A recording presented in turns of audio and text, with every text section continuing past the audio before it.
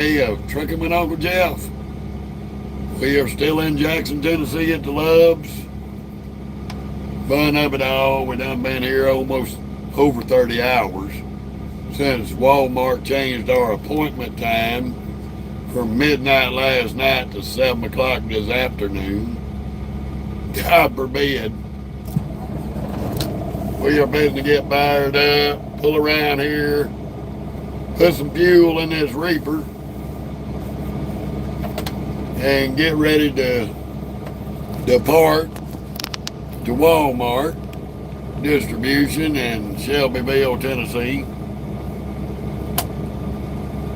Woo, the fun of it all. We've been here 30 hours and 40 more minutes. Go figure. Leave it to Walmart, who took our midnight delivery that we could have been at hours ago, and they changed it to 7 o'clock Tuesday afternoon instead of midnight Tuesday morning. God forbid. Normal shit. Just another day in paradise.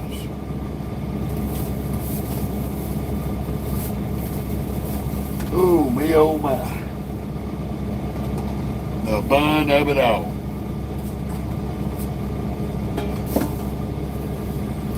But anywho, we're going to get out of here in just a few minutes. We're going to start our pre-trip, swing around, go into the fuel island. I need to put some diesel in the Reaper before we depart. And due to circumstances beyond our control, we will not be going to Mississippi to where my kids and grandbabies live at, spending 4th of July weekend. For some unstrange reason, my daughter-in-law caught something off of people at her job at Pizza Inn. So now her and my oldest daughter are sick, and we're not taking no chances. We're going to stay out on the road, make a little more money, and whenever they get to feeling better, we'll take us a break and go over that way. How you doing, Hydro, Scott? Tales from the Benito family.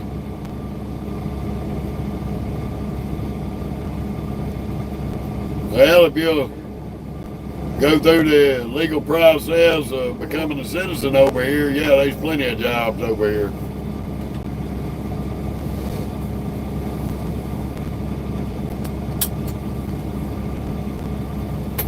But you got to become a legal citizen and not sneak in the country. Anywho, let's see. We do have another load we're going to pick up. We got a about 345 mile deadhead after we drop at Walmart. We're going to go from south of Nashville to Forest, Mississippi, and pick up a load going to LaPorte, Texas, down below Houston. Fixing to finally get over here to Walmart and get this load off our backs, and once we get unloaded, we're going to take us a ride down to Mississippi. We're going to pick up a Tyson load tomorrow, deliver it in South Texas below Houston. The fun of it all.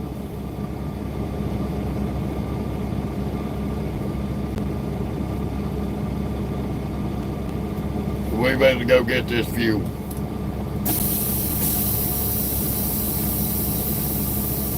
We've been sitting here over 30 hours waiting patiently to get ready to make his delivery this afternoon.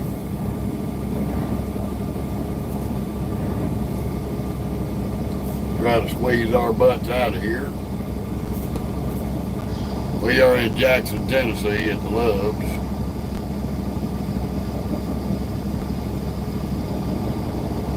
A little tight getting out of here, but it is doable. Some of these folks don't know how to park in these parking stalls. They either park up too short and screw to a parking stall behind them, or they park up too far out and make it a pain in the ass to get out.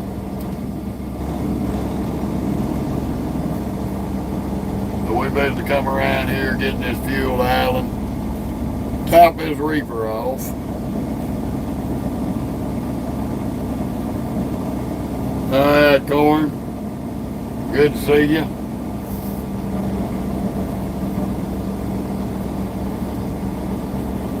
See if we can get up here a little bit closer so I ain't got that damn far to walk to the damn store. We being lazy today. Hopefully there ain't nobody in the way. No, that was blocked off. So that sucks. Nobody behind us. We're gonna catch his last stall.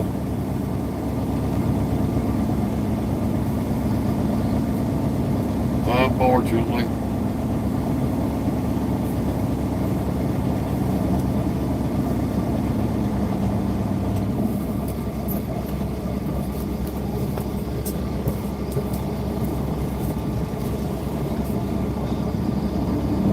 The fun of it all.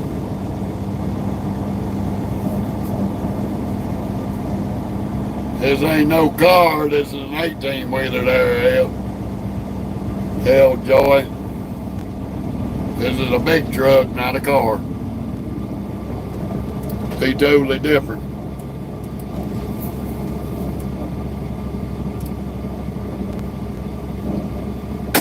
This is a commercial trucking page. Thank you.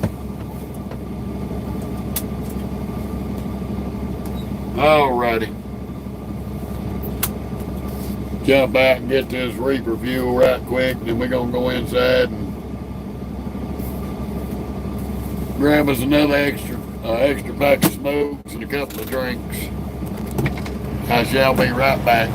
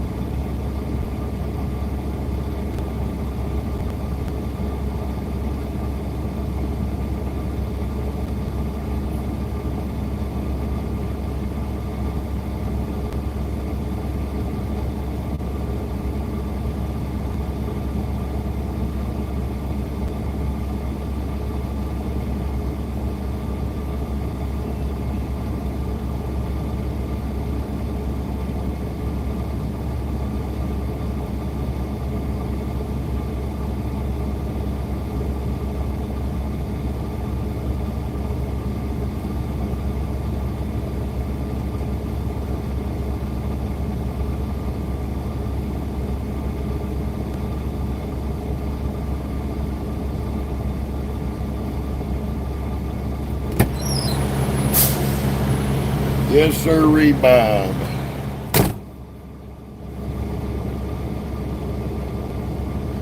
Well, I am from South Mississippi, but I live in New Orleans, Louisiana. Ooh, mercy. How you doing, Dave? Good day to you, too.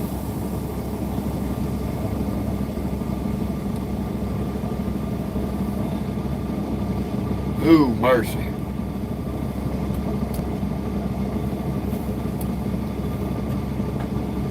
Y'all just keep bearing with me. I gotta go inside. Appreciate it, damn it, boy. We basically get out and put the hammer down here in just a minute. Let me make this run inside the store, and I'll be right back.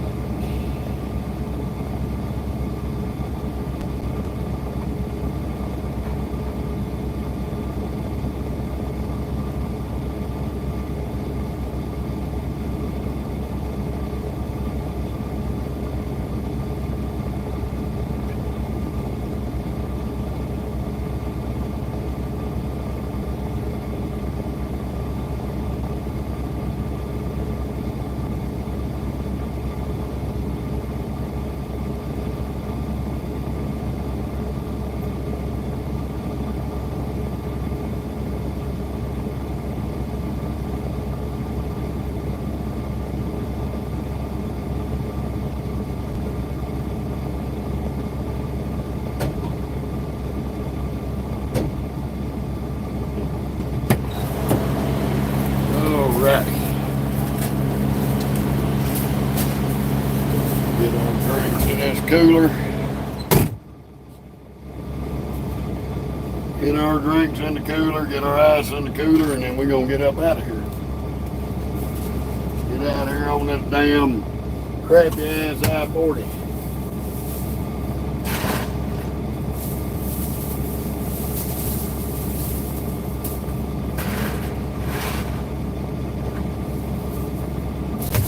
Now I have to drain the water off this dude sometime or another.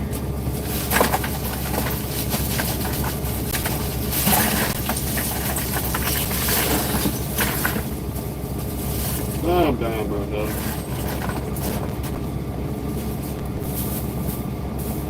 Trying to build my garbage bags back up.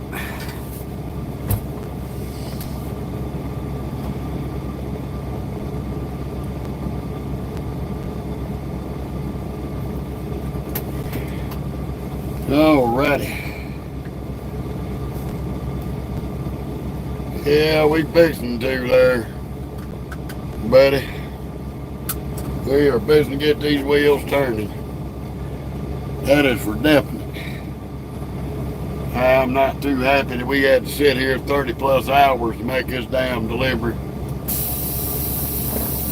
So we took full advantage of the break.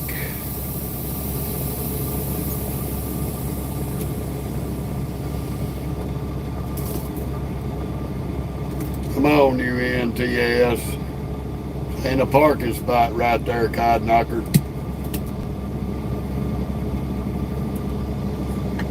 Plenty of parking in the parking lot, and these dingbats up here trying to shoulder up in front of the fucking fuel island.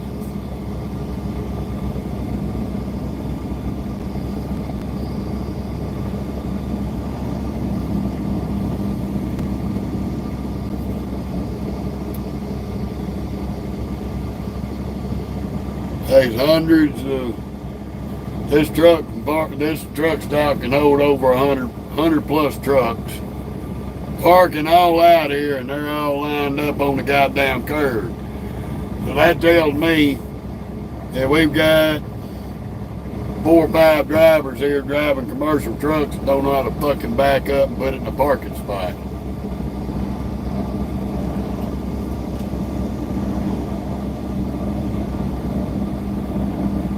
This place has been about like a ghost town all day. No reason to be parked on the shoulder.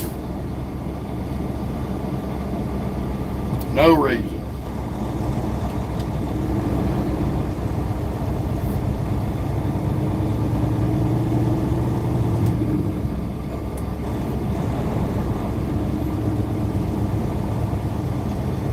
One thing about this Love's right here in Jackson, Tennessee, it's a pretty nice place. But you got to catch it at the right time if you think you're going to park. Because it is a busy place here off I-40. They do have an awesome barbecue place across the street. And they advertise over the CB radio on Channel 19 all their plate lunch specials. And they do have some damn good barbecue at that little shack. Turn right on US 70 East. Y'all see it here in a minute. As soon as we get through the little traffic here coming in. Get out here to the highway. You can't have the whole damn road, Prime. What the fuck are you doing, you ignorant bitch? Look at this dumb son of a bitch. Gonna fucking hit somebody in this big wide driveway. Stupid. There's the barbecue shack over there to the left. They've got some fantastic food there. Pretty reasonable prices as well. Big wide ass driveway and Prime sitting there driving in the middle of the damn road. Thank you, Hershey Bob. He just blocked traffic, so we're going to take advantage of that. I-40 East.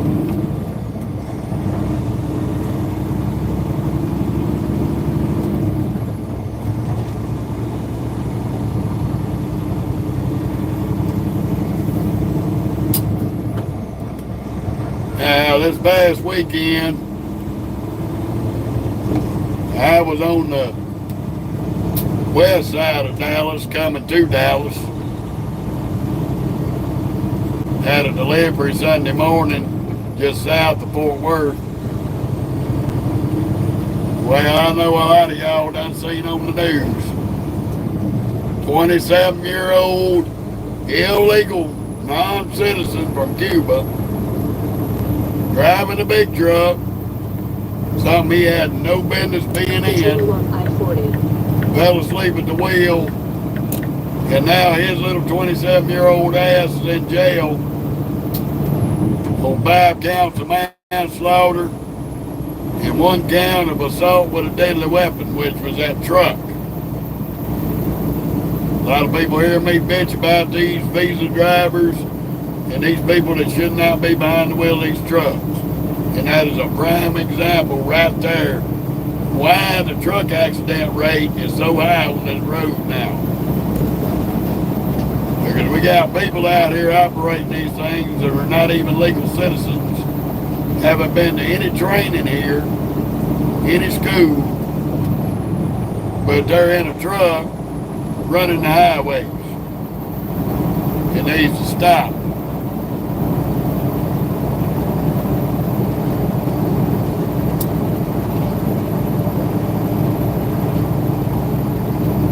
It shouldn't have never gotten this out of control with the amount of illegal people who are improperly trained to drive in the United States on these highways with an 80,000-pound death machine.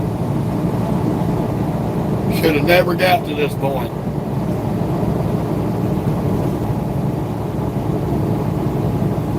But yet, here we are. People lost their lives all through the weekend due to people ill-trained and should not be driving an 18-wheeler.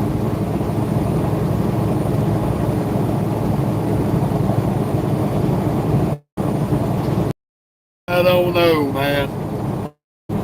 It's just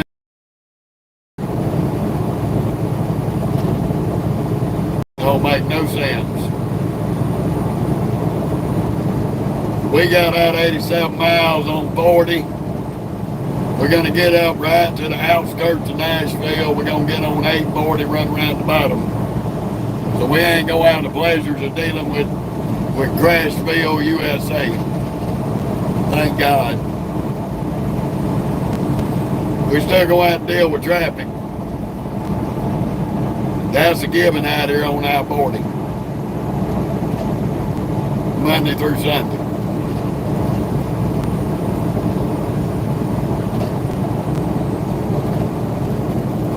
Well, we all want it better out here, buddy. And I don't know. I got the utmost respect for anybody who comes out here into the trucking industry. They obey the rules, acquire their CDLs legally and not have it give to them. They busted a company and a truck driving school, lost their license for paying third-party testers to pass students who couldn't even pass the CDL test to start with, and gave them all CDLs. So they got a school and a trucking company's ass is in a bind. They retested over 100 of the people that had went through that truck driving school and received their license through this corrupt third-party tester who was taking money and passing them. And none of them could pass the test. None of them. Retested 100 so-called certified truck drivers that got their CDL. And 0 of them passed. So the FMCA and the Department of Transportation, that state shut the truck driving school down. They have arrested and suspended the ability of the third-party tester. They're in jail. And they're looking at a trucking company. They're getting names that this tester tested, and they're sending letters out. And anybody that took their test under this guy has to retake their test and prove that they earned their license. If they can't pass it, then they lose their CDL. So there's a lot of crap going on out here giving people CDLs. It's crazy. Makes absolutely no sense.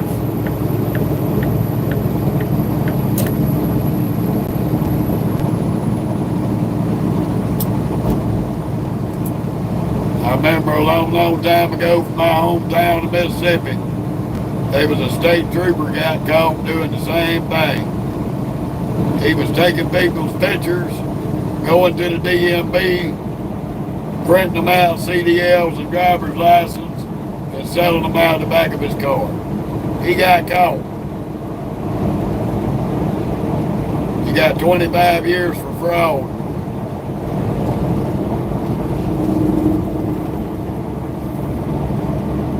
Which he deserved it.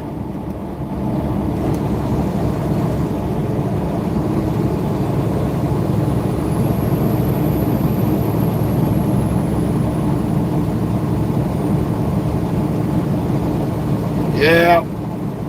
Well, damn it. A lot of those people that are ended up with these automatic restrictions, some of them can drive a standard. It's just the school, the company or school they went to just kind of screwed them over and wouldn't test them out in a standard in it, but they put them in an automatic. So a lot of them end up with a restriction even though they can drive a stick. Unfortunately. I was fortunate. I learned when I was in school. I went through school, got my CDL, and everything was done in a manual. It was done in a manual 10-speed.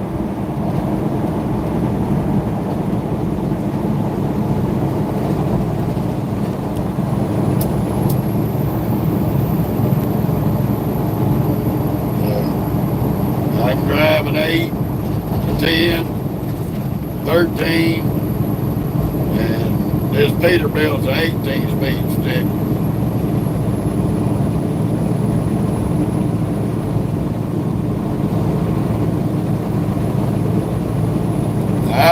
That son of a bitch is smoking. Looks like he got a brake locked up. You're gonna find out in a minute when them tires get hot and blow up.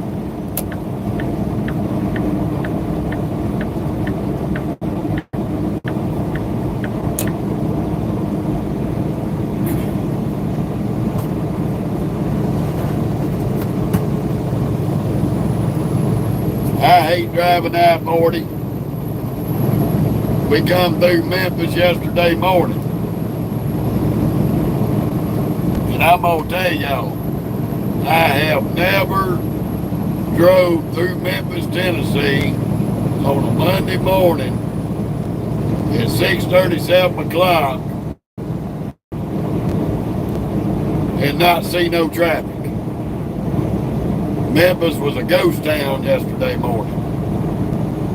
I was in total disbelief.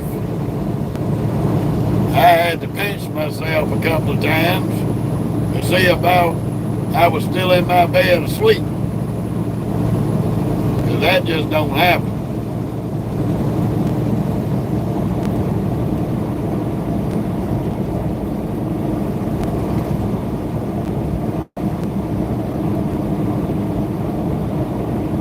A good thing we pulled around there and got reefer fuel. That tank only holds 50 gallons. I put 30 gallons in it. We was down to about probably the last 15, 20 gallons.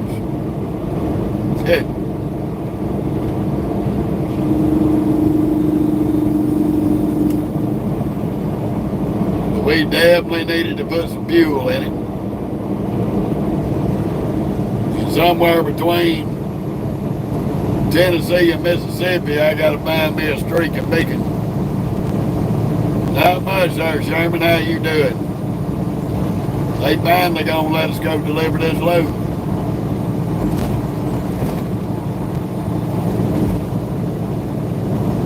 And these assholes I can't stand.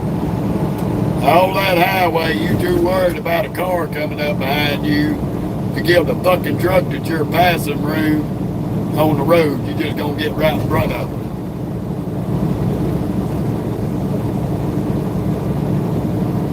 How you doing, Mohammed? Good to see you.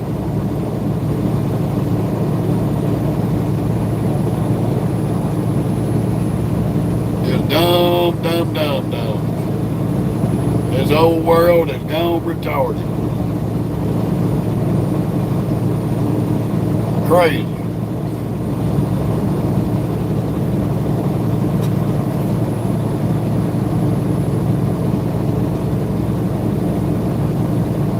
We're going to get over here to the Walmart distribution in Shelbyville, Tennessee. Get this load off of us. Then we're going to make our way down to Forest, Mississippi. We got 300-something mile plus Deadhead to go to Tyson and pick up a load for tomorrow. Pick it up sometime tomorrow night. And then carry it to LaPorte, Texas. Drop it off. And hopefully they'll send us up to Hurst Road in Houston. Send us to the drop yard in Houston. We can pick up a Loveland, Colorado Walmart load and go up to Denver, Colorado. That would be great to get us through the weekend and finish up our week. I'm not going to hold my breath on it, but I did talk to my dispatcher about getting it worked out.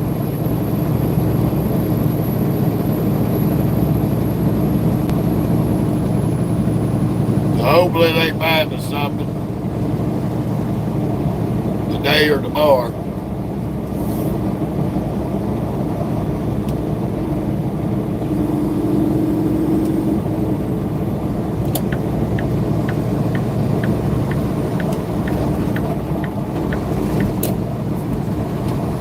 Gotta make you whole where you can make you whole, because these left lane gang morons over here in Tennessee will run over your ass if you try to get out and go somewhere.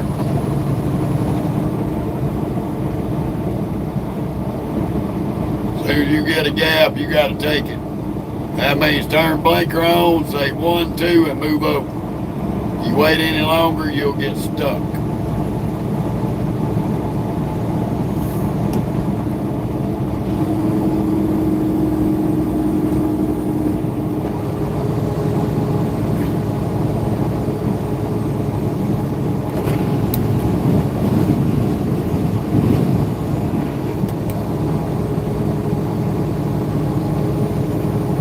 Ooh, boy. Fun of it all.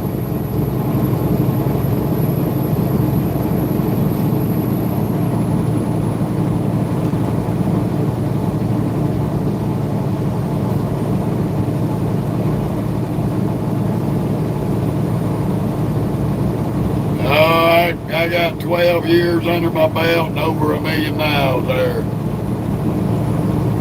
Bobby.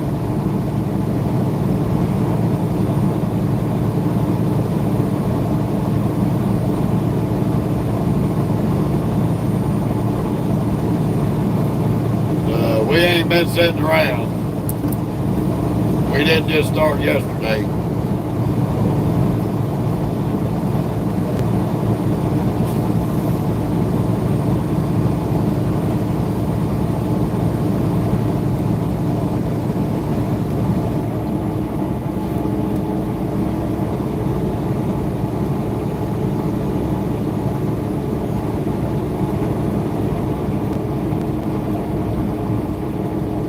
We got a little seasoning under our belt.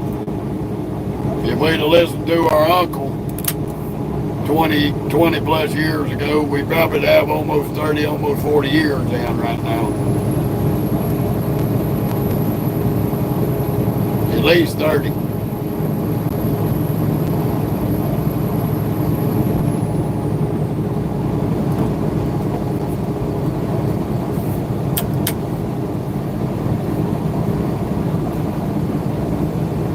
But we was too busy doing our own thing and didn't get into it whenever he suggested it. Probably should have. If I'd have listened to my uncle when I was in my early 20s, like I said, I'd already be out here almost 40 years. About 35, something of that nature.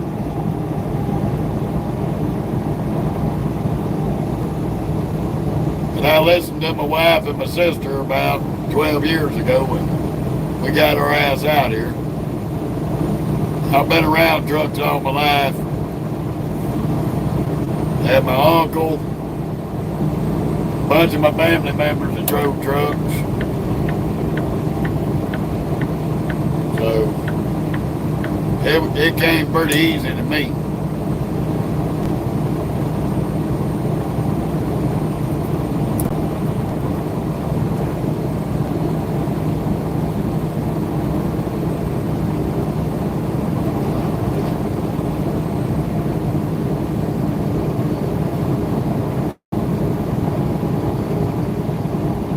Yes, sir. I have watched it change.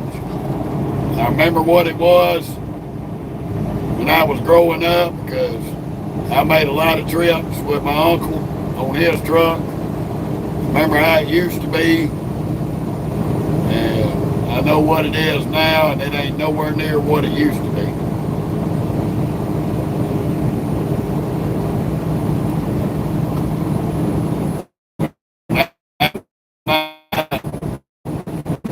My wife that I'm with now, she was a trucker for almost 10 years before I met her.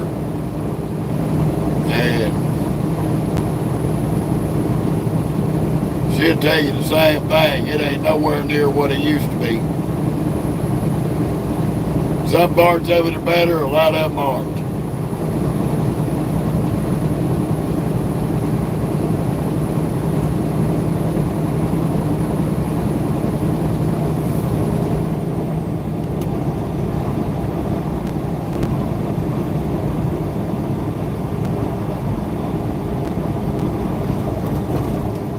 Definitely a lot of big changes in this industry over the last 10, 15 years.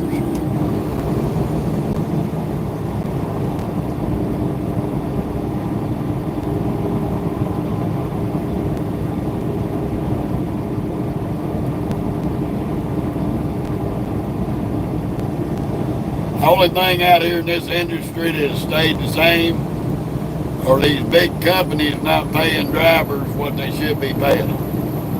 That's the only thing that ain't changed.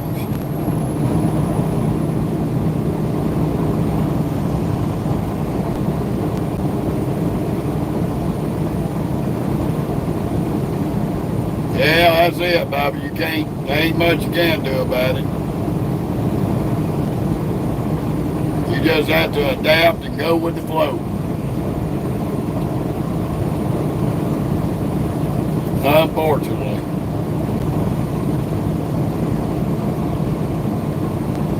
The only way anything in the trucking industry is going to change is every single truck in this country is going to have to get together, every driver, and shut this damn country down. That means completely stop the trucks and not deliver freight for one whole day. If every trucker in this country did that, we might could actually change this industry up. Because it would actually kick the people who are screwing us dead in the balls, and they wouldn't be able to handle that. But you're not going to ever get that to happen, just like you're not going to get all the people in this country to get together under one banner and and change the way this country is right now. There's always going to be division in the world, and there ain't no stopping it.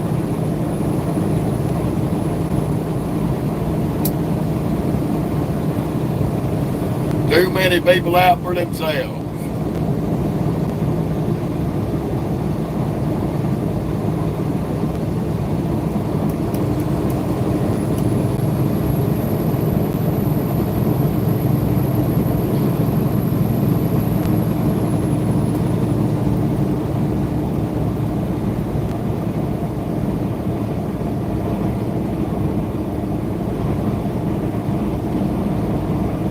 Yes, sir.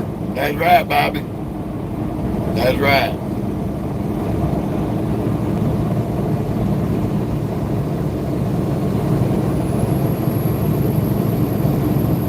You got a way bigger chance to see a pigs fly than people becoming one group and quit worrying about me bullshit.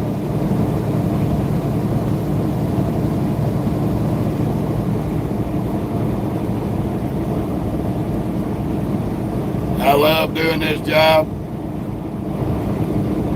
To me, it really ain't a job. To me, it's nothing but a paid vacation. So, I get paid to travel all over the United States to see every square inch of the United States. How can that not be considered a paid vacation? Yeah, I'm driving long hours, but hey, still getting paid for it, and I'm still seeing things that I wouldn't see if I was sitting at home.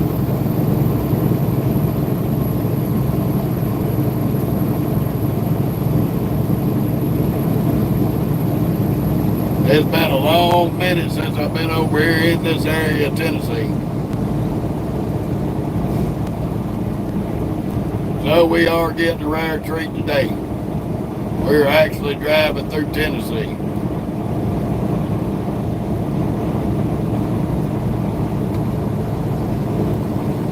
Ooh, excuse me. Got a little bit of indigestion. I had chili for lunch. Pretty damn good, if I say so myself.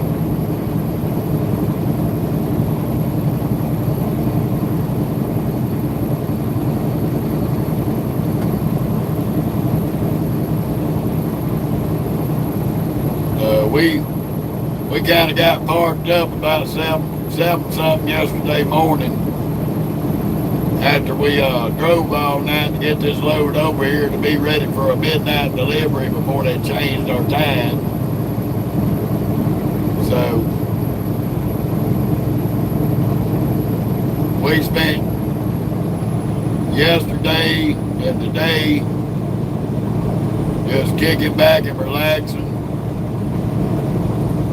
I spent most of my time between playing with the dog and working on the YouTube page and the Facebook page.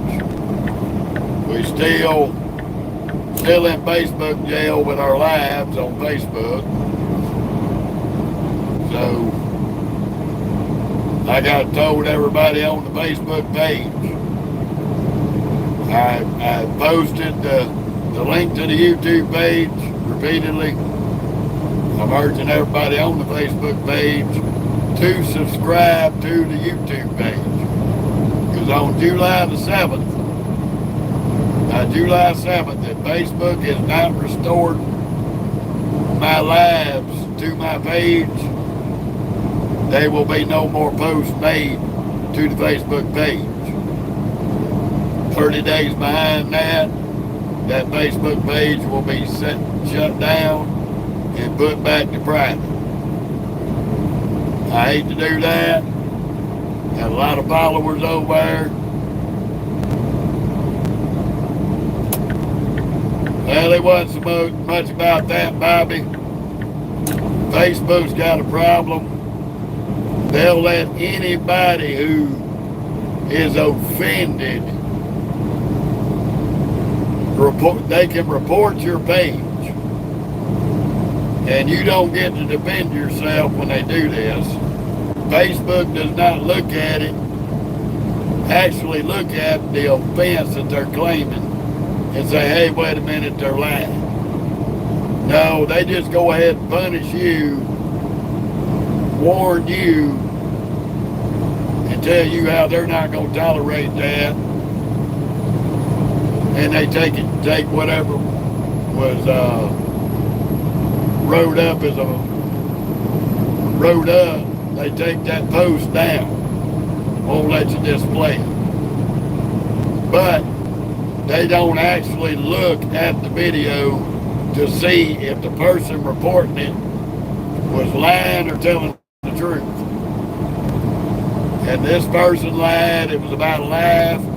I have all kind of witnesses on that live that ride with me every day. They accuse me of threatening to commit acts of violence towards people, which was a lie. That was actually one of the calmest lives we had.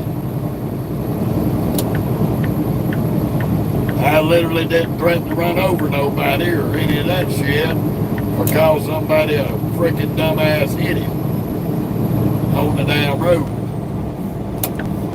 We were all having a good damn time that day till I parked up. So I'm not gonna tolerate it with Facebook. And like I said, if they don't restore my page where it should be, then they're gonna lose the ability. They're gonna lose the ability to make any money off of it. Because they're making money off of my page. Just for the pure fact of the crowds I draw on my trucking page. So, they're not going to get that opportunity. Once I set it back to private, they can't make no more money off the data. Because unless you're on my Facebook friends list, you're not going to be able to view anything left on my page.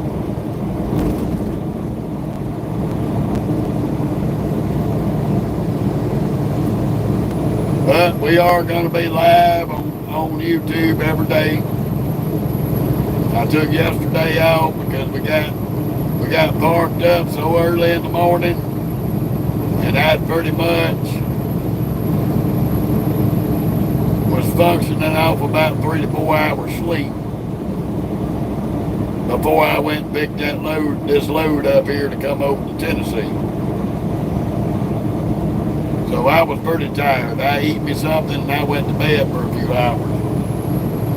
I got back up, watched some TV, and did a few other things.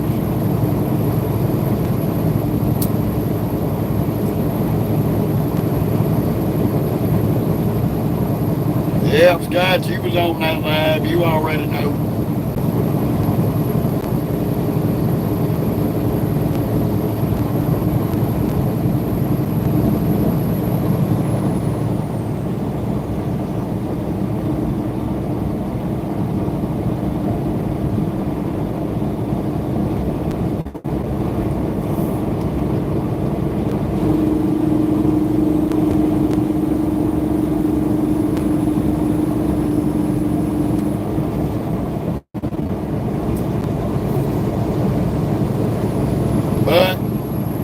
Like I say, I'm not going to operate under them pretenses no more. They want to be a little bit of a bunch of communists on that page. I'm going to try to get as many people as I can to followers to YouTube. Because like I said, if they don't get their brains right, next month, this coming Monday, there ain't going to be no more posts on Facebook. I'm going to give it 1 month to cycle through what is posted.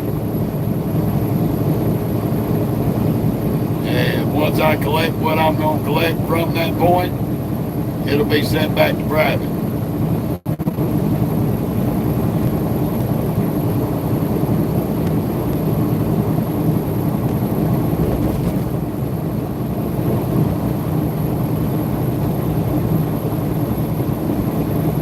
two people can be, two can play the same game. I'll cut their ass off, and the only thing I'll do on Facebook is watch videos.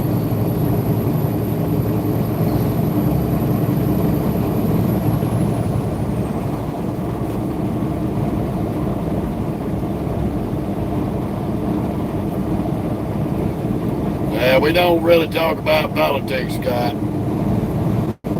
That is a no on both pages. We talk about policies in the industry.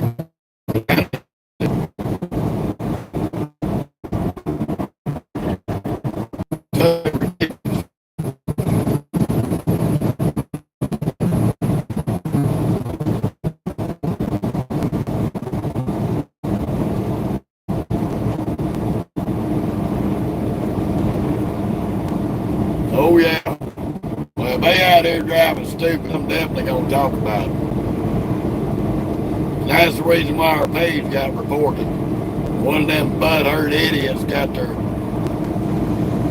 Uncle Jeff got their pussy to bleeding, and they didn't have enough sense to go to Dollar General and get that 2-for-1 sale on tampons, so they reported our page.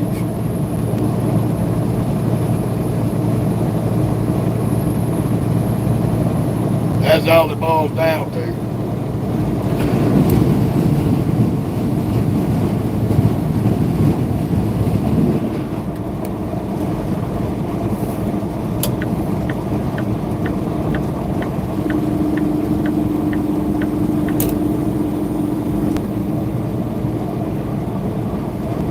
Bad day for that fella. He done had him a flat.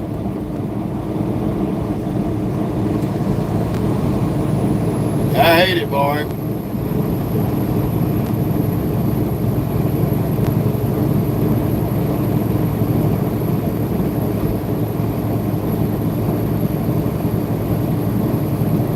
Yeah, we're about 45 minutes from Dickson, Tennessee.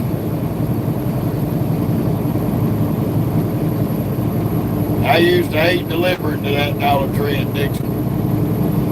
Boy, that dude was a pain in the ass.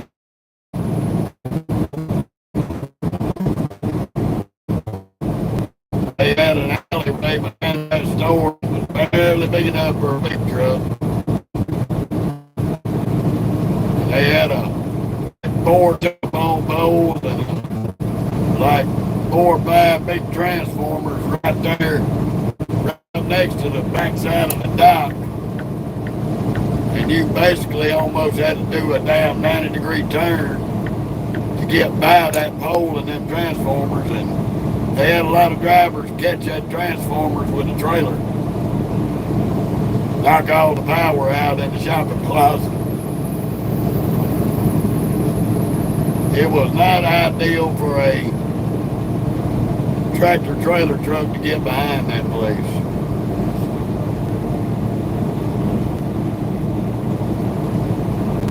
When you show up and deliver to that store, you had to spend a night in the front parking lot. And early in the morning, when there wasn't nobody in the parking lot, you had to ease around behind the store to try to get around everything and get backed up to their dock. It was definitely a big pain in the ass.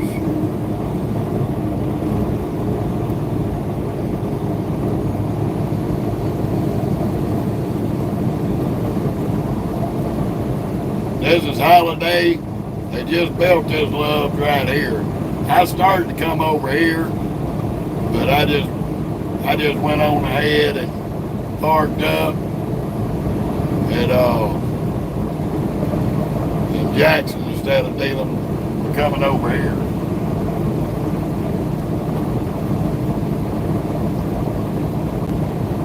Why are you tapping your brakes, you dick leg? You was in a hurry to pass me in the construction zone, so get your stupid, no driving ass, Tennessee retarded self away from me.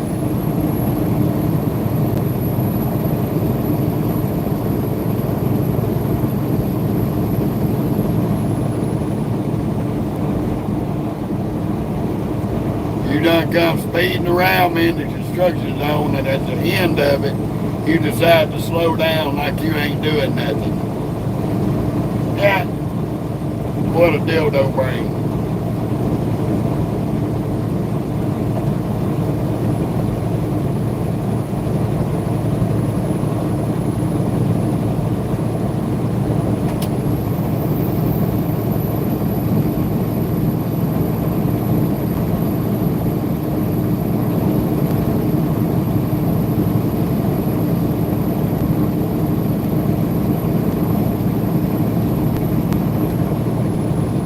What amazes me is they deadhead me over 300 miles. We gonna have 300 miles of free money.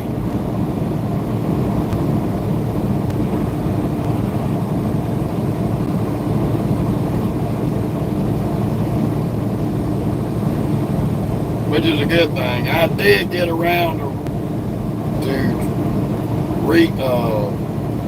re-velcroing my scale house pre-pass to the windshield.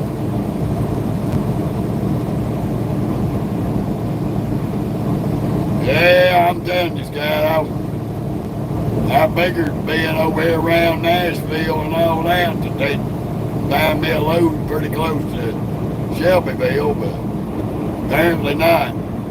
We're gonna leave Tennessee and we're gonna go all the way down into Alabama over into Forest, Mississippi. In case you don't know where Forest, Mississippi is, that's down there on I-20 below Jackson. Basically what we're gonna do.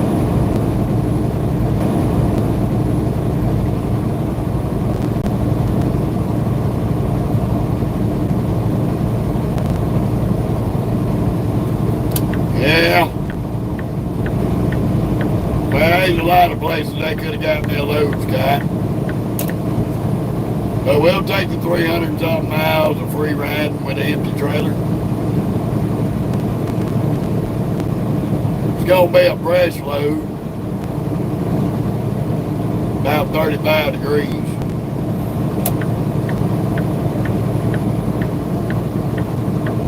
Won't be a frozen load.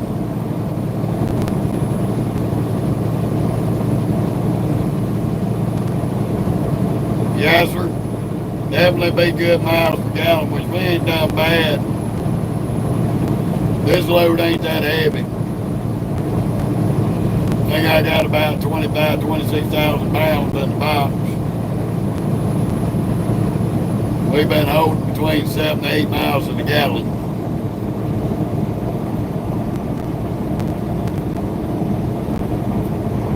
So, yeah, it won't hurt to save a little bit of money on fuel.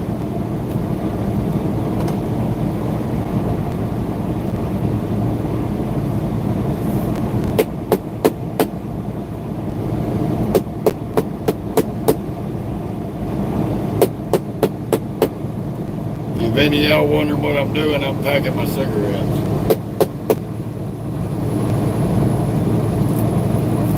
That's what the tapping noise is.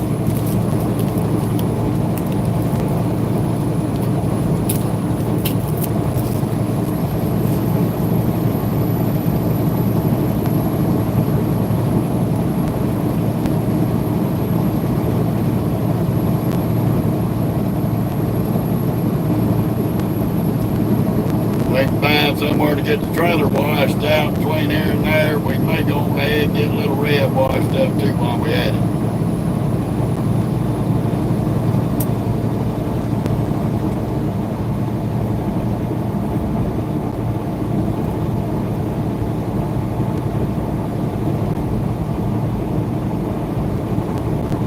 I did stock up the cooler.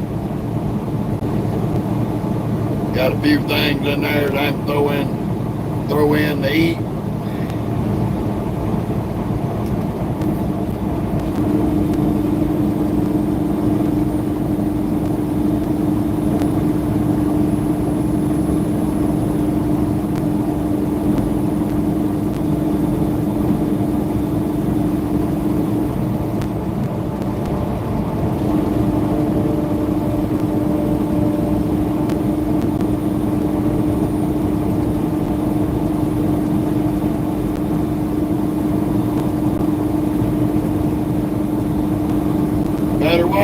there, trade eggs. Them Tennessee State boys be down here at the bottom waiting on your ass flying off this damn hill.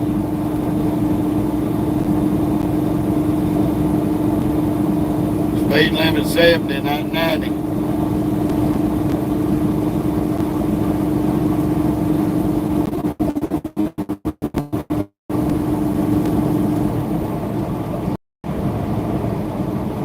Definitely not a smart move in Tennessee.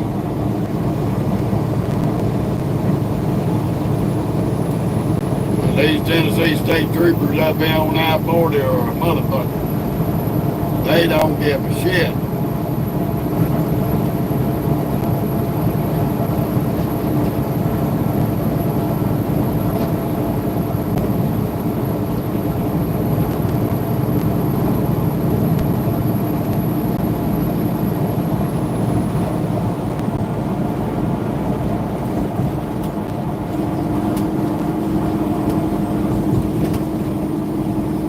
Which I'm grateful running through here that we're running light. That is a good thing. A lot of hills here in Tennessee.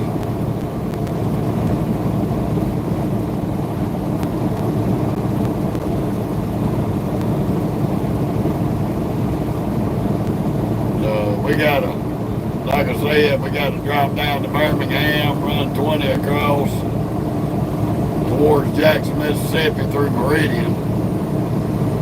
Get over there to hit Forest, Mississippi.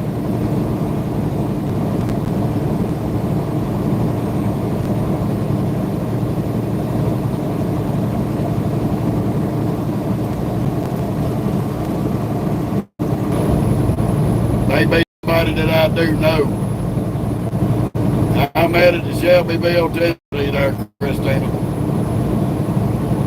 Got to deliver to a woes distribution center. Trying to keep my eyes on the feed because keep losing service.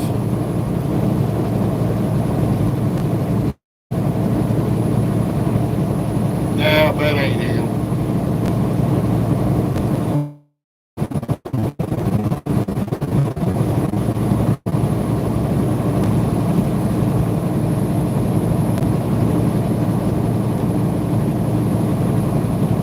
That driver's in a Volvo. He's running the International.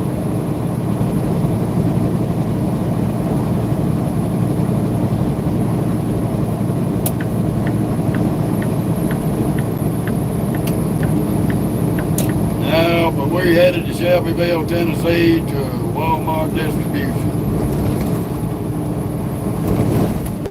Hopefully this damn service gets better. I hate when it's cutting in and out.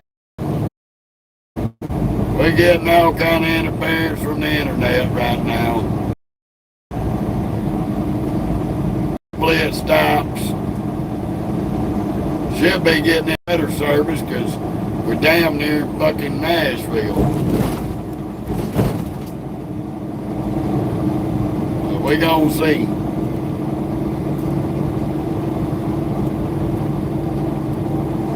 Buffalo River.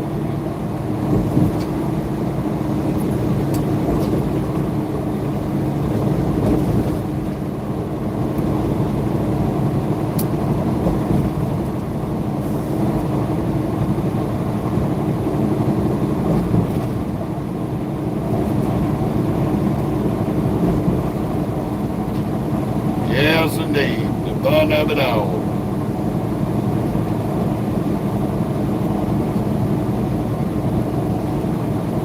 Hopefully we don't spend more than a couple of hours at Walmart and we can get back on the road. I plan on staying live for the whole thing.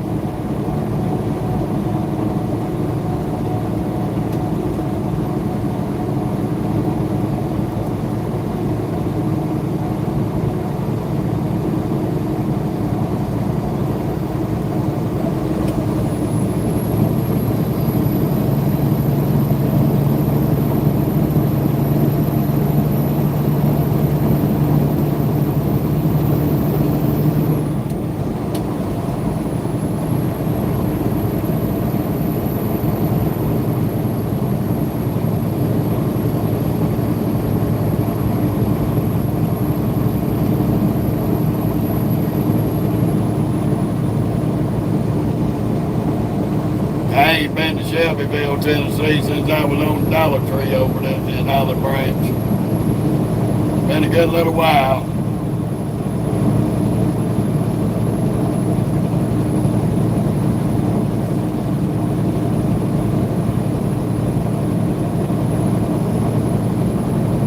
How you doing, John?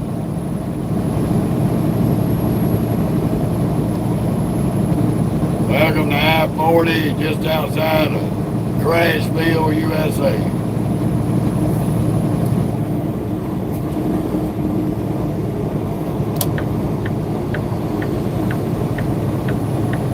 I don't know what this dude's doing. This is why they have so many wrecks with some of these truck drivers out here.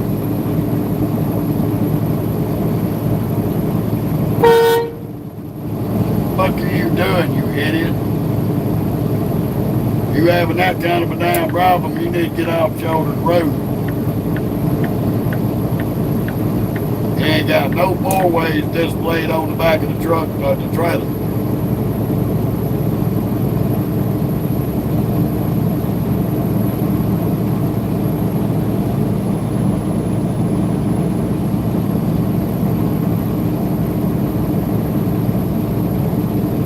That's as fast as your truck can go getting back on, staying on the highway, and you having a mechanical issue is the wrong fucking thing to do.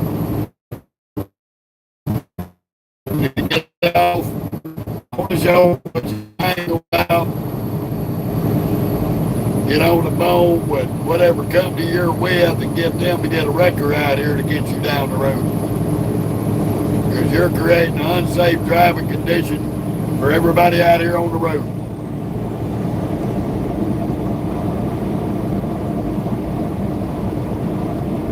But that goes along with the ideology of some of these truck drivers out here, whether it be a blowout or whatever the case may be. Oh, just let it down the road.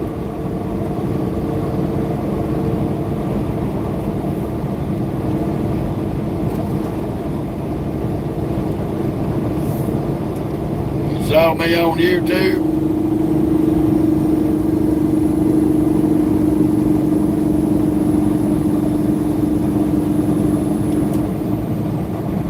Okay, John.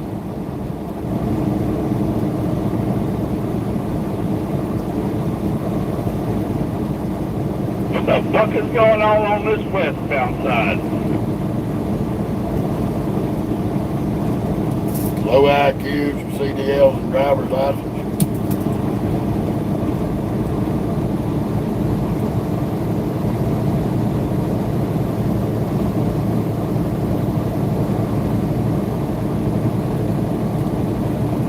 The fear of orange cones.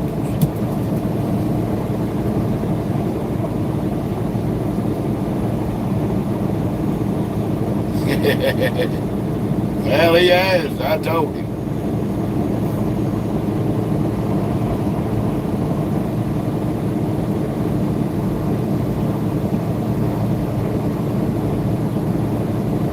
Ooh, man of mercy.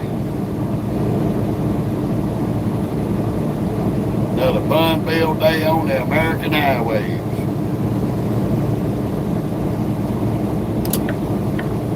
I got one. He's sitting up there peeking around me, been riding my ass for about a mile. Now he's gonna try to speed up past me on the right. I'm gonna fix his ass. You ain't passing me on the right and cutting me off. Should have got your ass in the left lane and went on around me instead of tailgating me.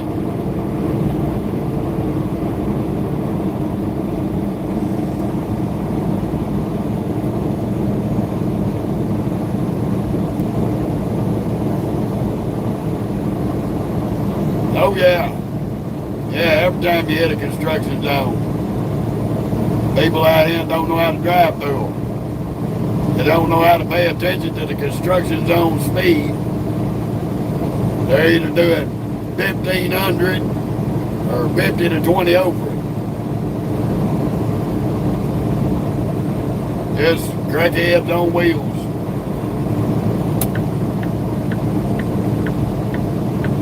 don't make no sense.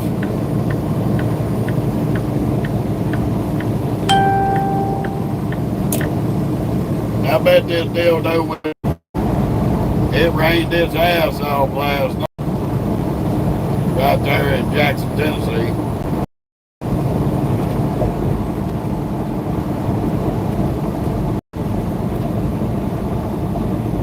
Me and old Mokey Dog just sat there. We had us a 30+ hour break.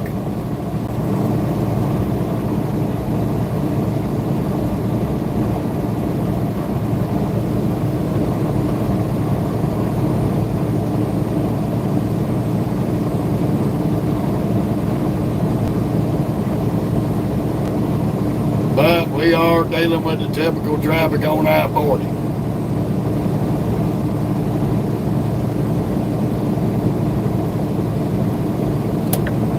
Hopefully we can get to 840 before we get stupid going into Nashville.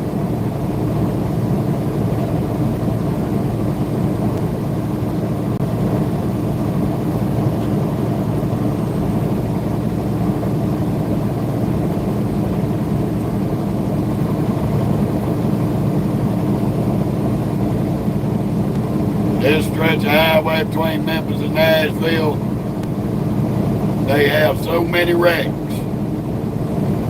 every day.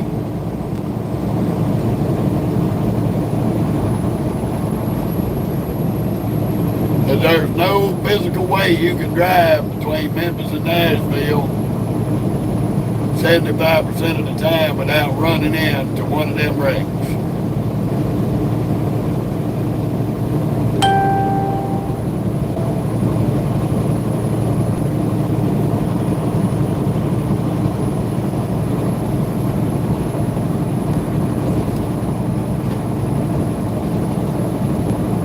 If you do get lucky and don't get caught up in one of them stupid wrecks out here on 40 east or west, you'll end up getting caught in one in either Memphis or Nashville once you get to town.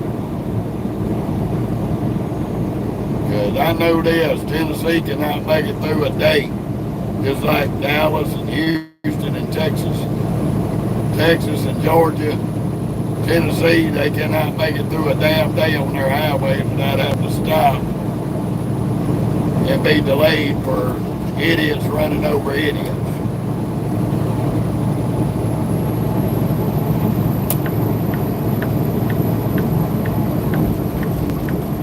That's just guaranteed.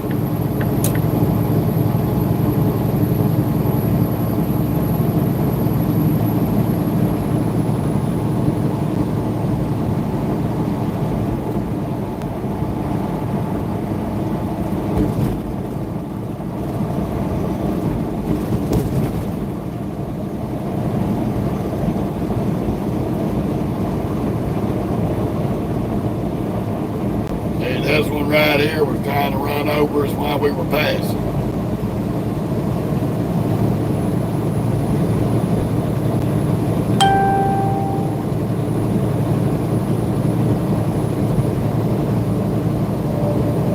Nice yeller Peterbilt. Think I would have picked a better color for the frame. Think I would have picked a better set of stacks to be up the side of the truck.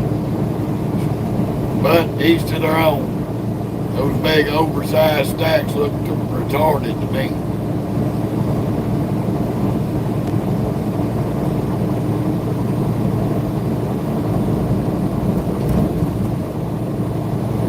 But everybody don't share them dogs. They think it looks cool.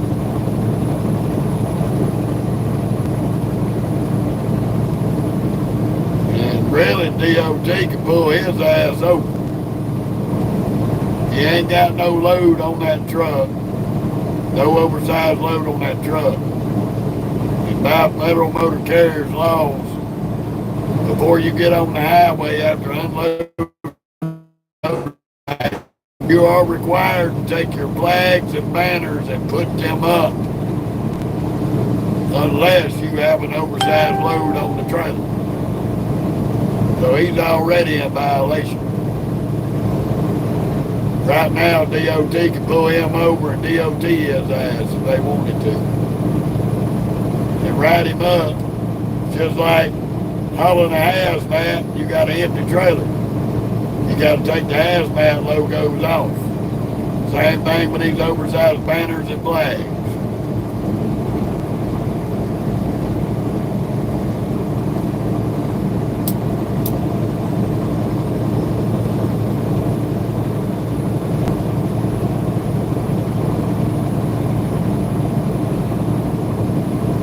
But hey, you can do what you want. You the one gonna be paying the ticket. Yeah.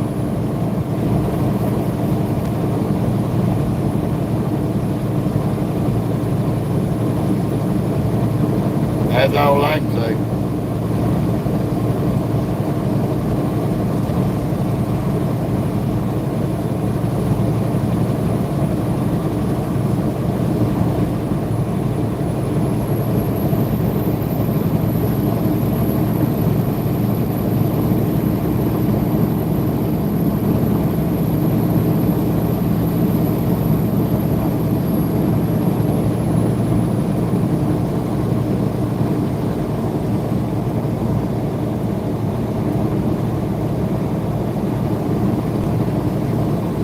I don't know why this fella with this USA truck trailer jumped in that left lane.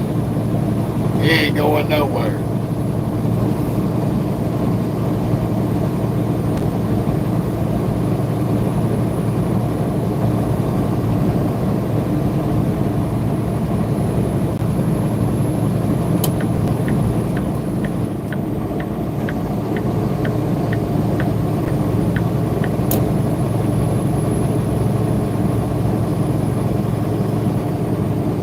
Oh my God, dude.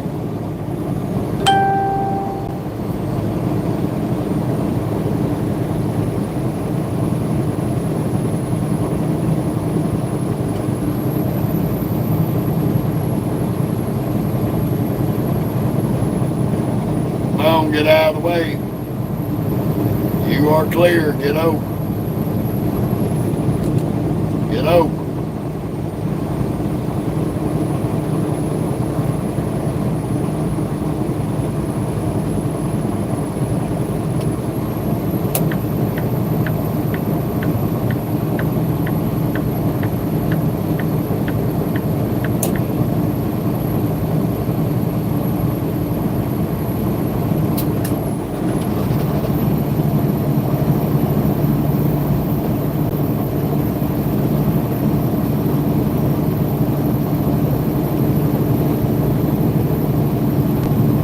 Stay in the lane, crack monkey.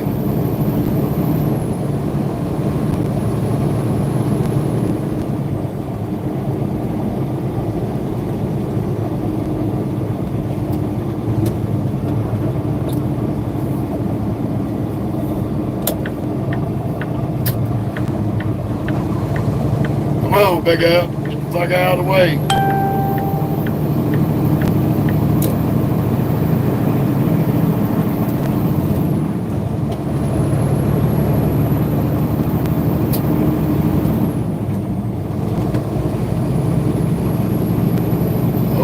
Cherie can't even drive.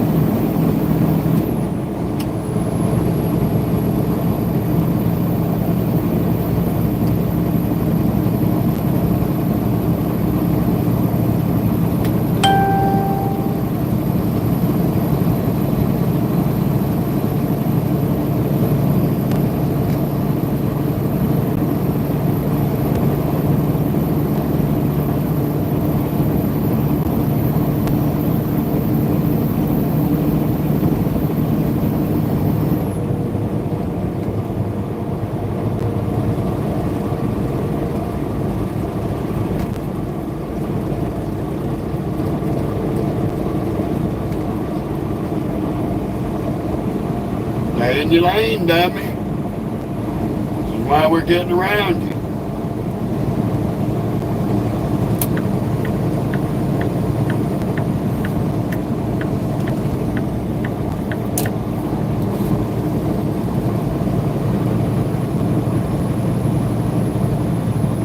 get out there to pass, everybody on the road drag his nuts till somebody comes up and tries to pass him. And he wanted to speed up.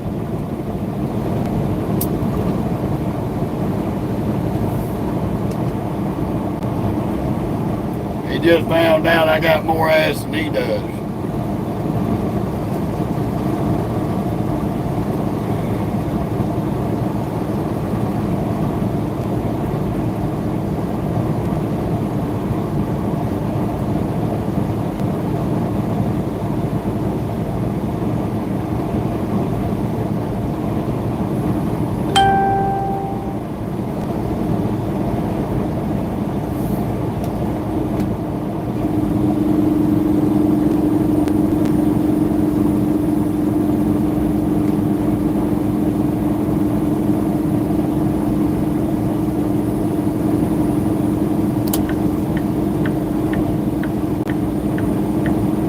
I just watched that construction vehicle come off the shoulder of the road.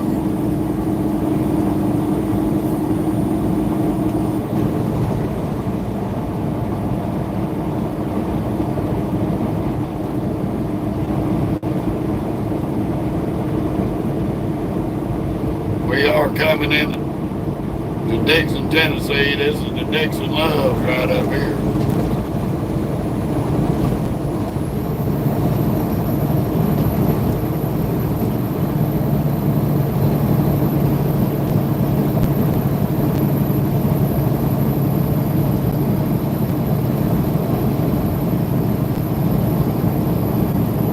Little car. I was going to get over and get out your way, but you wanted to be. I'm in a hurry to fly up on somebody's ass at 90 miles an hour.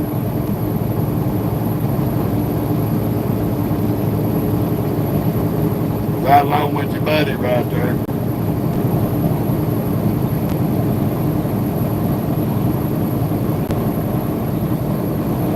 Got a hell of a hill right here in Dickson.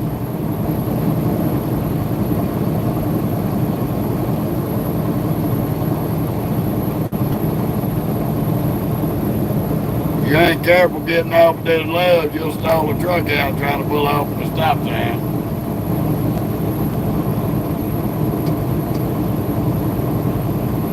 Another reason why I was in the left, because there's an on ramp right here. You never know who's coming down it.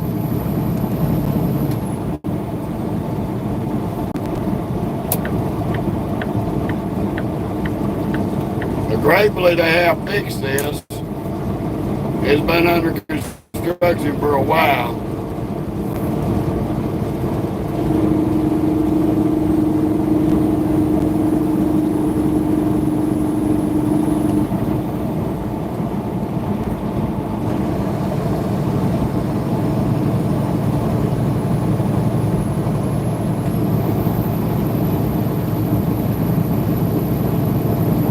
I moved over that left because that fella out in front of us, he comes straight off the shoulder of the road.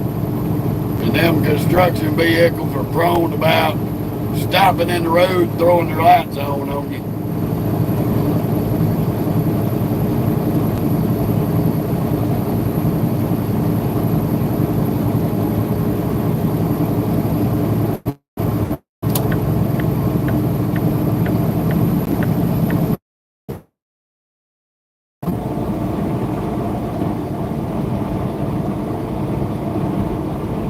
So you have to be very mindful of these rolling roadblock dudes like this.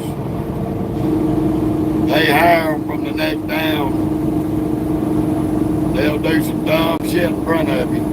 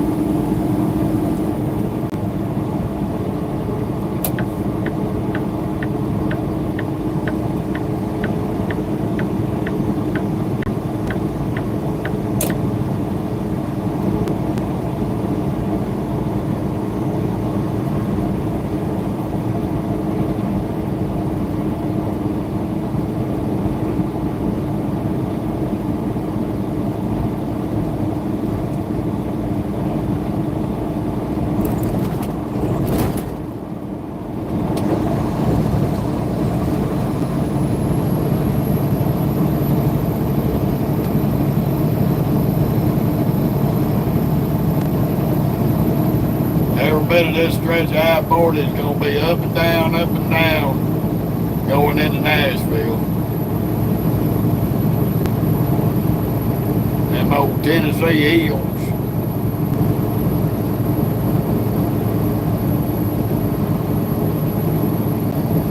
They call Mount Eagle a mountain, but it ain't no damn mountain. It ain't nothing but an oversized hill. You want to see some mountains, you go out west. Even though they call it the Appalachian Mountains, that's because it mountain sounds better than the Appalachian Hills.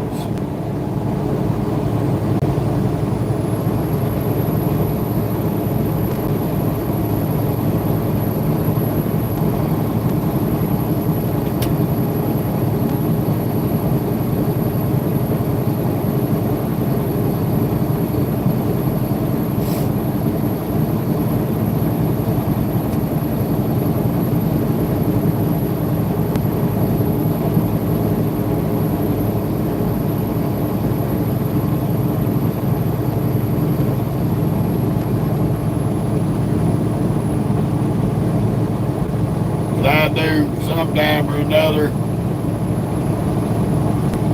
between now and next week. We're gonna get little Red washed and cleaned up, make her look pretty again. She definitely needs to go get a bath.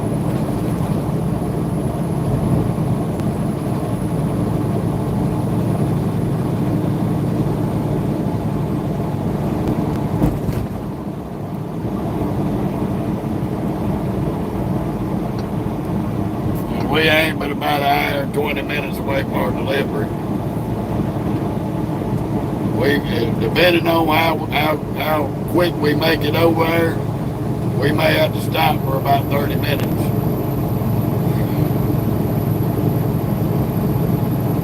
May have to stop and chill for about 30 minutes because we can't get in the gate until 10 after 6.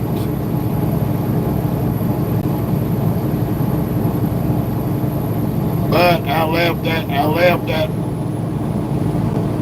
that little extra time in there leaving, so that way if we ran into a standstill traffic, we wouldn't be late.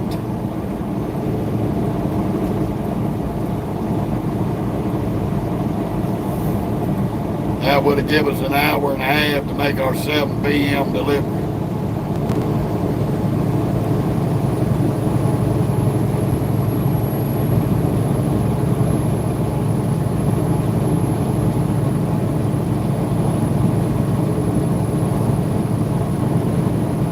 You can't never make good time through Tennessee.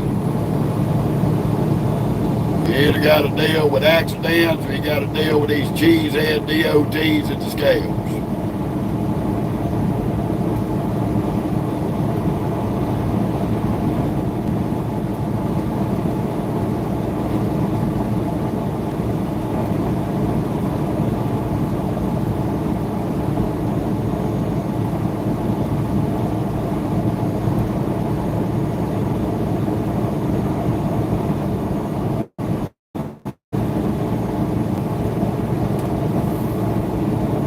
Ooh, boy. But at least it is a decent traffic day.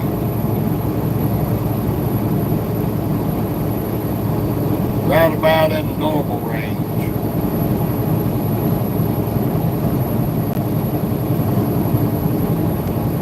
Here in about 2 or 3 more hours, it'll be retarded out here. Especially on that westbound side.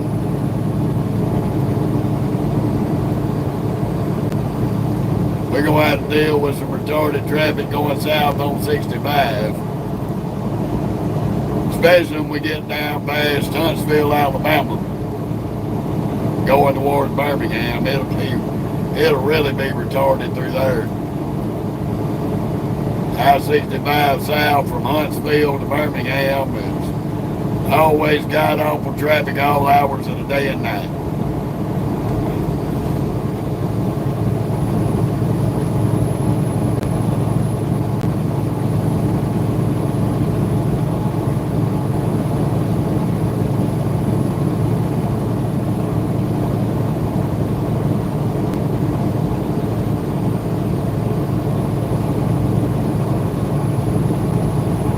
Welcome to Dickson, Tennessee. Woo-hoo. Tell you right now, these nephews, y'all ain't missed nothing.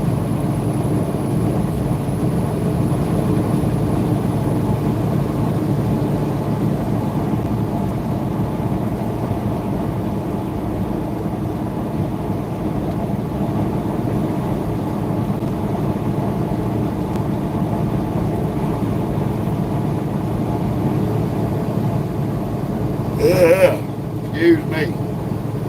Don't ask me why we own it. Shit, we slept our ass off. Yeah, if you can put them brakes on there, speed demon, because we are getting over.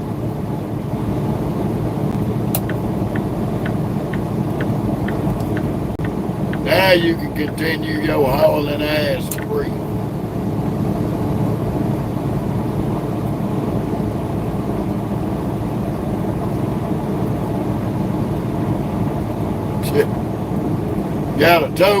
Got a tow ball and hitch on a Prius. When you thought you seen it all. What the fuck are you gonna tow with a Prius? That's the $1 million question.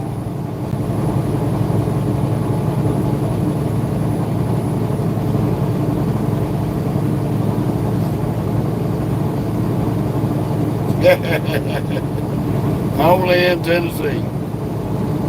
Have mercy. In 1 3/4 miles, Towing package to on a exit Prius. 176 on the right to I-840 East.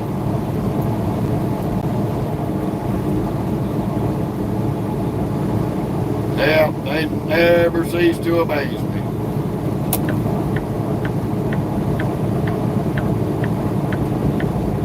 Time to get off on 840, beat the shit out of you.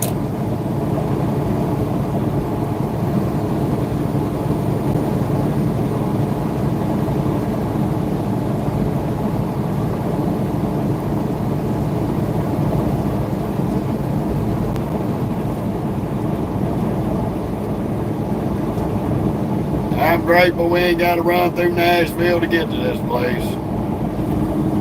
Y'all just don't know.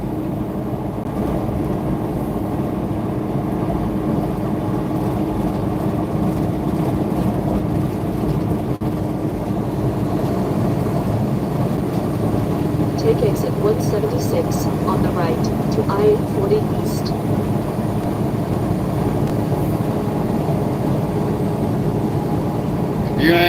If you can get around Nashville by going 840, I do recommend it. It ain't no smooth highway by no means, but it's a lot better than dealing with Crashville traffic, depending on where you're going. You're staying on 40, best go on ahead, get off right here and come out on the other side. Rather than deal with the stuck on stupid traffic.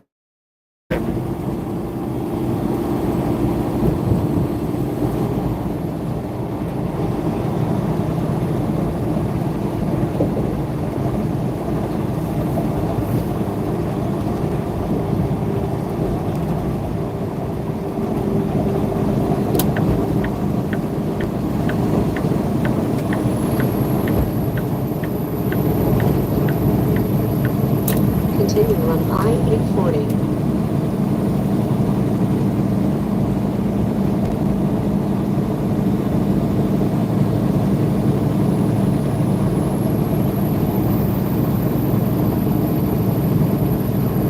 Be a lot less traffic.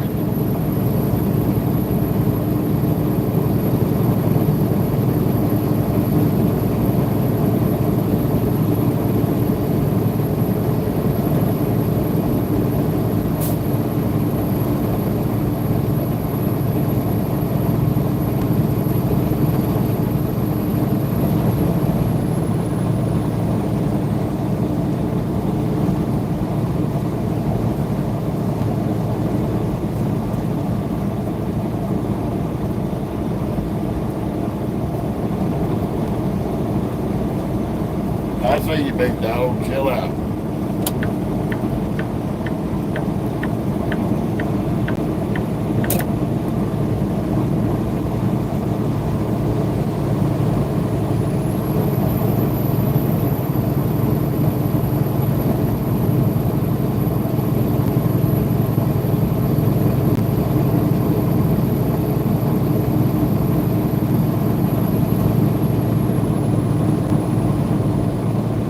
me there, Martin? We coming through, buddy.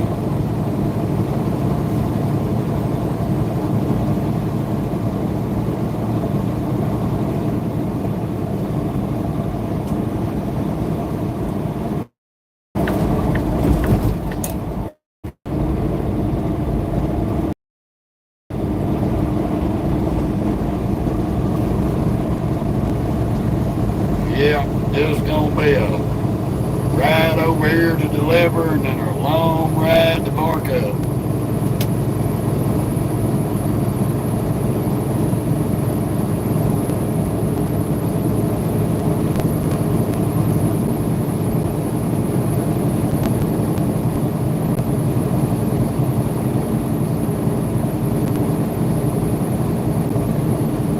No big biggie today.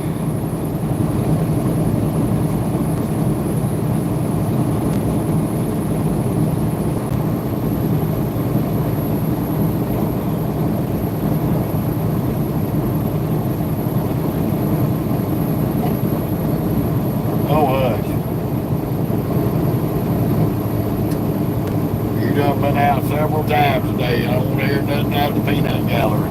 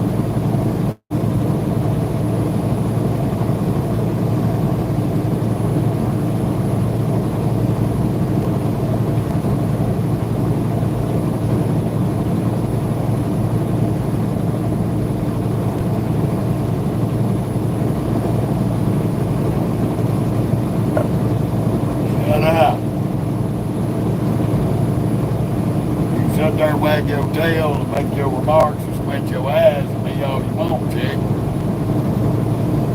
I will stop this truck in a minute. When I have somewhere I can stop, which is not right here. Dog trying to give me attitude, see? Y'all lay your ass down. Get bounced out of the seat. Up here demanding shit.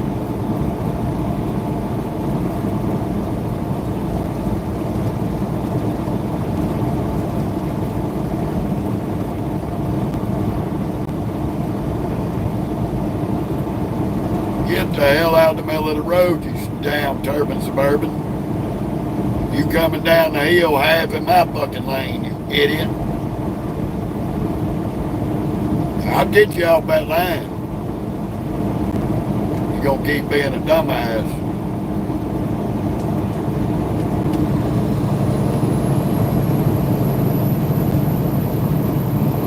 That same idiot that passed in front of us at the truck stop. He coming down the hill in the left lane with his reject CRST truck he bought, riding with his damn tires over the dotted line, trying to pass me, using my lane and the left lane.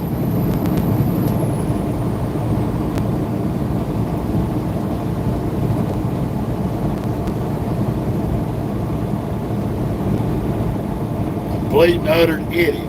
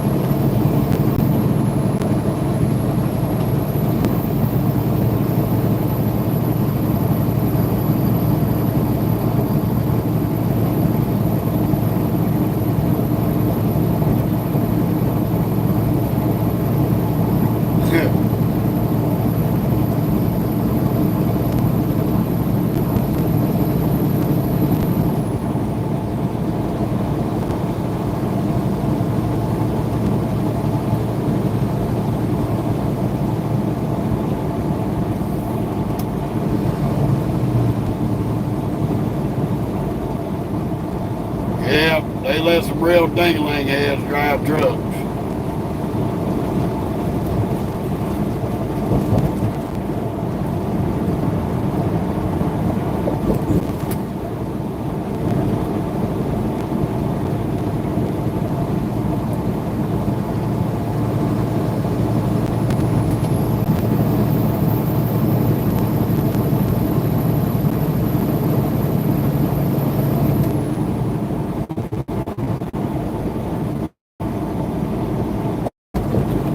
We passed him on 40 because he was dragging his nuts coming out of the truck stop.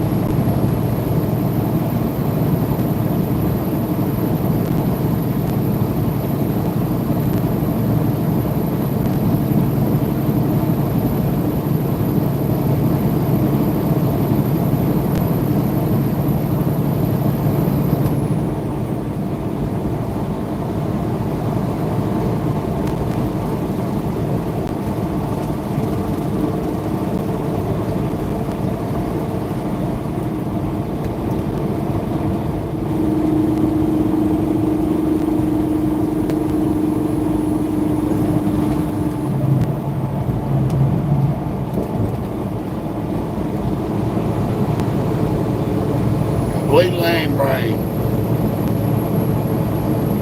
Y'all watch him now.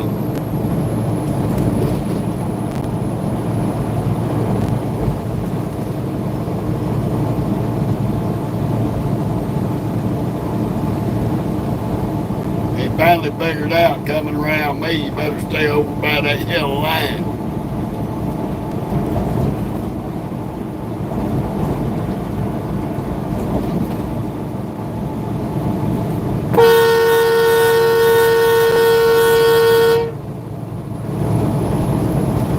Stupid ass.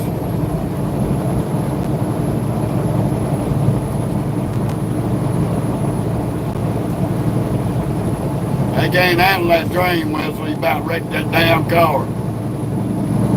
That's how stupid you people are in cars. Let the people that's passing get out of the way first before you do some dickhead dingling bullshit. You do it in front of me, I'm gonna let you know it.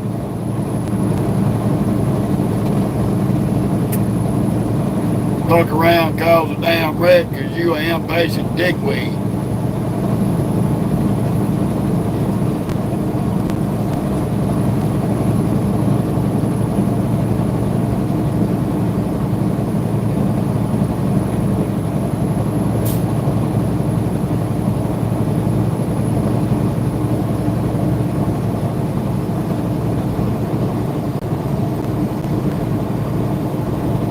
I hope that son of a bitch got to go throw his panties away. I hope he pissed all over himself.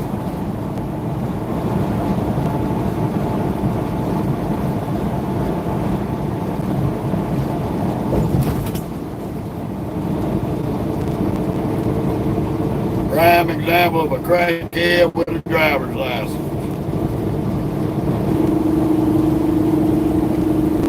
Outside of the one up here in front of us with a CDL.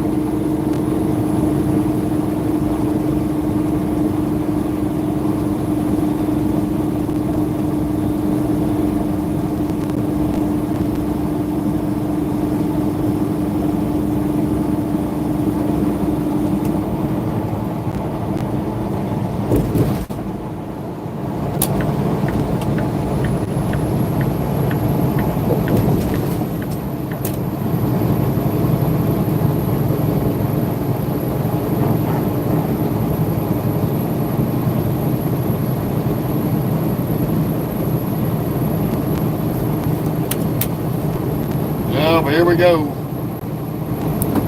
Going dirty, worders.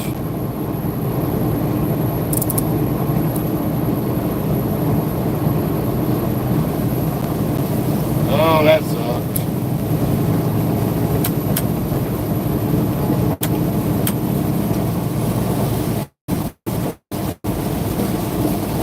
That sucks. Get in your lane, dummy.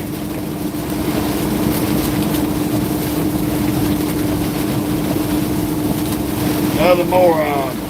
It's raining, but it ain't that damn bad, you dipshit.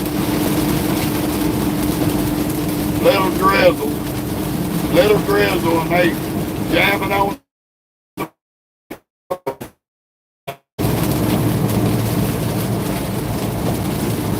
Give me a break, people.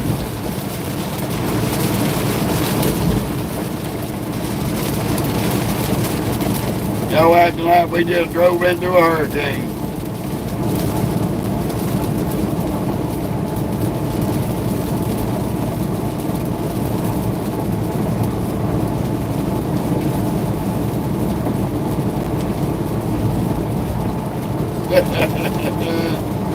Oh my God. Really, really, really.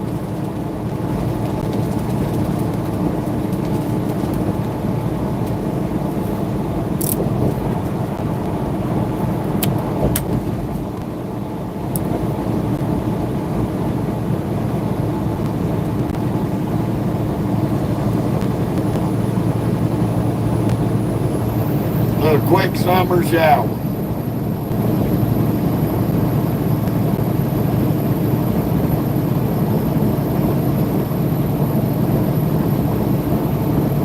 There you go. About run off the food.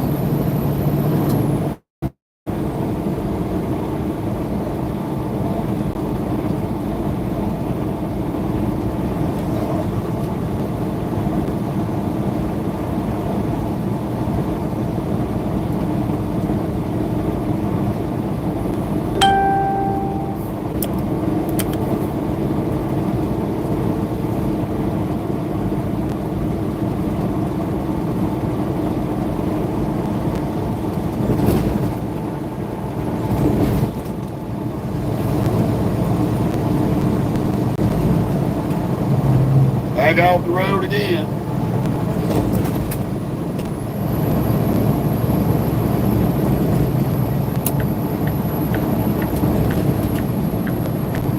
Back in the other lane again. This fool cannot stay on this side of the road to save his life. He's either on the right shoulder or he's in the left lane.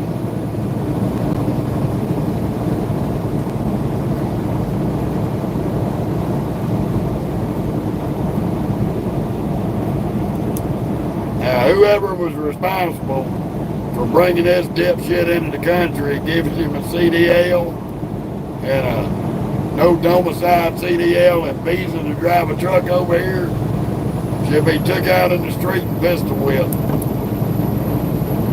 Because you, sir, or madam, was a fucking moron.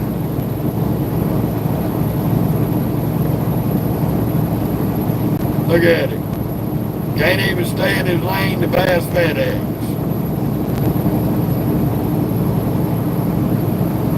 That's the same shit he was doing to us when he was trying to pass us.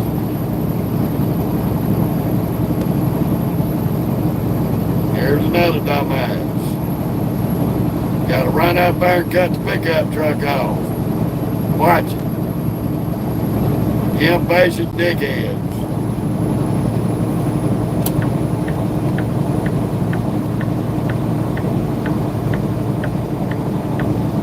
Come on, little Jeep. I give you fair warning with the blinker. You dumb ass.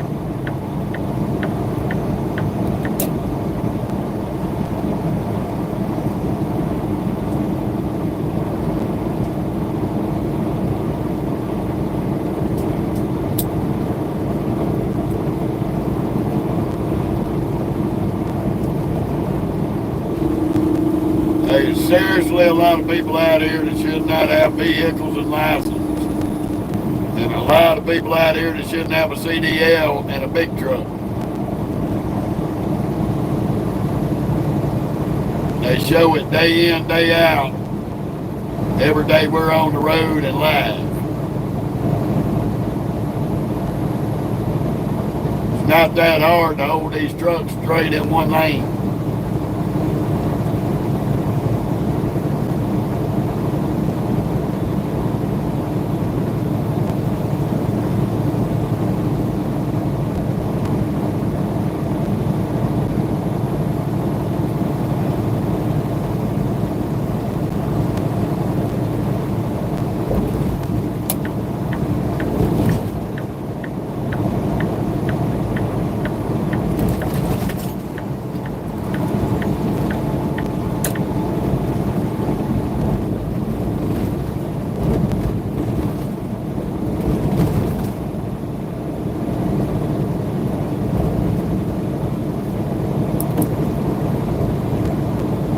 Well, thanks to that nice little shower, we got our windshield cleaned off, bars. Woo-hoo. We definitely appreciate them free window washes.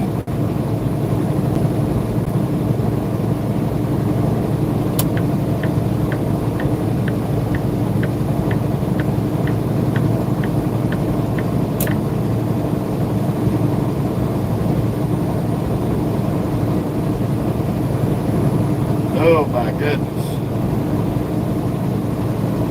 It's crazy.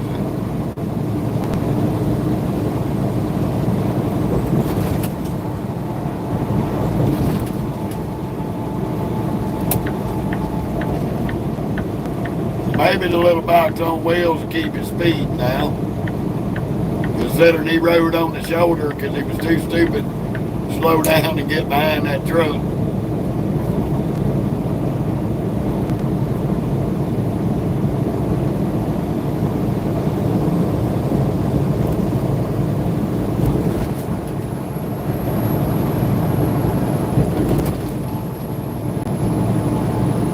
Ooh, boy.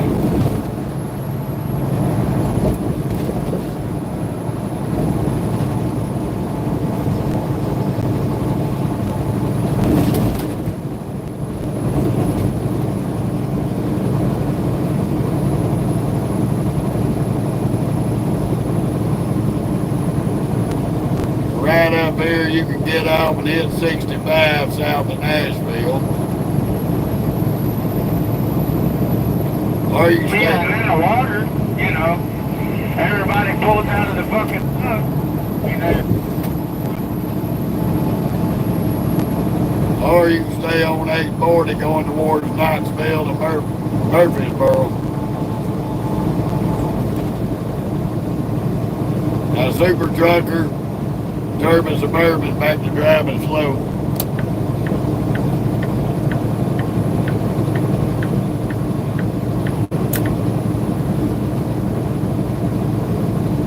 Look at this dumb son of a bitch.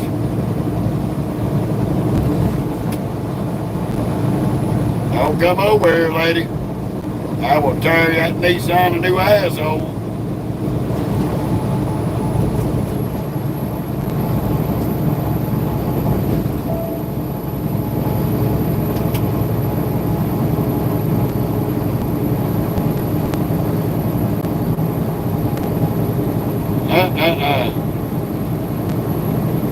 Crazy folks.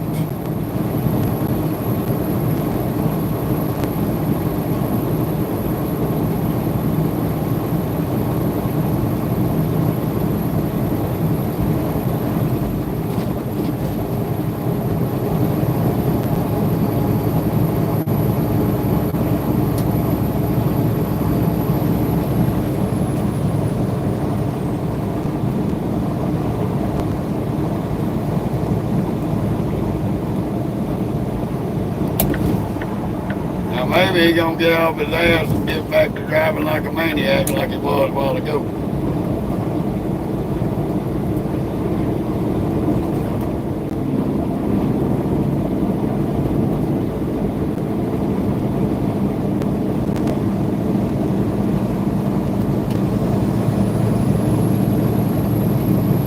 We shall see.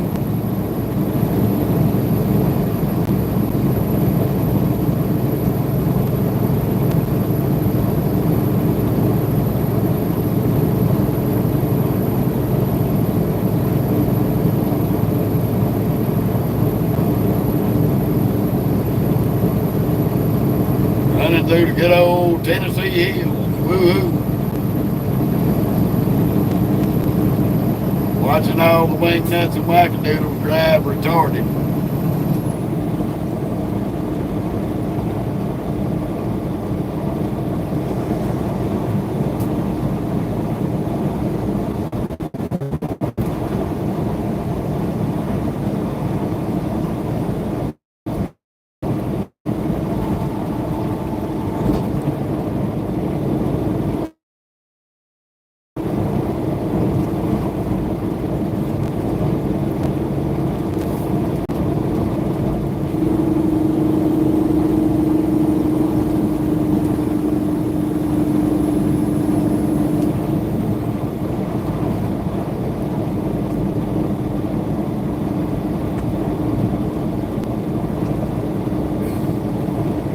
I wish I could meet whoever programmed the speed limits on this GPS. Because there ain't no 60 mile an hour through here. It's 70.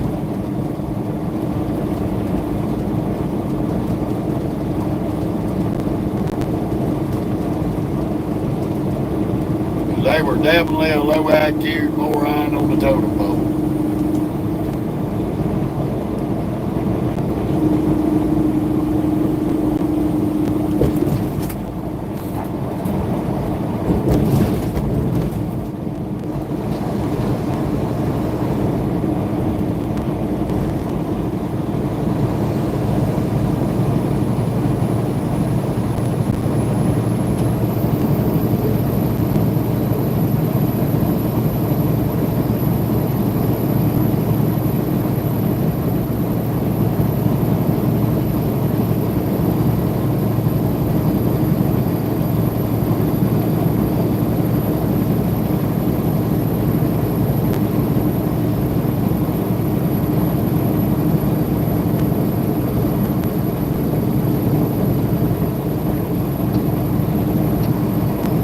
We ain't got 42 miles to go.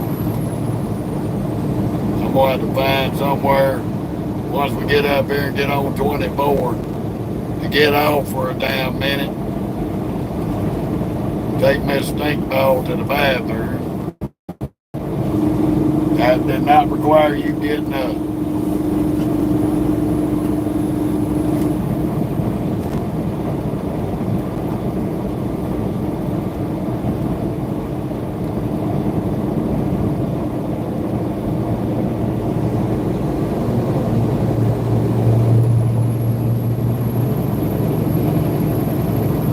Go ahead there. You passed me to take an exit, no signal, no nothing. Cut me off, no signal, jumped off on the exit, no signal. That's a real rocket scientist with a driver's license. A newly formed Albert Einstein. So goddamn smart, he's fucking stupid.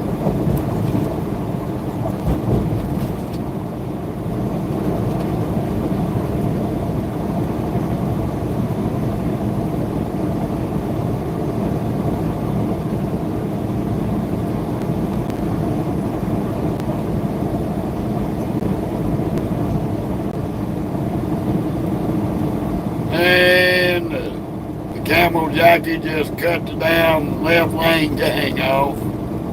Oh my, I bet they're real happy with his ass.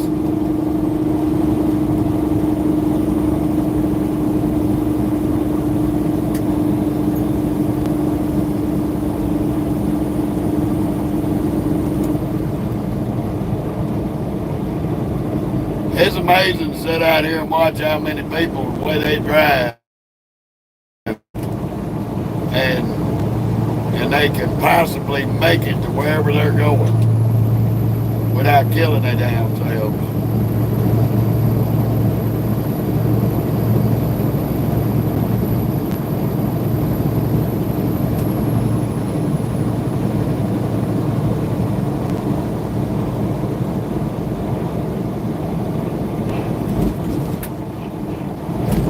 This hotshotter gonna try to outrun everybody in the left lane.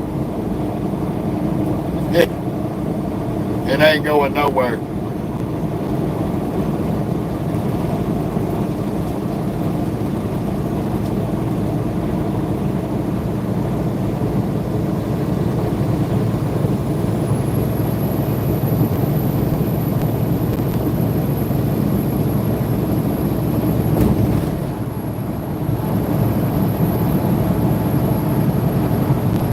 Gotta love it, gotta love it. Crackheads on wheels. Now you're gonna pass me and slow down. Mid-Cumberland Transport.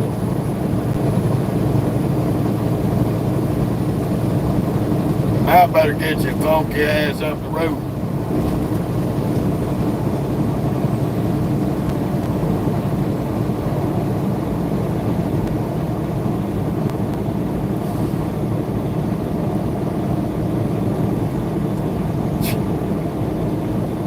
And they are entrusting you to transport handicapped people. Wow. I wouldn't trust you with a tricycle.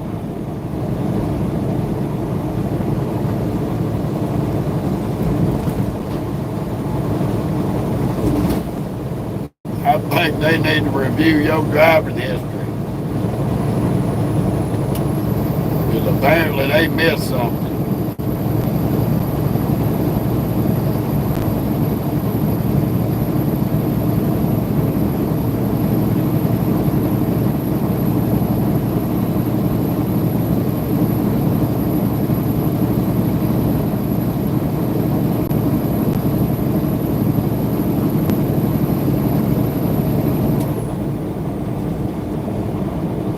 We could get out right here and go to Shelbyville on the back roads. We ain't doing all that. We gonna stick to the main highway.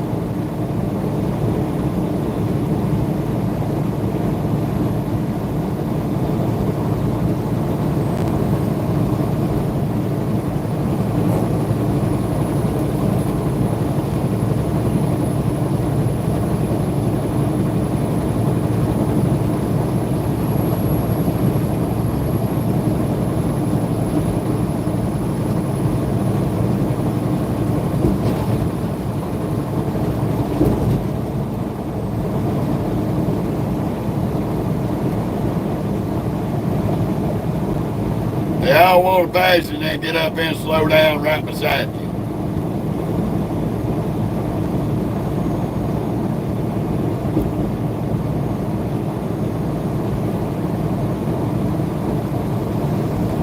What a douchebag.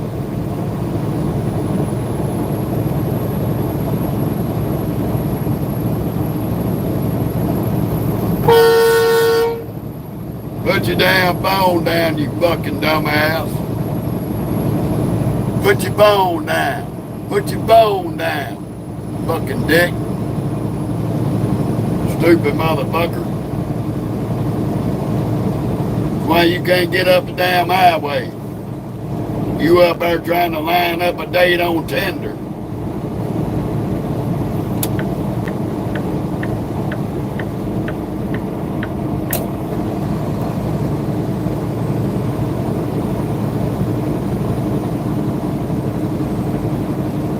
Freaking dumbasses.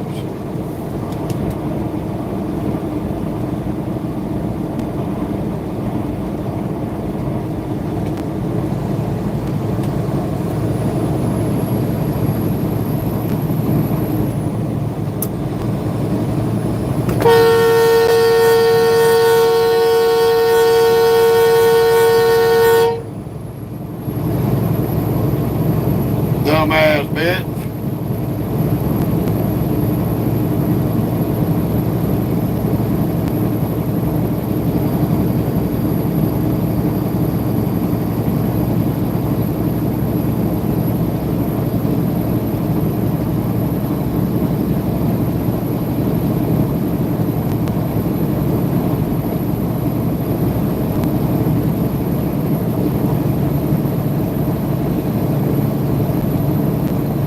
Now you gonna speed up because I blew the fucking horn at you.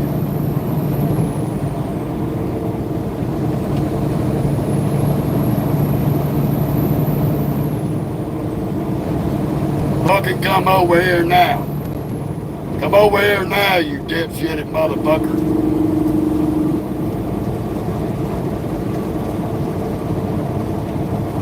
Stupid ass little bastard. You got a child in the truck with you and you're gonna swerve over into front of a big truck.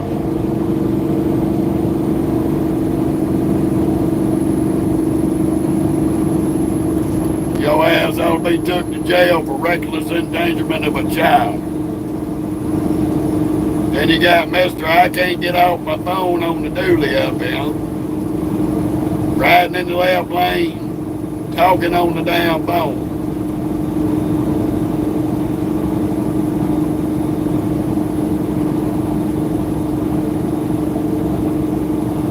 This shows you what kind of fucktard you got with driver's license.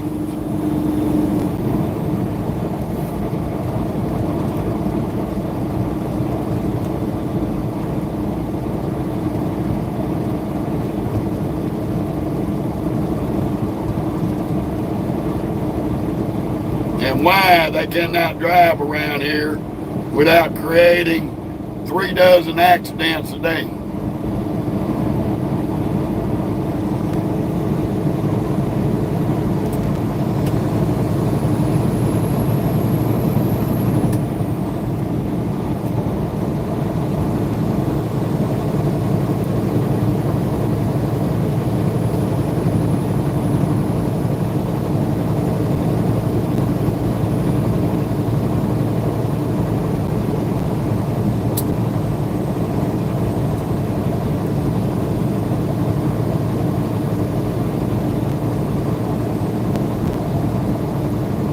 Hey, some of these people dumb as a bag of rubber dog shit blown out of home gone.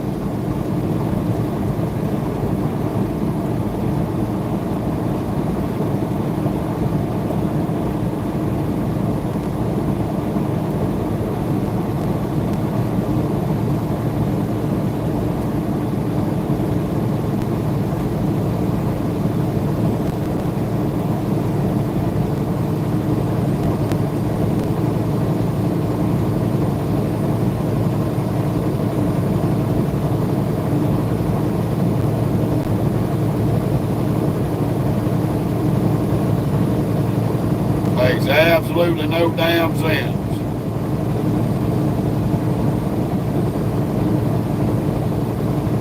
Well, apparently Mr. Dooley got his Tinder date online lined up. Now he's trying to hurry up and get there.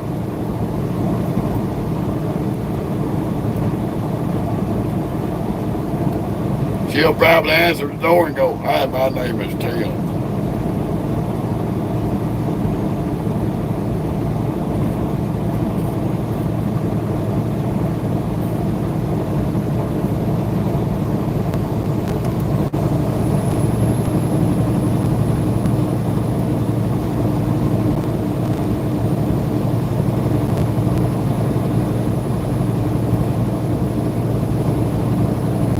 Crazy shit.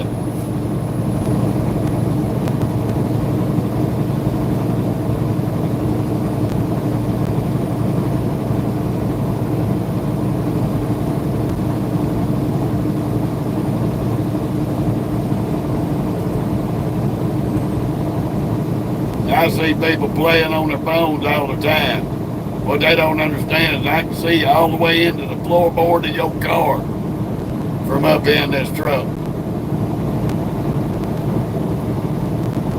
The only way I cannot see into your car is you got to have limo blacked out tint.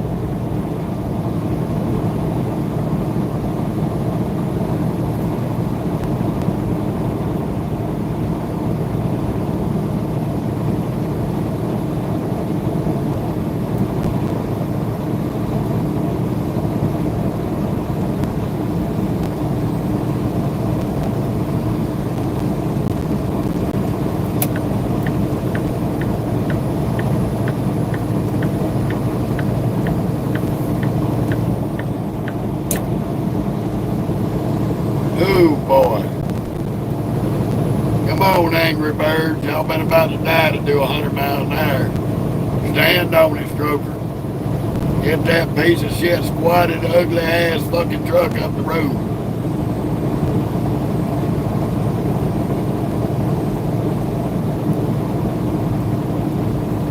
Y'all look at this big exhaust pipe sticking out. On the right to And that's some dumb looking shit. So we already know you're special. Special ed. Buying that retarded looking tip and putting it on your damn tailpipe.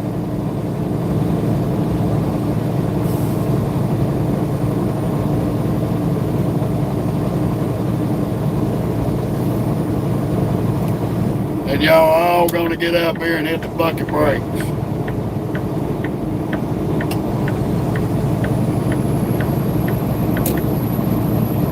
Y'all are some smart dumbasses from hell. Dumb as a motherfucker.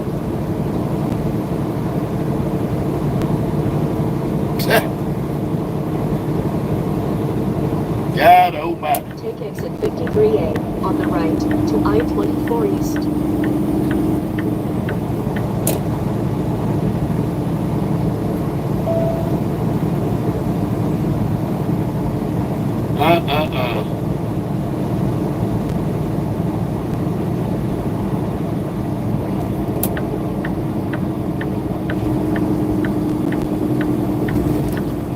Makes absolutely no good God sense. None.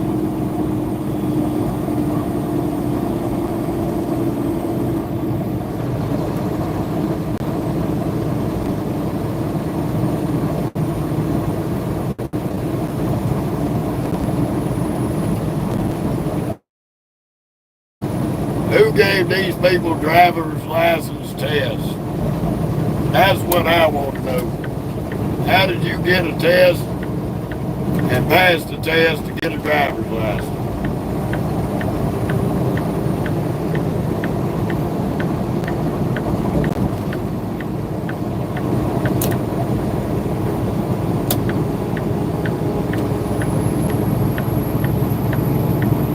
Thanks for the blinker, dildo.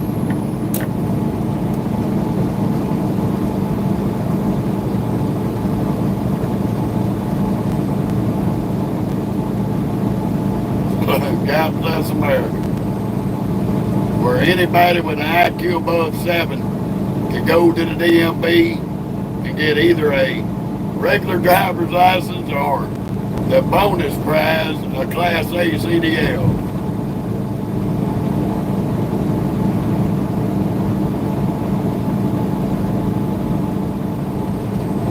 Only in America.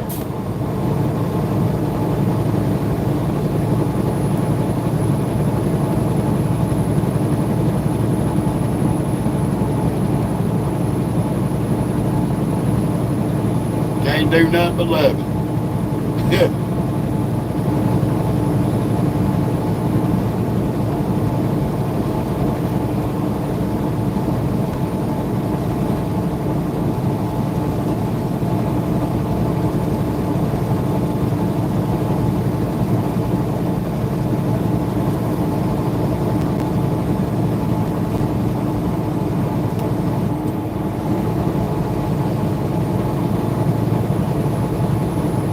Welcome to I-24 in Nutsy Town, Nashville area. Woo-hoo. This is the west side of Nashville, where all the idiocy of Nashville spills over.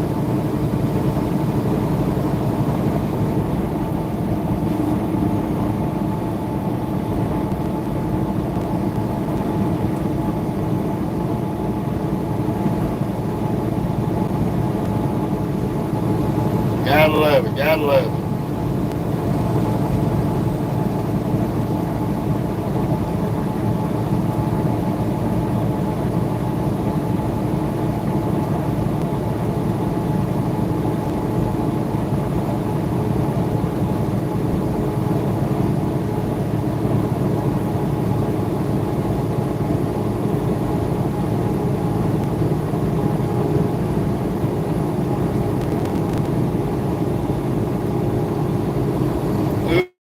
Me. Come on. Get on the gas, Cletus. I'm going to show you how pretty this grill is on that Peterbilt. You don't move your ass, Toyo. Come out here and dragging your old flappy titties.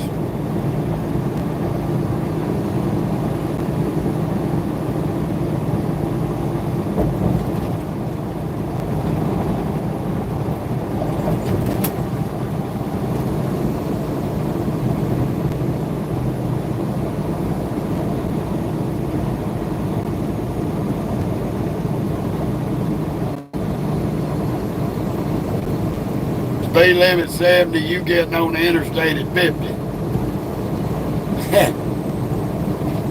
Got some real geniuses behind the wheel.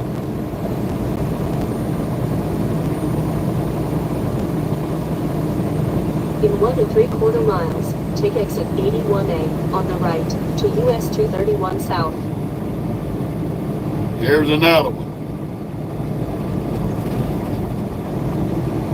All that to take an exit. You a fucking dumbass too.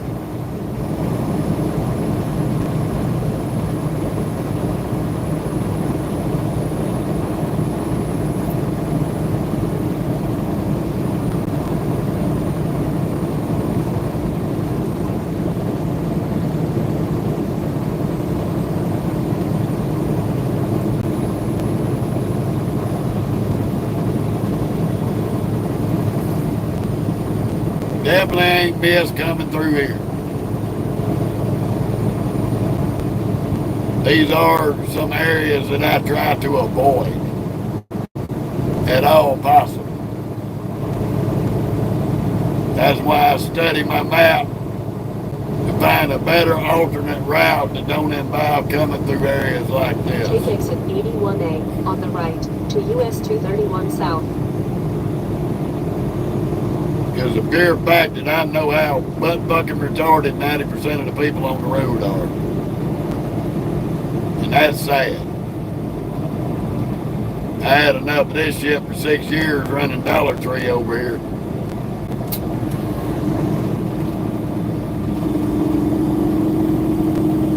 Quit breathing on my hand. I can't stand that shit, and you know it.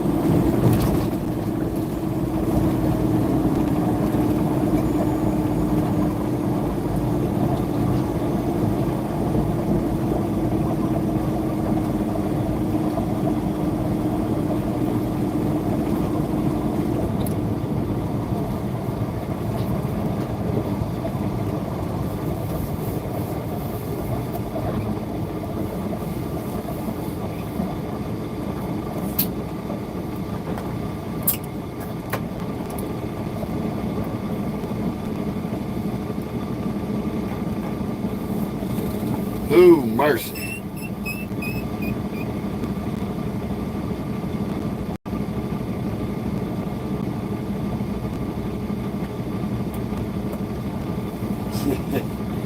The fun of it all, people. The hell you looking at, you old broad? Cocking your eyes at me all crazy. Mocha, get down. I'm not rolling the window down.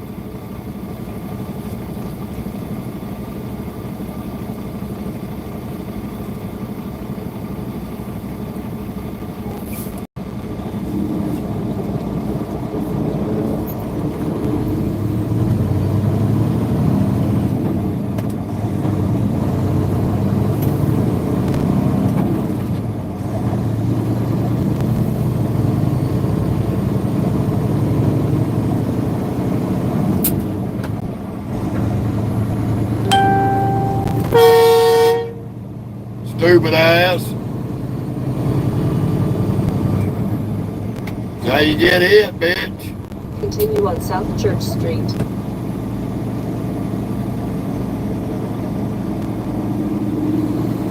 You're not shooting the gap, you fucking bitch. Quit jumping up there. Fucking retards. Yeah, I blew the horn at you, you dumbass.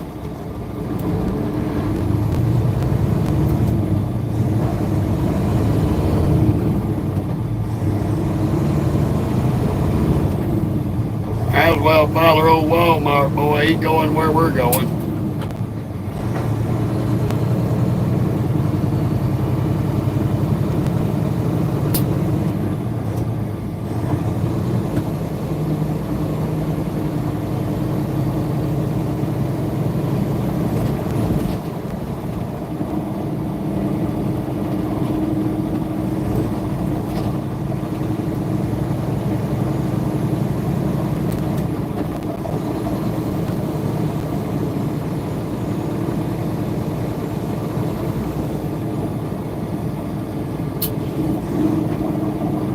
Mr. Bob truck, you was about to break your neck to get over there in that lane.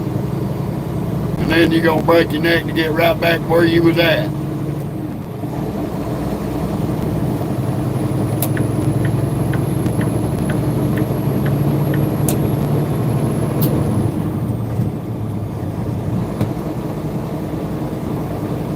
Welcome to Murfreesboro.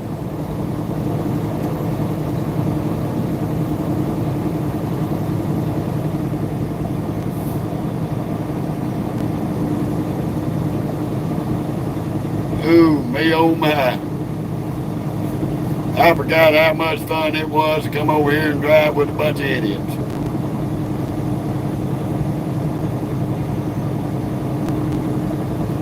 Quite literally.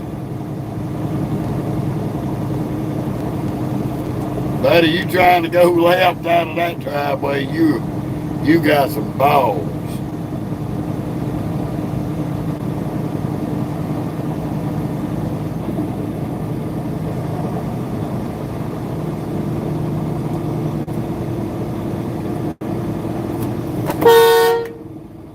Stupid ass. Almost run inside of my truck because you a dumb bitch in a Bob truck.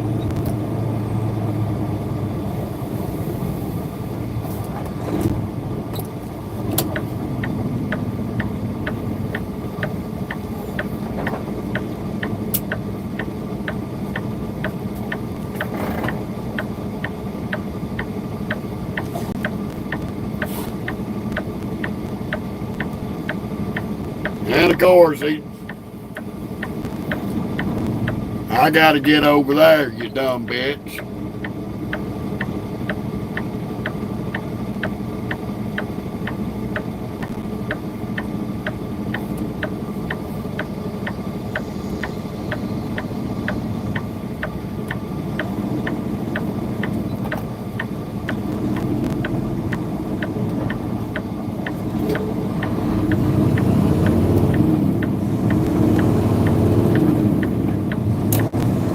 Thanks to Mr. Bob truck, we couldn't get over. because they wanted to change lanes.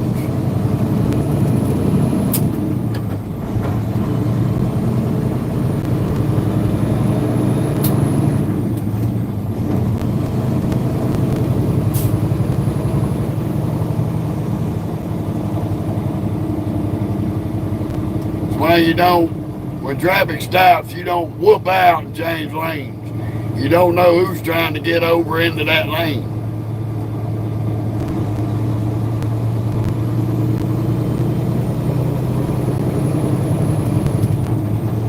I wish he'd have been sitting there when she done that.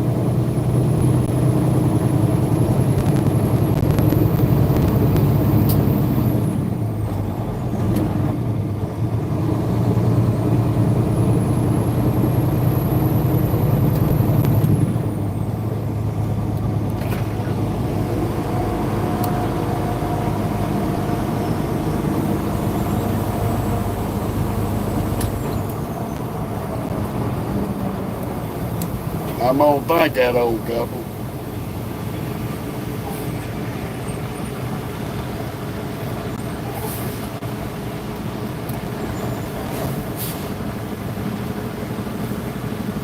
I was trying to get over, but that yellow Bob truck almost run into me. Crazy people. Thank you, though. Telling me.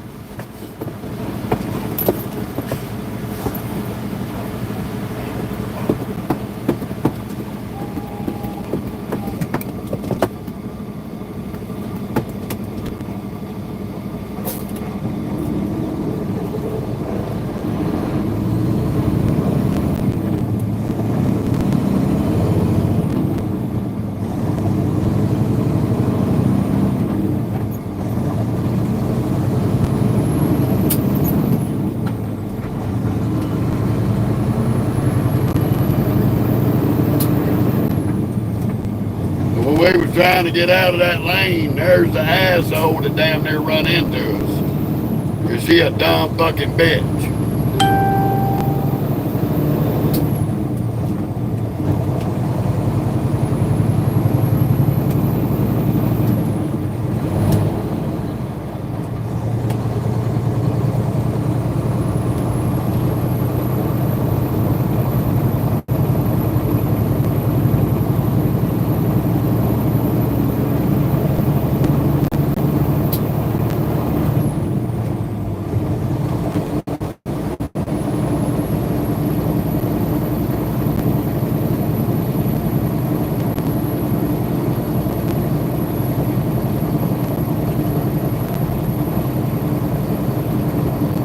Always gotta watch them dumbasses like that. They'll hit you.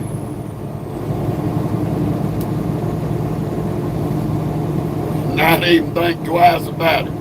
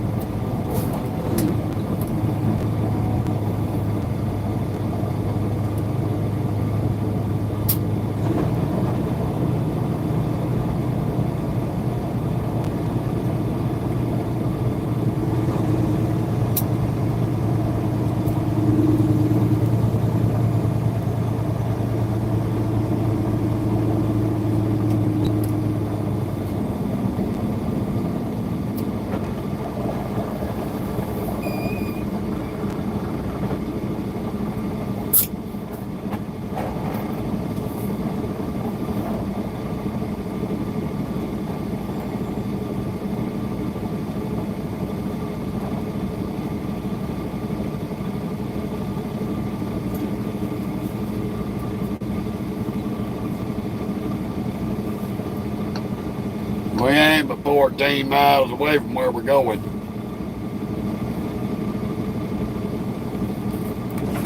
There, bark at them. Don't do them. Don't do them, Moki. Bark at them. Get them.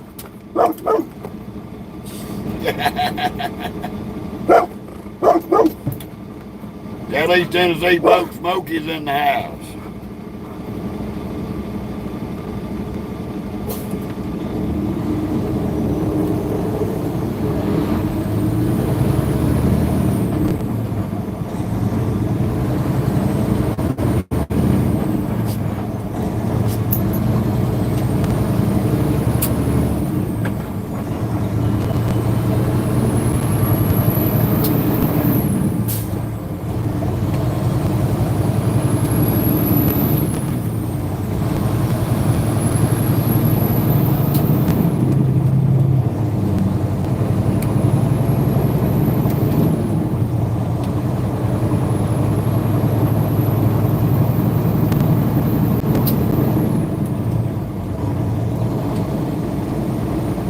Yes, sir, we ain't been out this way in a long time. At least 5, 6 years. Not more. There's Barney and Andy.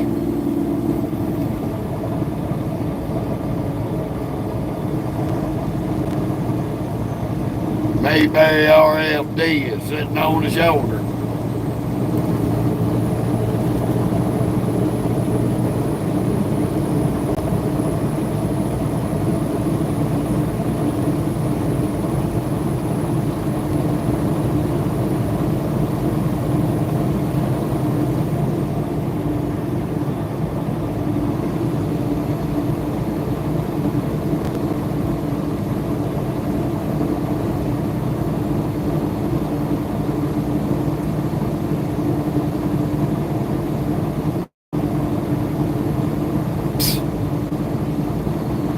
These assholes don't know what a blinker is. And when you turn one on, they get even more confused.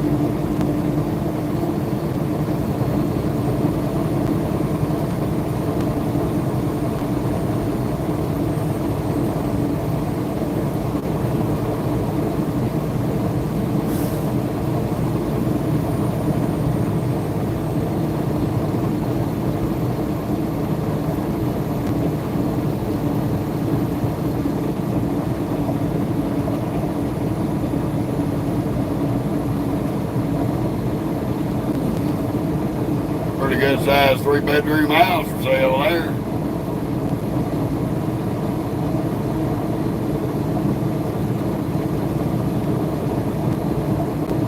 That's the way to do it, mister. Bark up and hit the poor man Walmart. I don't blame you a bit.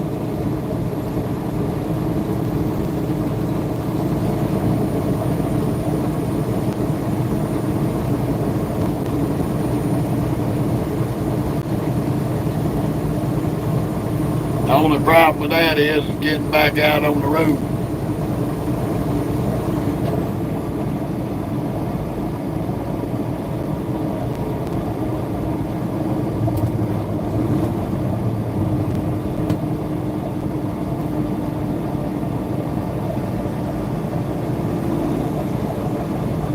Go right ahead. You fuckheads ain't gonna drive the speed limit in construction no matter which way it goes, so go ahead.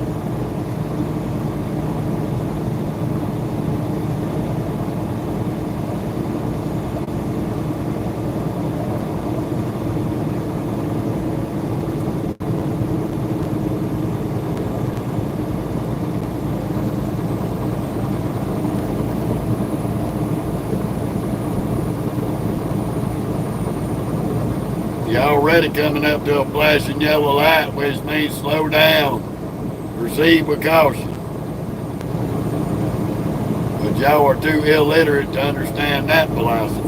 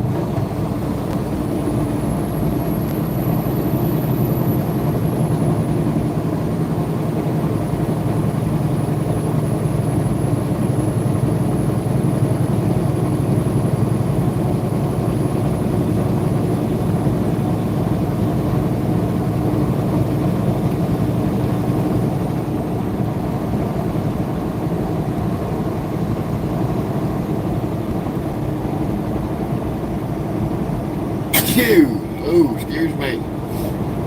Damn, that hurt.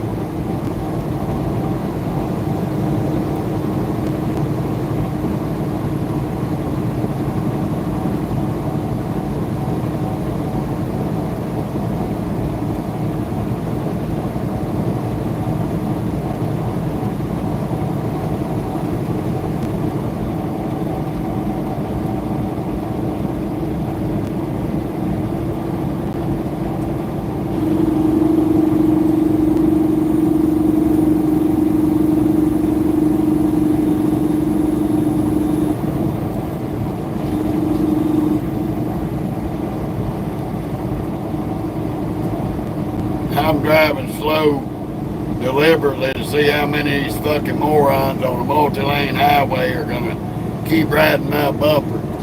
So far, I got about 3 or 4 of them back there that are too goddamn stupid to get in the left lane and go around.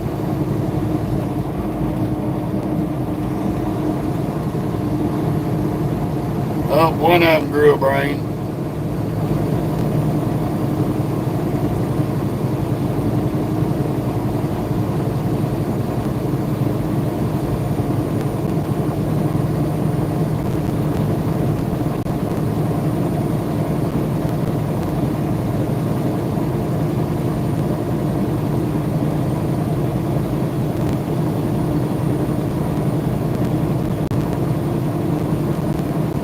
Oh, wow. She finally figured it out.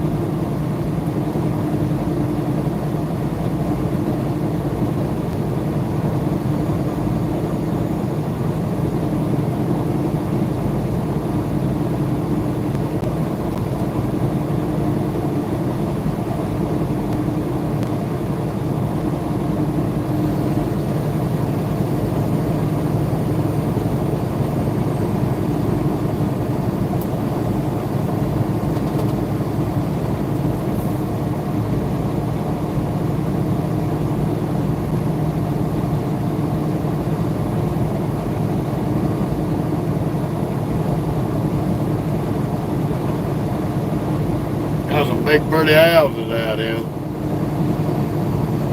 One of them HOA subdivisions. Something I would slam my head in the door before I'd ever live in.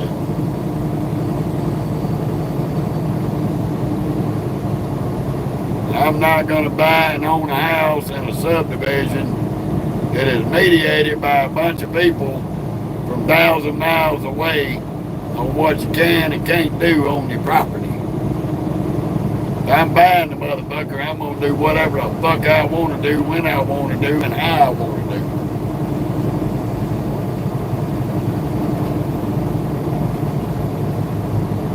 And no little dick leg is gonna dictate otherwise.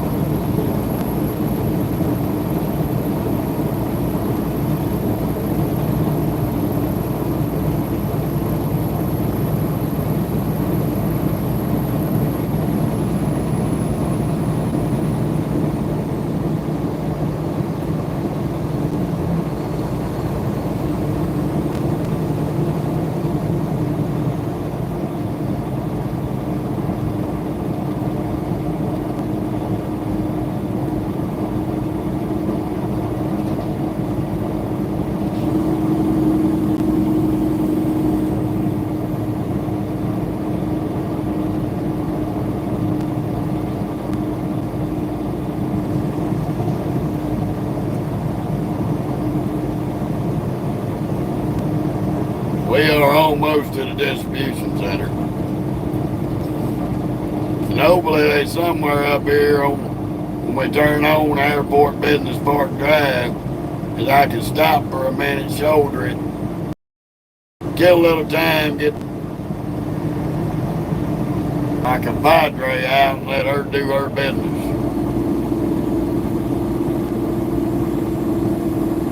Good morning, you stunning stackers. Look at this dumb ass.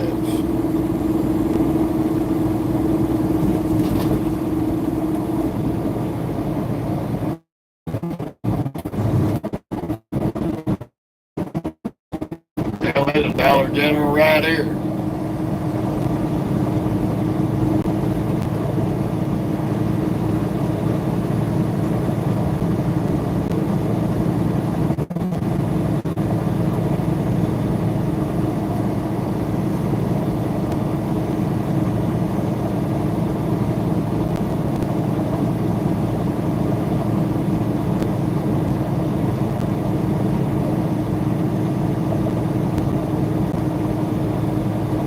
It said the right lane was closed 1,000 feet, but I'm looking at the right lane. Ain't nothing closed.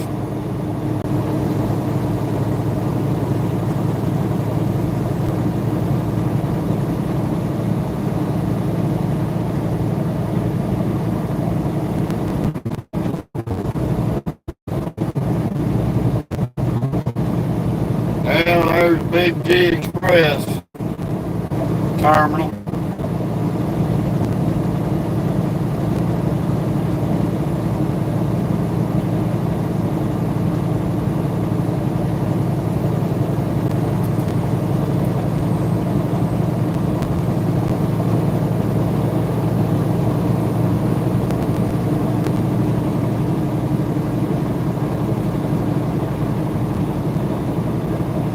Pretty horses out here. In 1.25 miles, turn right on Airport Business Park Drive. Big old horse stable right here. All them big fancy race horses.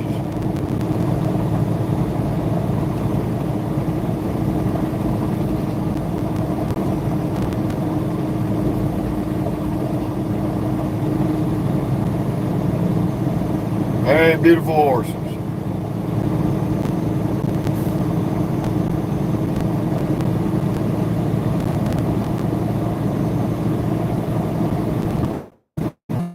Oh.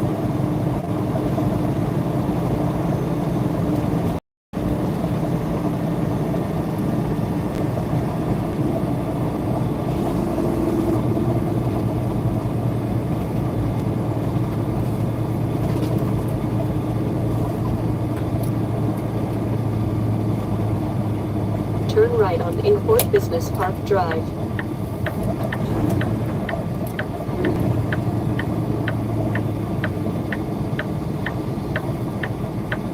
The fun of it all. I'm gonna let Wally World come out. See if we can find somewhere to park. And here comes this one in the middle of the fucking road.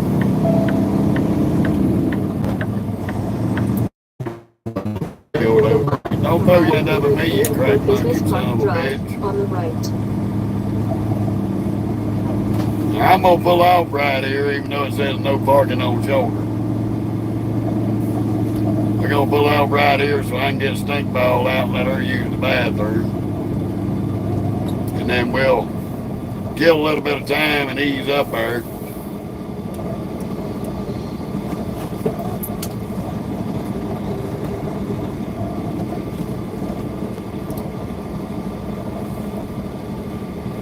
Because we are way early. Just hold on, I'm gonna get you out. You keep sneezing on me and then you're gonna fight.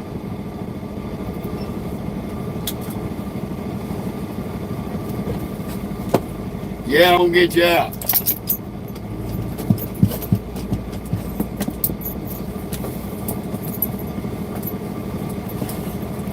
Be right in front of the hospital.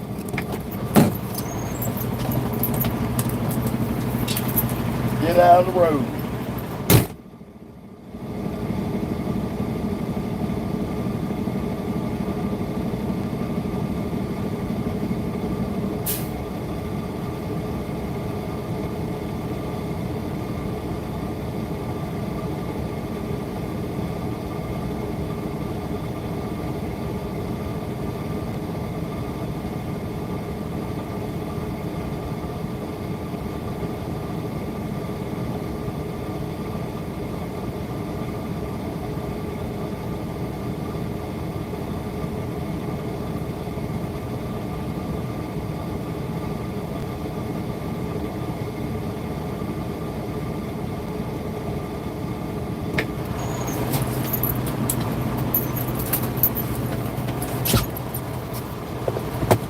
Relax your titties, chick.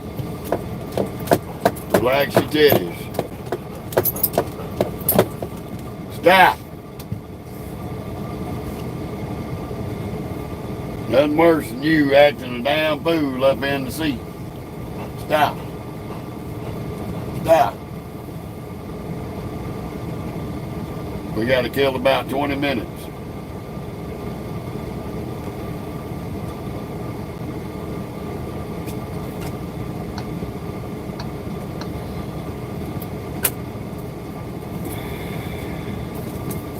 Go ahead and get our address punched in for Forest, Mississippi.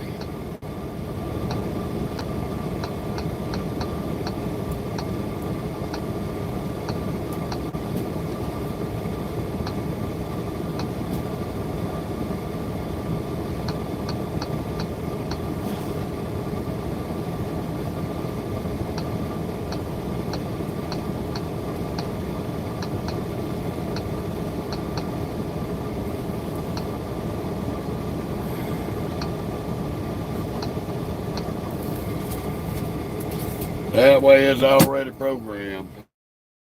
In 1/4 mile, turn right on Airport Business Park Drive, then take the first right. It looks like we can ease down there with that other truck.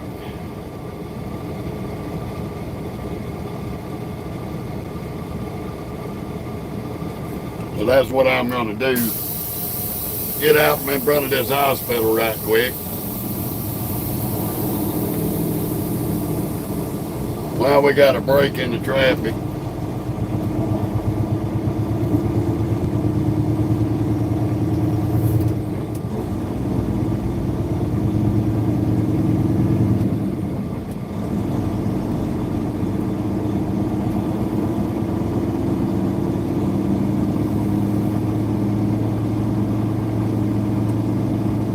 Then we can go on into Wally World.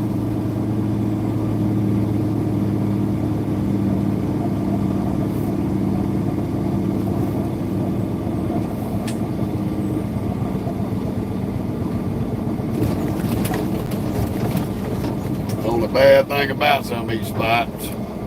They rough.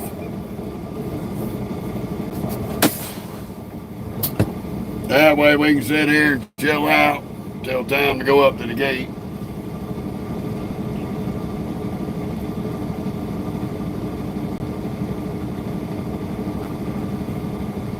We're looking at 5.5 hours to get down to Forest, Mississippi from here. So I'm waiting to check out and see which way it's going to run us. 231. Catch 64 over to Lewisburg. Okay. So we ain't got to run back the way we came. We can cut through the woods and get to I-65. That'll be cool.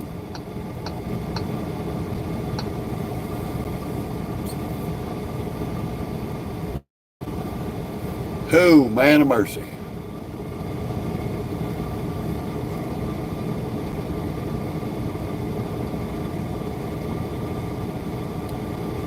So we got a lot of folks on here.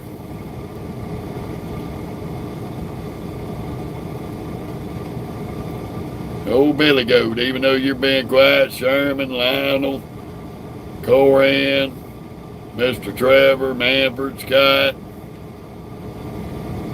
Jacques, Robert, Johnny,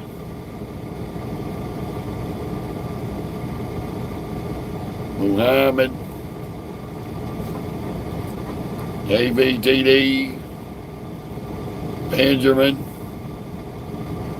Jeremy, Dave, cool, killer. Yeah, I can see my popular followers. And Scott, you're at number 1.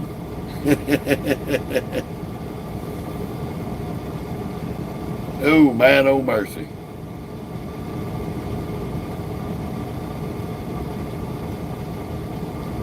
Glad all of y'all joined in today.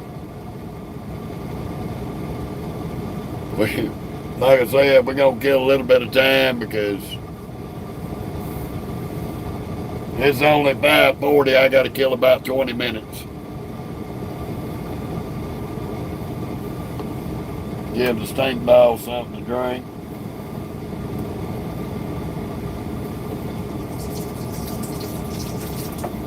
We let her get out and go pee-pee, sniff the grass, so she's happy. You happy now? Uh-huh. Big tail wagging. A big pretty goofball. Gotta love his baby. Gotta love his baby. She's a sweetheart. Nothing but a big loving. Nothing but big loving. That's all.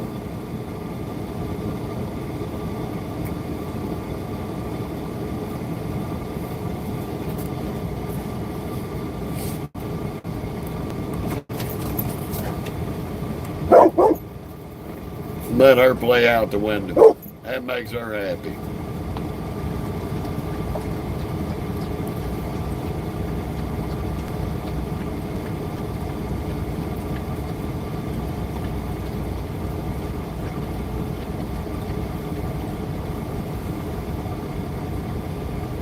I wish I would have had enough time on my clock to have made it all the way here if I'd have known I could have parked up on the shoulder and spent the night. Right in front of this sledge truck in front of us is a WFX truck. I don't know if he's company or what. I done had a dildo brain get off behind me where there ain't no room to park. So he's pretty much blocking part of the road like a dummy. I didn't pull all the way up the sledge because then I wouldn't be able to get out.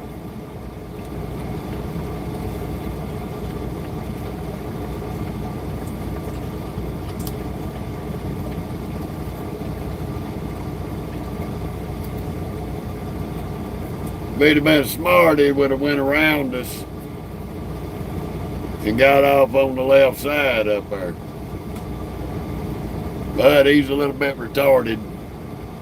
That's all I can say.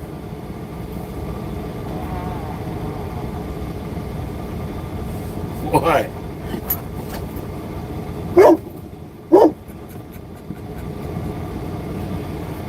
Oh my goodness, Mocha, I love you to death, but you're too fucking much.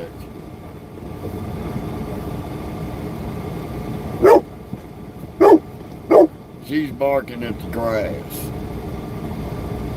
Ain't nobody out there. She's barking at the grass. You are. Well, why did you give all that tall grass to business? Did you tell them who you were? You're not getting in my seat with me.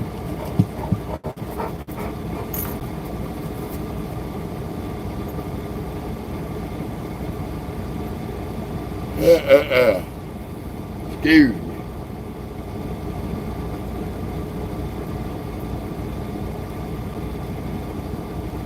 It is right at 6 o'clock. We're going to go on duty. Yard move up to the gate.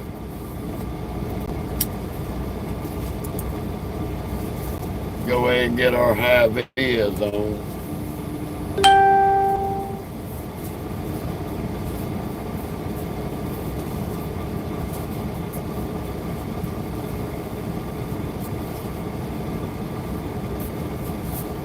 Because they'll ask. They will ask. That was my damn alarm clock. I forgot to turn it off.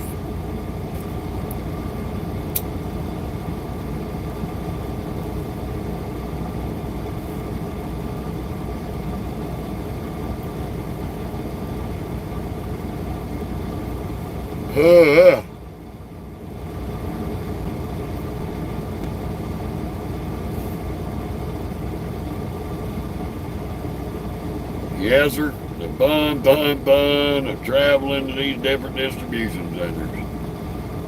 The joys of figuring out how to get to them and how to get out of them. The good thing is we can come back out here and head down a little ways and then cut across and hit 65, and we'll be well away from all the crazies of Nashville and Murfreesboro and all that shit. So we ain't got to run back up through all that shit we just come through. Which by the time we get out of here will be way worse than it is now.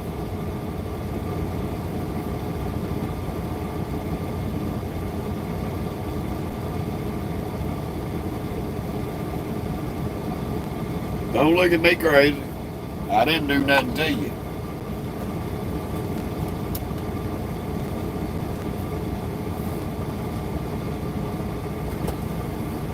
Go back here and grab my ashtray.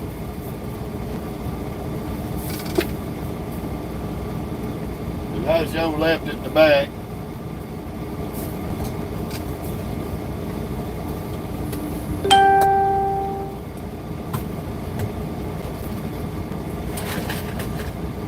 Get me something to drink.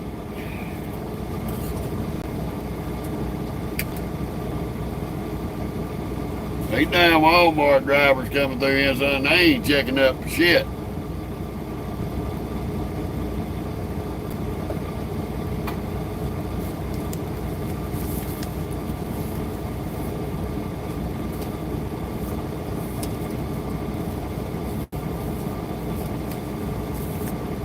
And somewhere between here and Bars, Mississippi, I got to find a streak and bacon.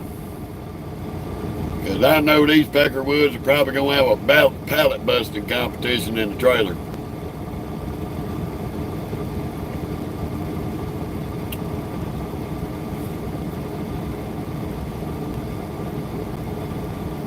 We'll probably stop somewhere on the way in over there in Mississippi and not go all the way too far, because there ain't nowhere to park in Bars. And we'll probably find us a Love's, because this load is not picking up till 11:30 tomorrow night. And they're picking up 11:30 tomorrow night. But they want it. Okay. They're giving me till 8 o'clock. 8 o'clock Thursday night to make it to LaPorte, Texas.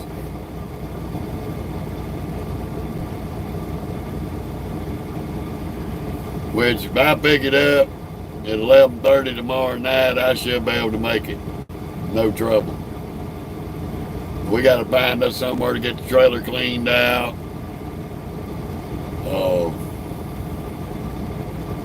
Find us somewhere to park. We're going to try to get over close to Forest, Mississippi.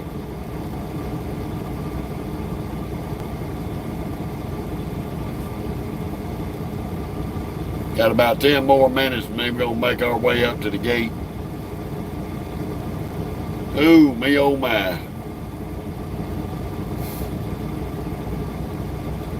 But we're going to stay live through checking in, delivering the load, and checking out.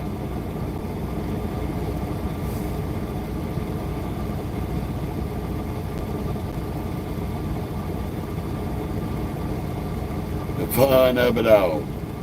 Give everybody else a chance over the next few hours to join in and see what's going on.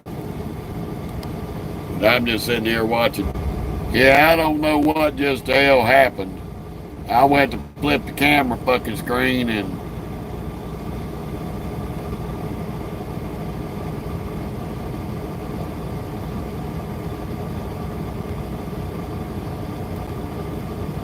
okay, I got a lot of messages here that I didn't see. Apparently we was having some glitch out.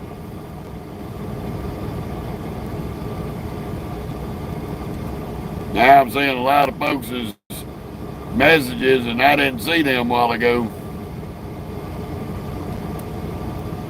No, I wasn't seeing comments there. Apparently we was having a glitch out with the YouTube page. I don't know, Lionel. I don't know what we're going to be loading over at Tyson, because Tyson, they do pork, they do beef, they do chicken, they do turkey. So I'm not real for sure. It being in Mississippi, it may be a chicken load. Now it's Mustang.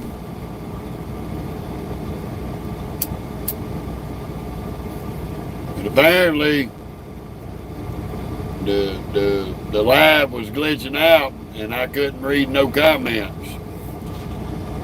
So I'm sorry I missed a lot of y'all's comments. Billy Goat.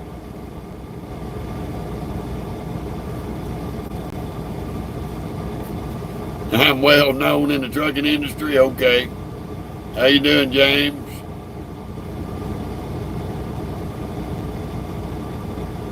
Hopefully not.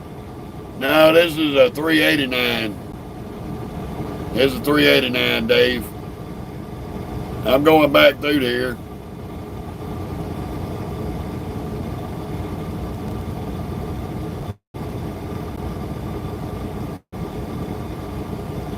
I do apologize that I didn't see a lot of y'all's comments. YouTube was not displaying them to me for some reason. Might have been why when I touched the camera flip, it went crazy and I had to hurry up and jump back into the feed to try to bring it back.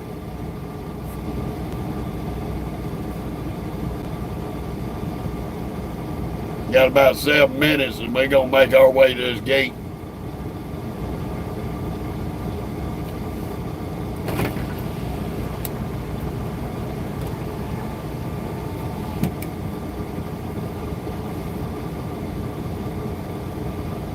Yeah, Benjamin, I got a big chocolate lab in the truck with me.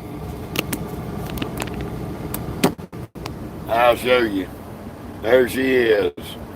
Spitbox galore. Mocha dog. My riding partner. Ain't that right, Stinky Winks?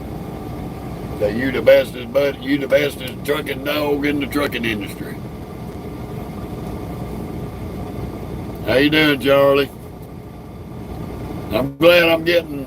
I was wondering why I wasn't seeing no messages for a while. I guess during some of that flickering with the internet, it just went retarded. Glad we got it back.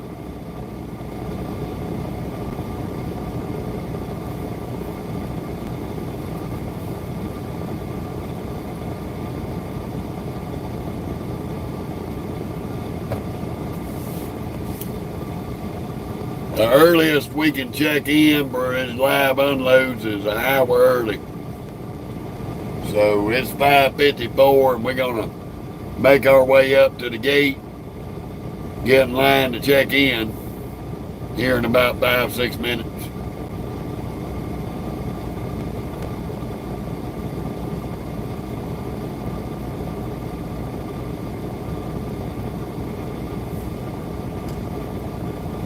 What is it, Stinky? I know you excited. You want to go see the security guard so you can hustle a dog treat. I know. But if they don't have none, I'll give you one when we get back into our door. Okay? Okay, Lips?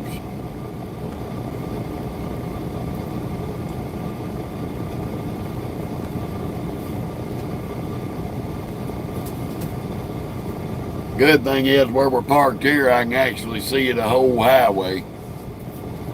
Make it a lot easier to get up and get off that shoulder.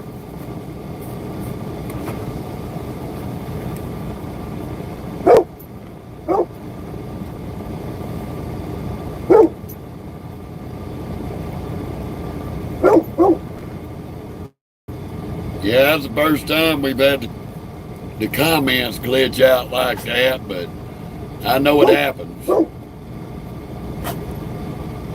And again, I apologize to y'all. I was trying to figure out why I wasn't seeing no comments.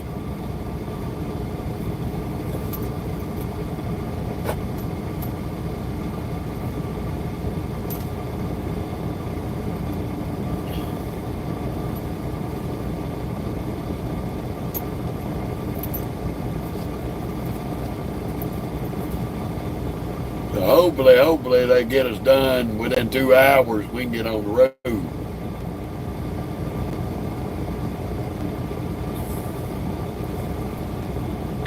Once we get over to Mississippi and park up somewhere close to where we're going, we should have plenty of time to get a 10-hour break in before we do this Tyson load. I was going home for Thursday, but since my daughter-in-law come down with a cold, and then my oldest daughter, who is staying in my house there in Mississippi, my other house, she came down with a cold, sick as a dog this morning. So I'm going to put off going home for a little while, let them all get all these flu bugs, whatever they got going on out their system. Because I definitely don't want to go spend my time off with everybody and they sick and miserable.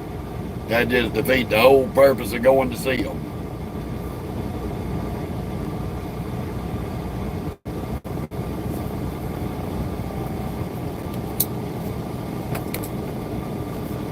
So I'll keep close in touch with them to see how they're doing, and then I'll work out me a break here to go visit with them.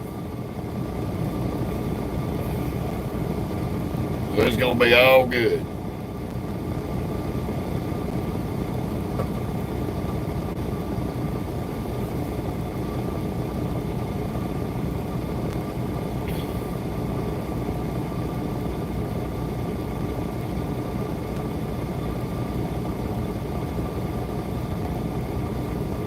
You can relax your titties. It's not party time because we sitting still. We fixing to move. We fixing to go get it checked in and get unloaded. And you can chill out. That's why I took you out in the grass a while ago. Let you get all your crazy shit out your system.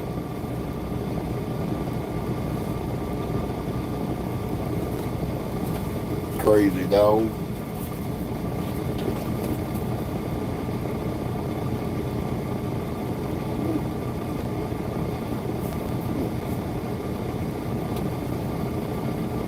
I'll get you a treat when we get in here and get parked. Get down there and eat your bone.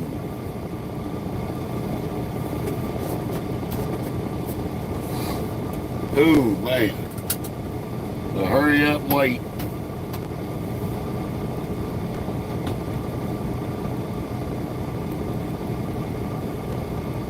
One more minute, we're going to ease up here and get in line.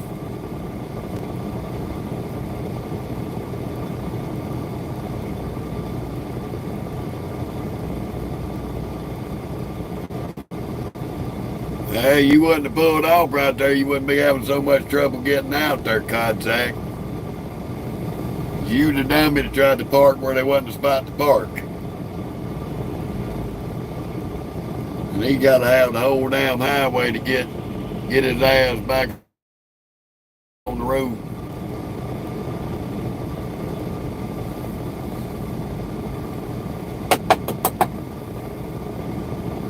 All right.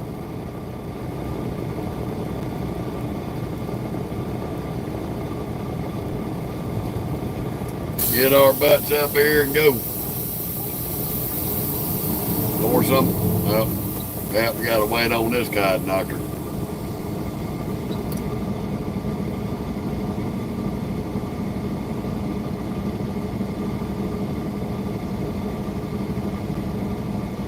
Come on, cargo runner.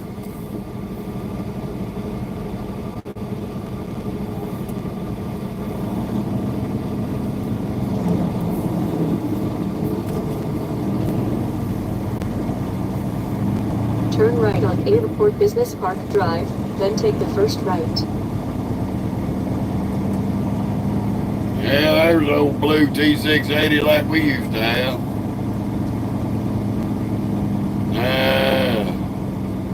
No, that's a Peterbilt.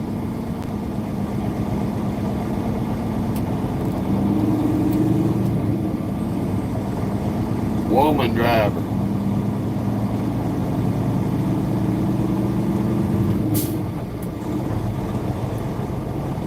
Go up and get in line and get our bus checked in.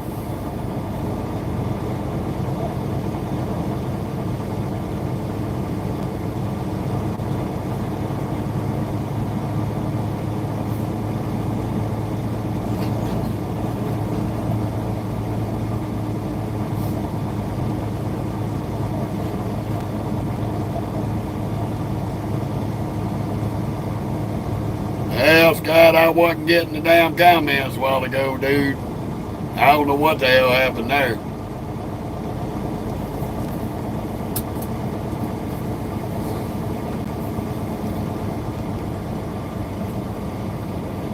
Don't have a clue.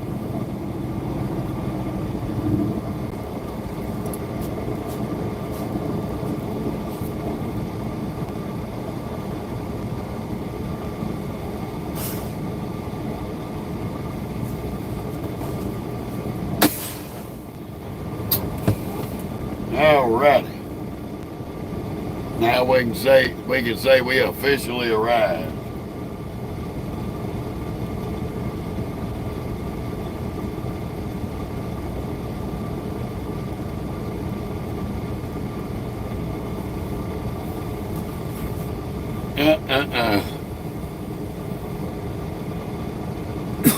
We gotta wait.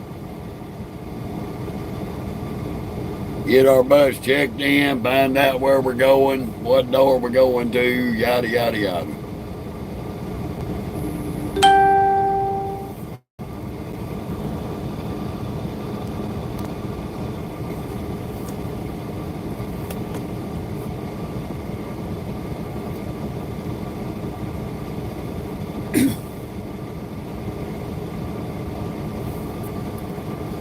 Let me go ahead and put my bell pole in. Some of these Walmarts ask for a driver's license, some of them don't.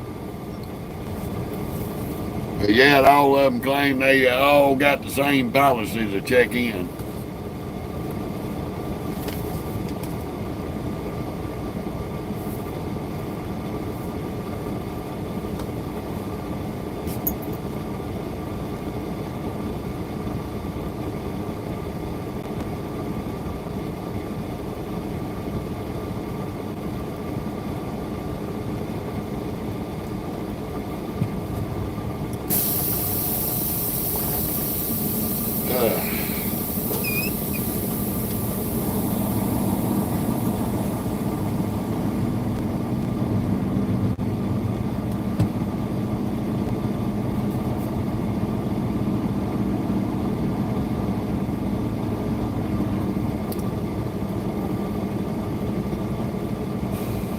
really didn't think this driveway out coming in here. Cause it got 2 lanes. Right lane for company.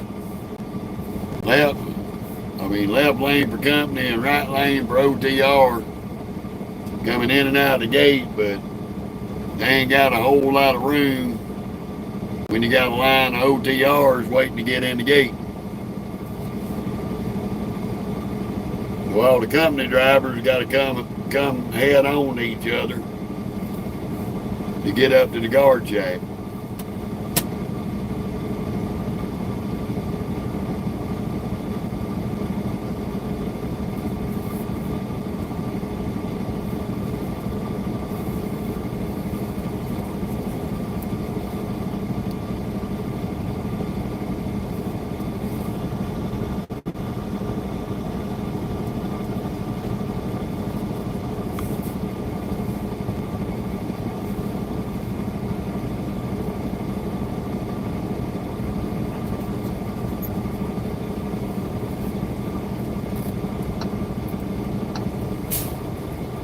Ooh, yes ma'am, yes sir. Definitely been a pretty day.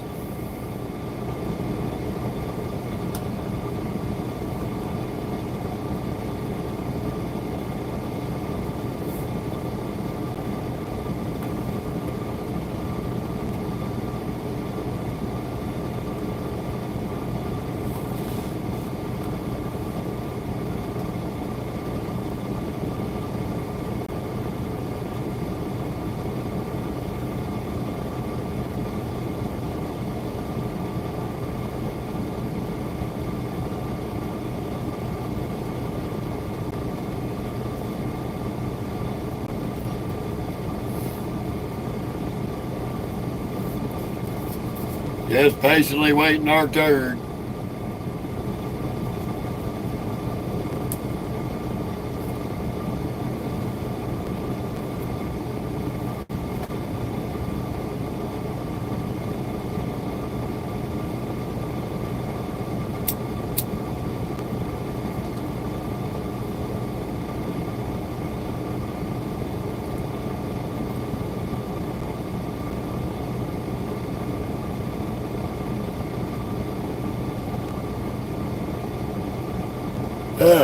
Excuse me.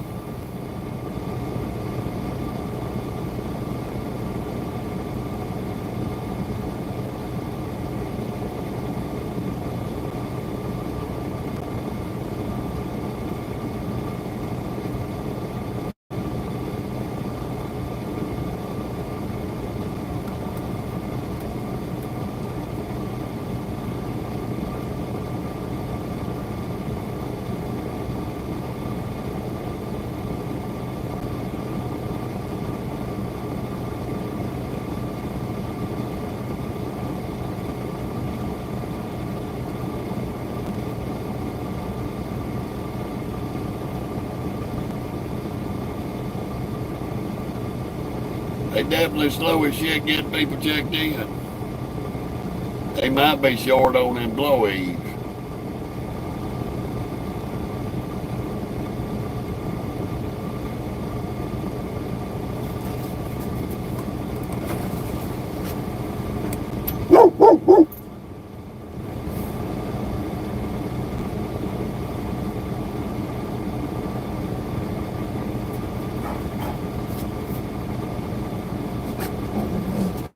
Oh, hush. Nobody want to hear all that loud noise up in this truck.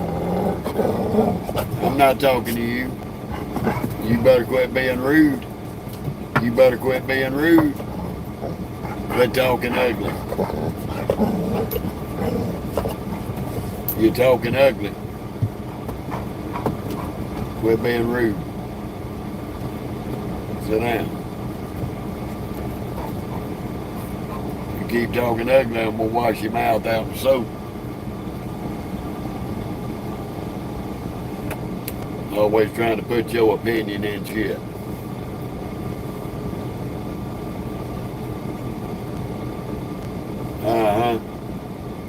Yeah, I'm talking to you, sneaky butt.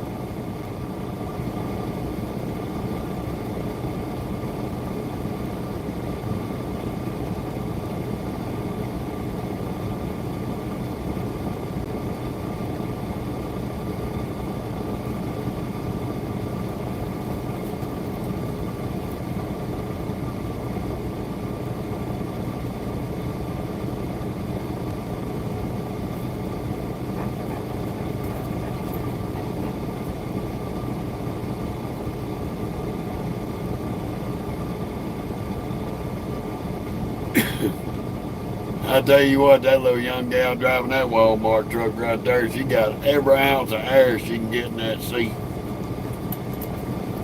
I'm gonna show y'all. Y'all see where I'm sitting at. That little gal in that Walmart truck was sitting up here like this in that driver's seat. She got every ounce of air in that seat. And that's not a good thing, because in a lot of them Freightliners, like she was driving, there's a compartment right here.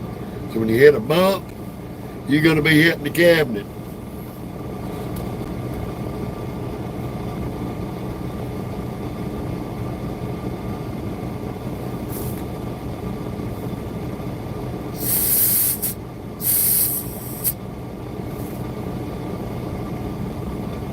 I keep my seat just barely off the floor.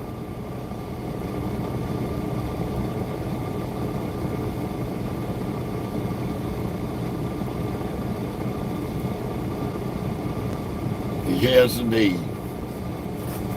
Learned my lesson about keeping a full seat of air. You hit a bad rough patch of road, you're going to break your neck on them cabinets and them Freightliners.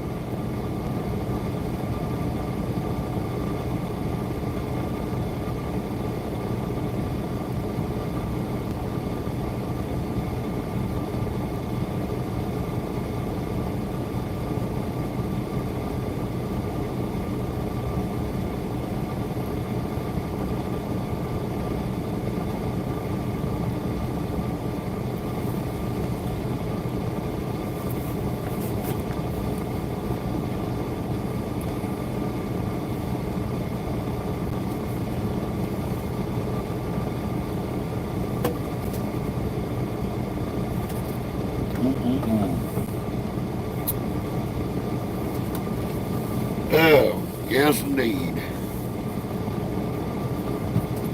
Sit down.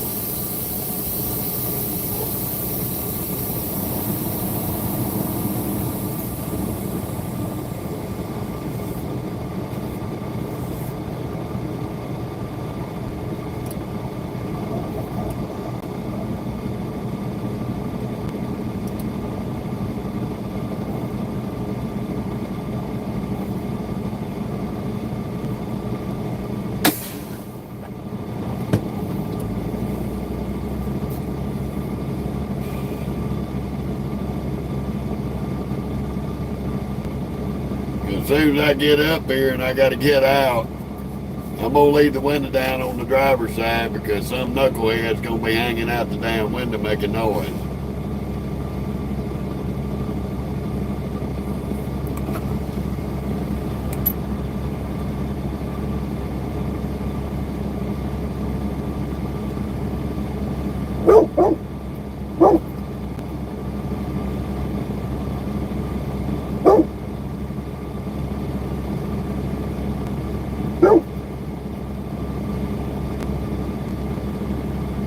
Ain't nobody paying you no attention. I don't know who you barking at.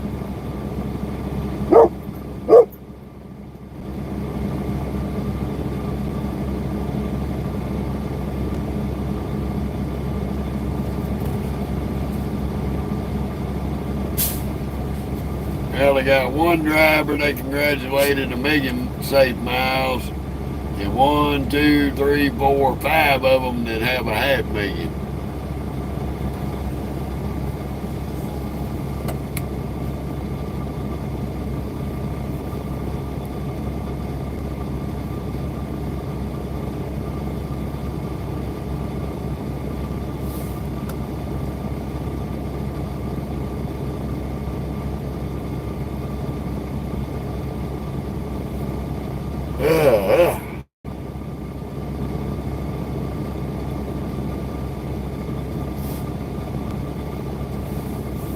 Hopefully we don't have to sit in the parking lot waiting for a door.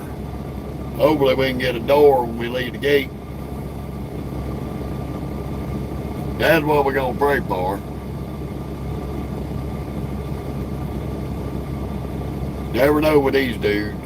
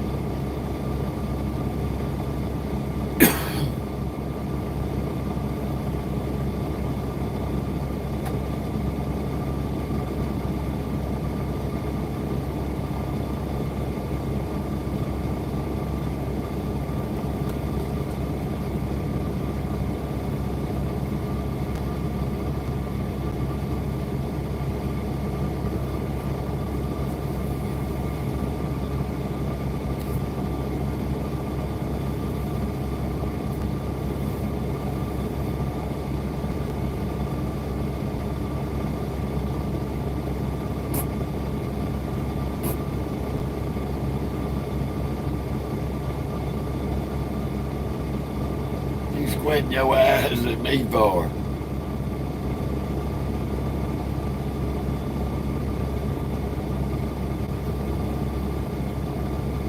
This dog, the old clown.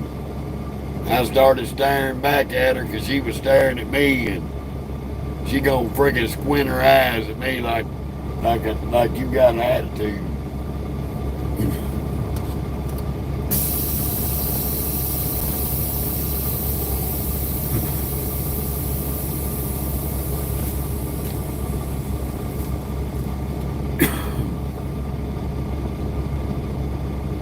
Yeah, I can see the comments now.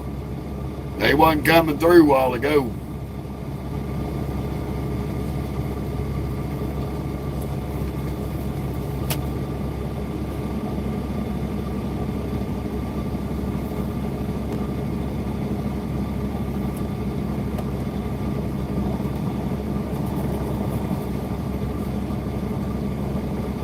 Yeah, we got the comments back.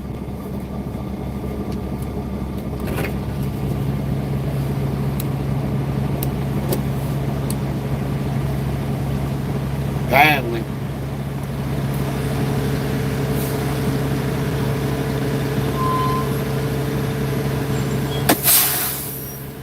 Stop. Boy, I bat you in your dome.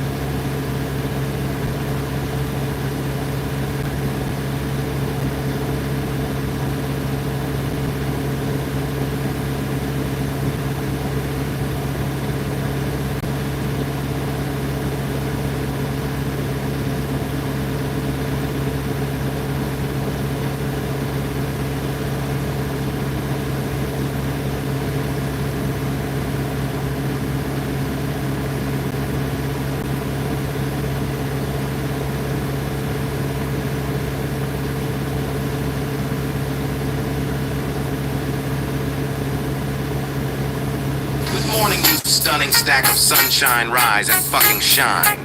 This is your daily reminder how much of a fucking badass you really are. And don't you forget how worthy you are too. Now get out there, take on the world, and make it your fucking bitch. Good morning, you stunning stack.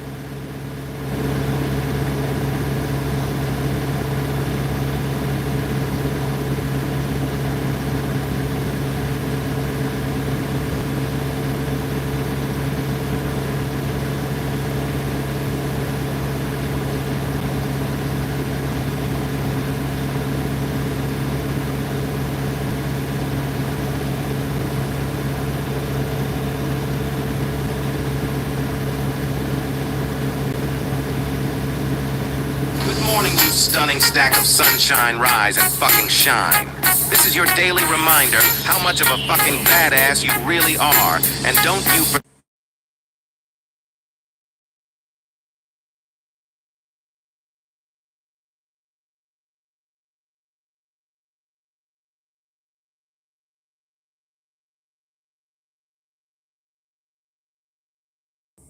Well, shit, that was Walmart calling already.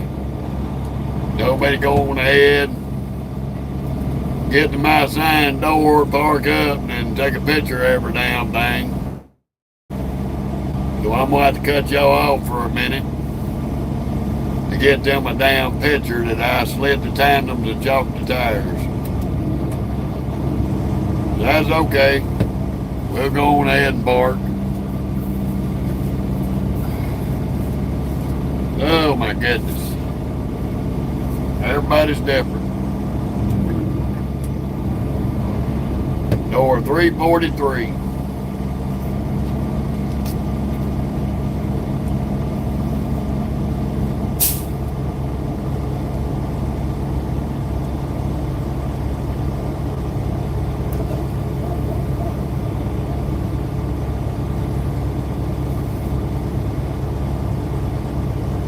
Which that phone call just contradicted the whole thing she told me in the office.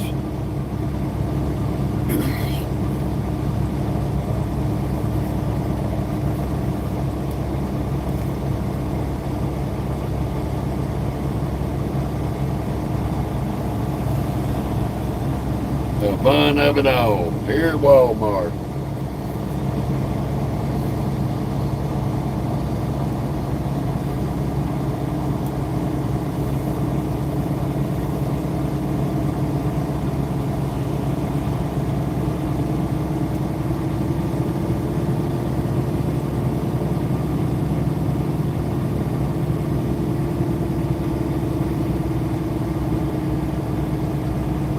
Yeah, I don't know what happened with them comments, Scott. All I know is whenever I was changing camera looks a while ago, it went crazy, and then whenever it came, when I got it back up, all the comments were there. But up until then, it wasn't showing me shit.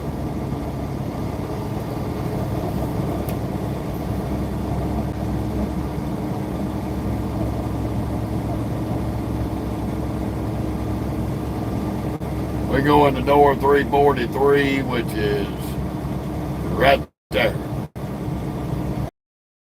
Stand next to a goddamn bunch of yellow deer and a pole. So that's good. So I got to get past this dick lick that's in the way, spin around, come back to my door, break the seal, and walk all the way down yonder.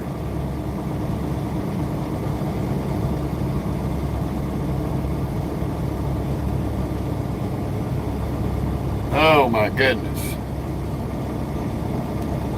I got Susie Homemaker on her little scooter.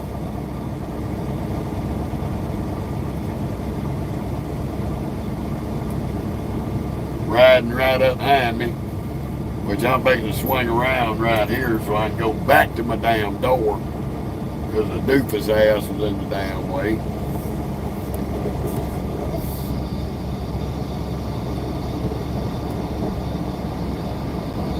Get disconnected from a trailer.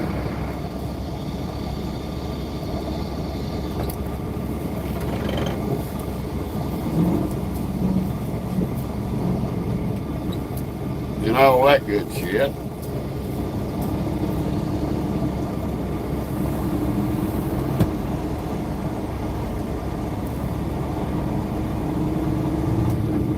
We're gonna be down here next to this FFE truck.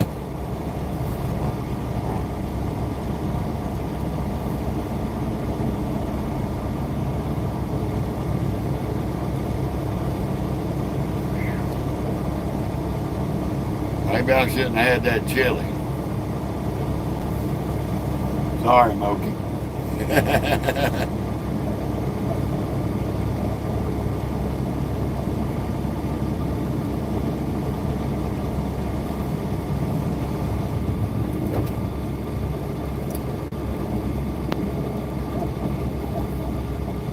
Now this dick lick gonna get in my fucking way. I've got to back in. You're gonna have to move. You're gonna have to move. Fucking dipshit.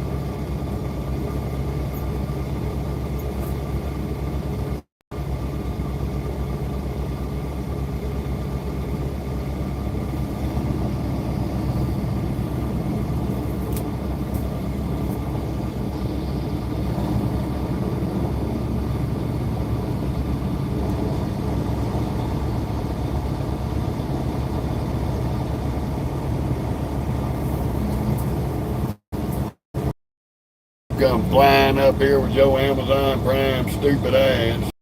Gonna get in the fucking way. Now I'm trying.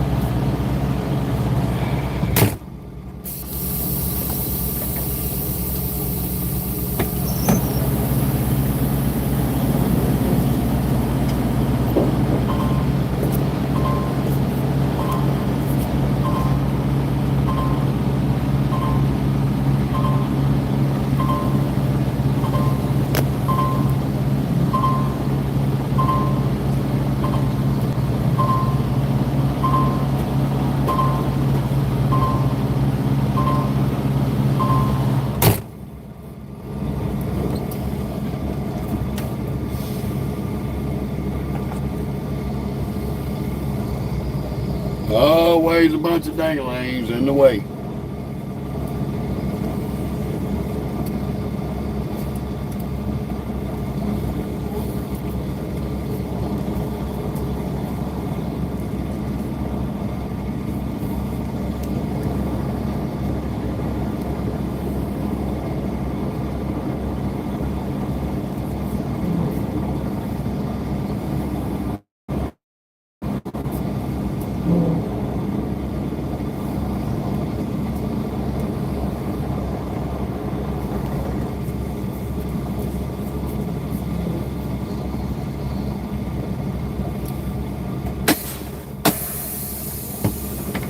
Slide these tandems.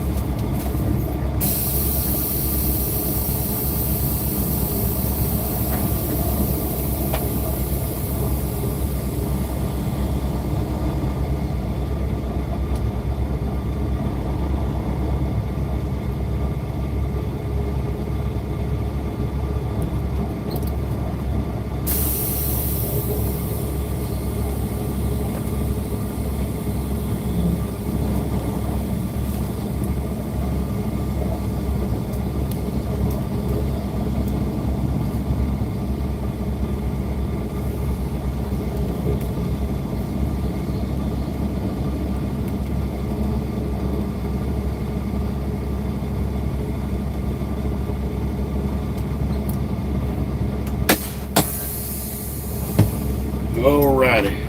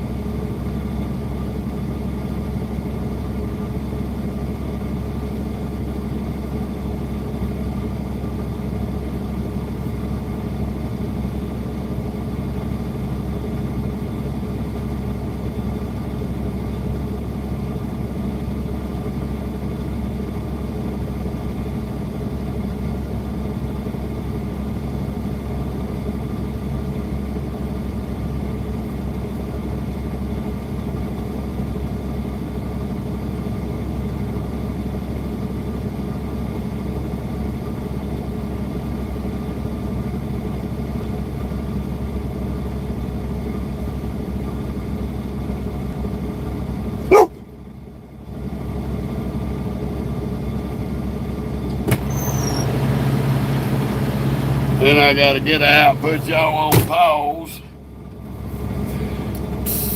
to take pictures. Cause they gotta have pictures showing the wheels choke, the axle's back, and the truck's unhooked from the trailer.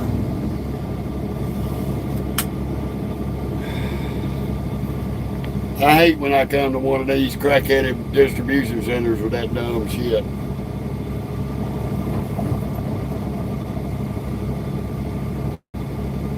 Always retarded.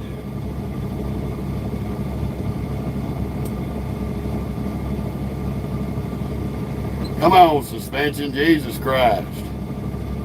This damn suspension on this Peterbilt's got the slowest dump of any truck I've ever had. Takes that motherfucker 10 minutes to drop out. Stop with that shit.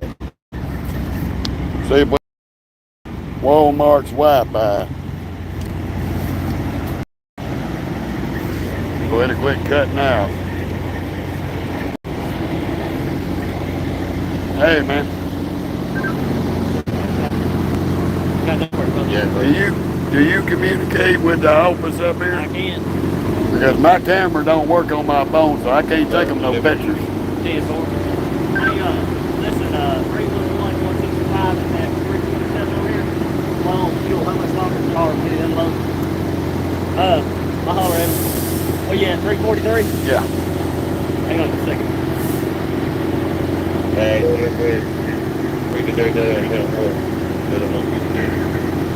10-4. How about transportation? You got a copy? What did you call for?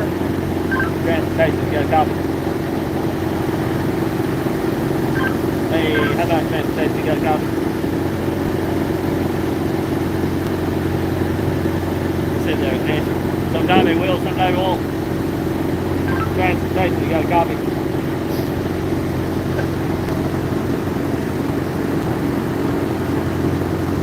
Hey, how about Marcus? You got a copy out there?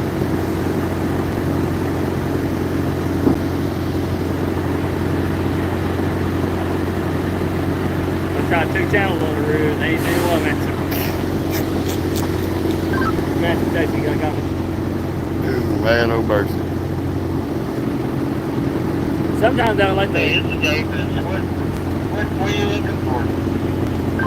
I got the driver up here. The camera's not working on his phone. On that 343. Oh, holler at CRO, Channel 3. 10-4. Thanks, brother. Too many codes. Hey, CRO, you got a copy? I'll see what you're saying. Hey, we got a driver right here at 343. Camera's not working on the camera. On the phone. Can you verify his chalk and put it under his trailer? Yeah, let me back up here and I'll go check it. 343. Hang on a second, I'll let you know. I'm gonna walk on up there. I appreciate that, man.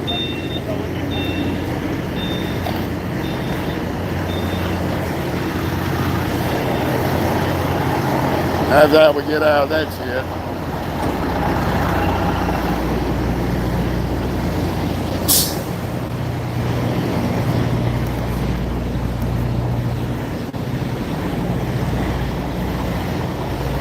We doggy, the fun of it all.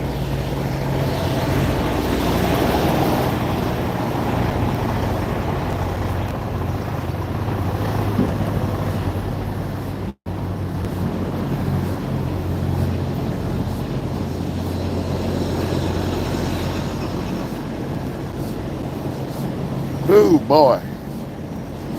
Gotta love it.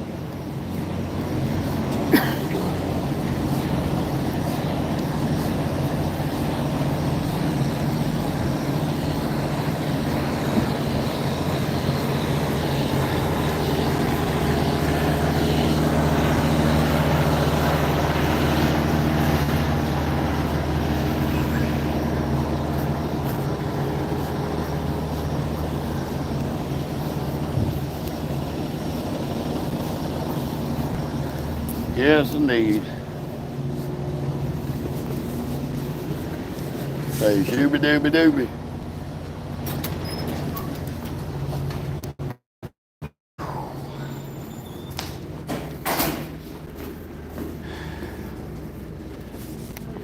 Oh, I'm fantastic till my camera broke. Yes, ma'am. Yes, ma'am. How many load blocks do you have? 2. No other stops? No, ma'am. Yo, they ain't much on there. Okay. All right, we'll call you when we're done. Thank you. Thank you, love, and I appreciate y'all understanding.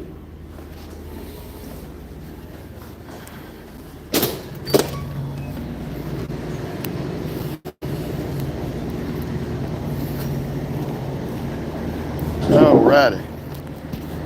So we got a little fella to call in up there, and they sent him down there to make sure that I chopped my tires and disconnected.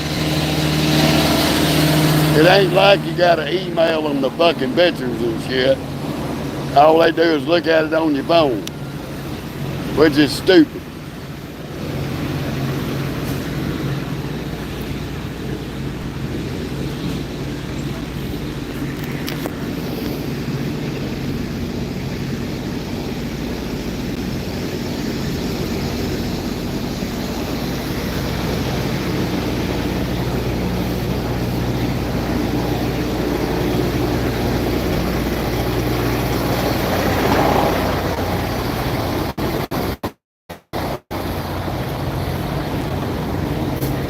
Well, at least we got our exercise for today.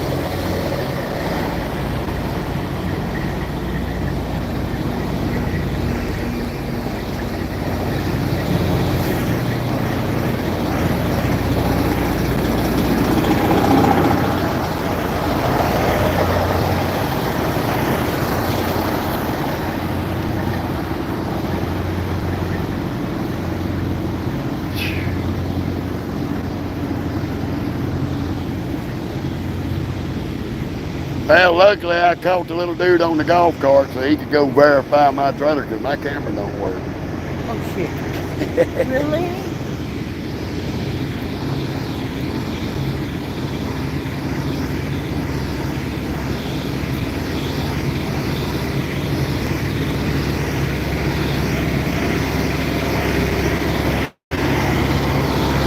Yeah, that worked out real good for us.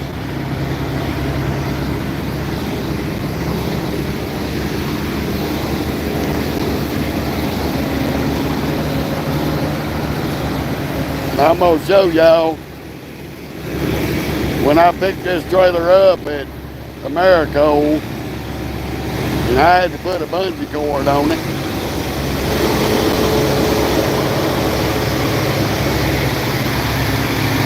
This is what my reefer front looked like.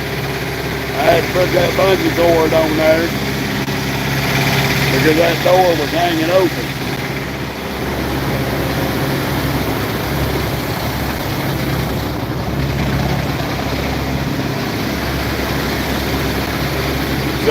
had to call safety and let them know, send them pictures, that somebody jumped the fifth wheel and bashed this damn reaper unit.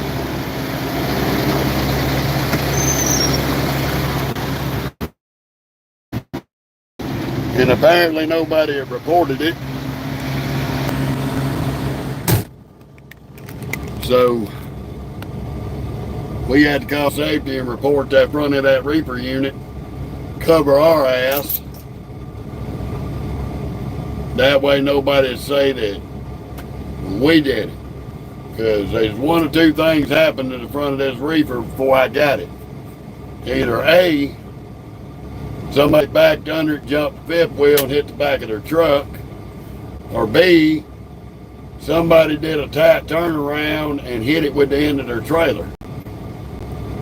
But any way the cup goes, I wasn't going to be in trouble for it.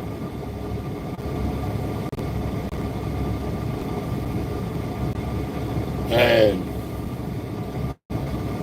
so I called them and called safety up,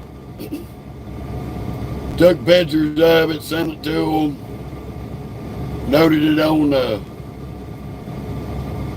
inspection sheet for the trailer that we had to do every day, noted it in the other,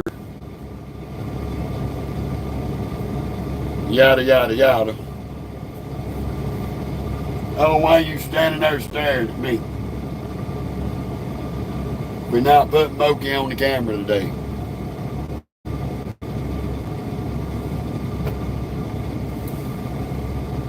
I don't know, we may be sitting here a couple of hours, but they've already turned the red light on, so maybe they'll get done with us pretty quick. I hope so. I went ahead and turned Walmart's freaking Wi-Fi on.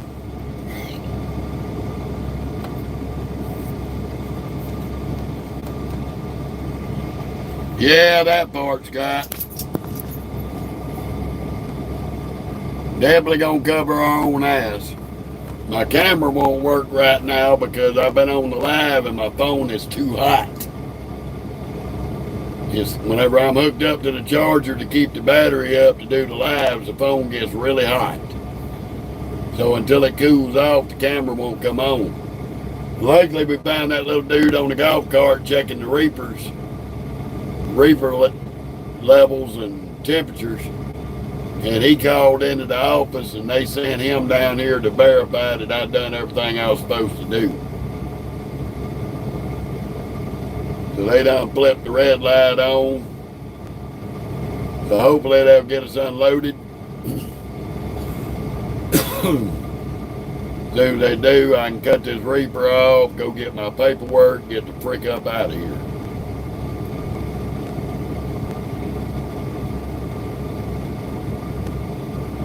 And the other contractor in that 579 that was sitting out by the road, she got a weenie dog in her truck. Cute little weenie dog.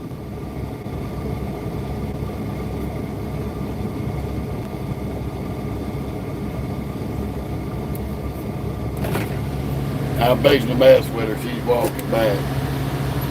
Come here.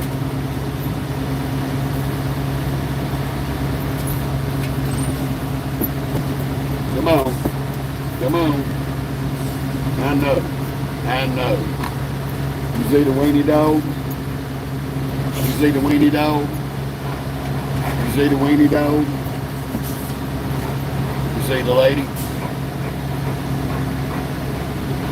You gonna talk to her?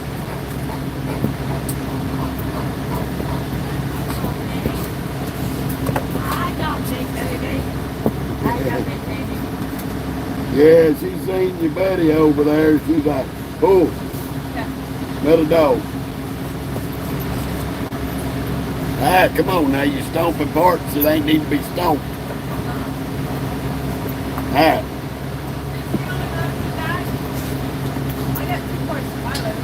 Good one.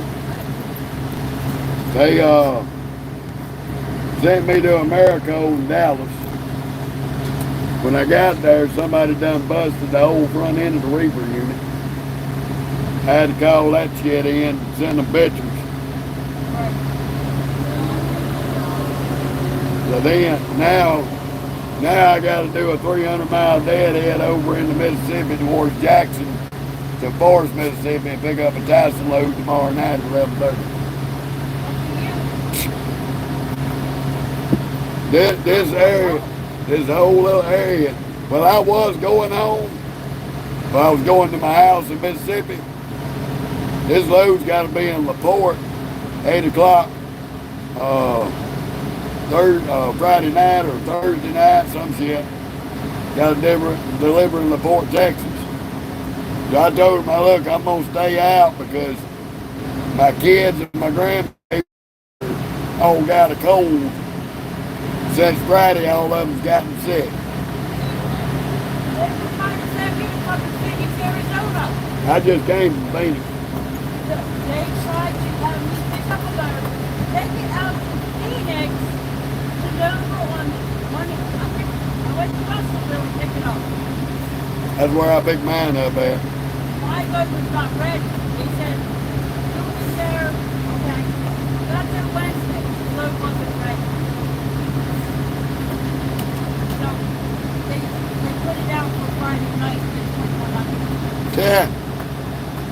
I ain't had. Layover. Then I did the swap stuff. Got this load. Delivered here. And the other one's going to Kroger. I will not be home until the 3rd. I was told. If you get home by the 3rd out of Kroger, you'd be a miracle. Right. I got delivered 1,800 hours. It'll be about 4 in the morning they get to you. Yeah. My wife ordered 3 wraps. We got a commercial wraps going. Ooh, my wife would be pissed. That's what's on the script. My wife be pissed. My wife eat the hell out of shrimp and crab. She's a New Orleans hood rat. You can order them online. Oh, she does all the time. Huh? She does all the time. That and lobster and everything else. I don't know, guys. I don't like it. Oh, you got my puppy. Nice. Oh yeah, you could sorting with other dogs. You in trouble now. I see that squinty-eyed look. You too, babe. Uh-oh, she in trouble. See, she moved. How you doing, David? Gio, good to see y'all. Welcome to Walmart. We are officially getting unloaded. We are backed into our door waiting on them to get the load off of us. And we're going to take us a long 3 to 5 hour ride to Mississippi. We are 363 mile deadhead from here to where we're going at Mississippi to pick up a Tyson load.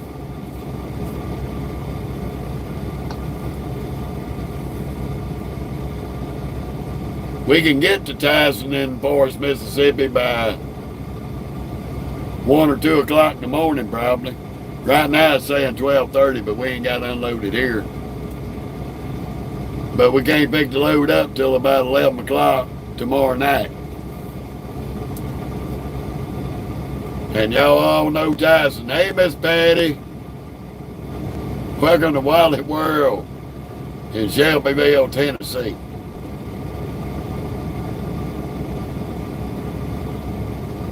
Mister, you have tore the side of that truck up.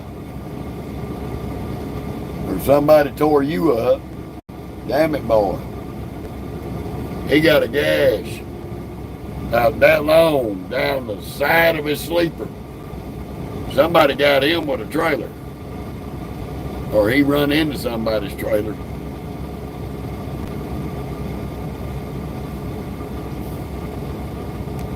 Yes, indeed. The fun of it all. We waited 30 hours to deliver this load. Now we got to wait a couple more hours for them to get the freight off.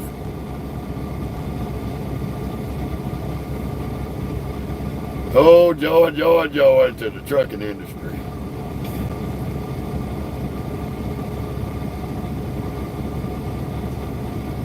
Oh, man. Fun of it all. And I hope like hell when I get to Forest, Mississippi that this is going to be a dropping hook and I can leave this piece of shit that they gave me at Americo in Mississippi. I hate that I ain't going home this week, but no point in showing up down there if everybody's sick. We ain't gonna be able to enjoy nothing or be able to do nothing, so I'm gonna stay on the road for a little while, give all them time enough to get over their little sniffles, whatever they got going on. Get it all out your system, then I'll swing by and spend a few days. That way I can enjoy the company of my children and my grandchildren. Makes no point going there with all of them sick.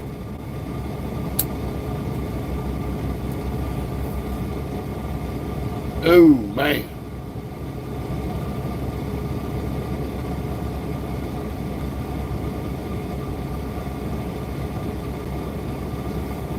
Let me see if I can bump back just a little bit so I can feel them on this trailer.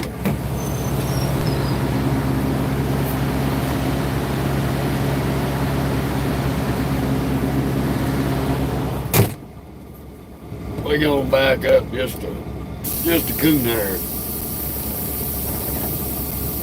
That way I can tell if they own this trailer.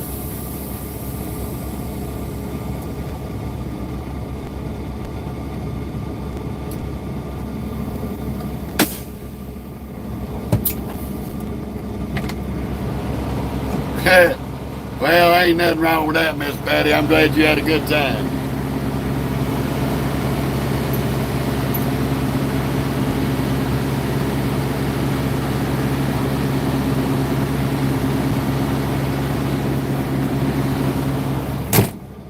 Need to come back about a coon hair more.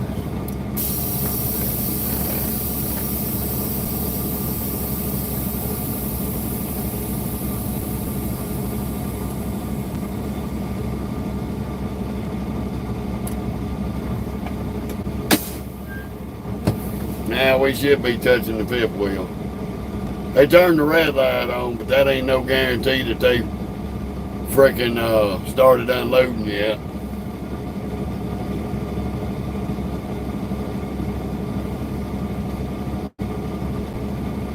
I figured I would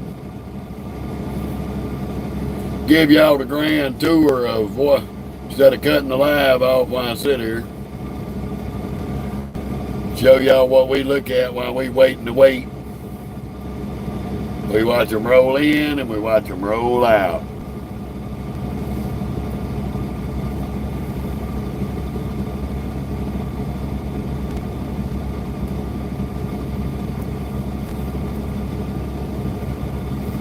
I need to find me a saddle harness that'll fit Moki. So that way when I do go see my grandbaby, I can saddle Moki up and take little Virginia and Ella for a walk. Oh, I said the wrong word. Why are you looking at me so serious?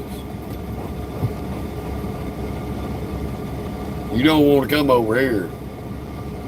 I had chili a while ago. It's bad news going on here, chick. Don't look at me in them don't eyes. Payback's hell. Yeah, I said that word. I keep forgetting how much English this dog understands. She understands more words than most folks out here from foreign countries. Yeah, she can pull a little wagon. I'm a little skeptical about that because you know how excited she gets, Miss Patty. Lord, she had that wagon hooked up behind her and a rabbit or something runs out in that yard, God help us. My poor little grandpapies is going for a hell of a ride.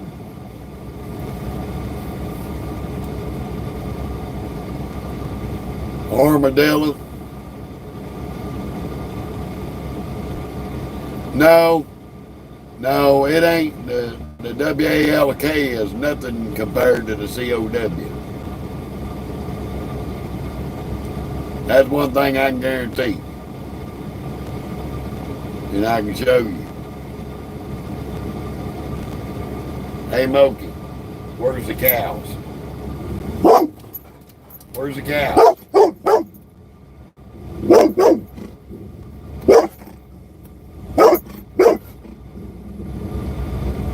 Yeah. Yeah, we'd probably be at the emergency room.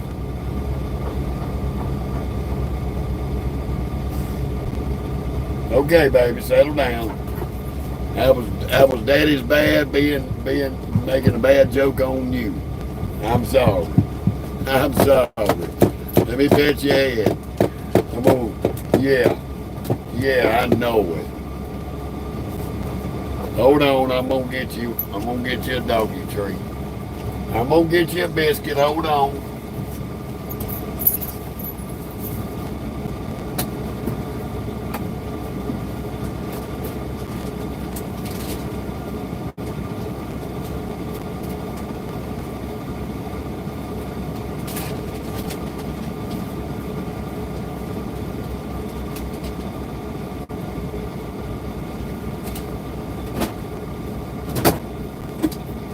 Hold on.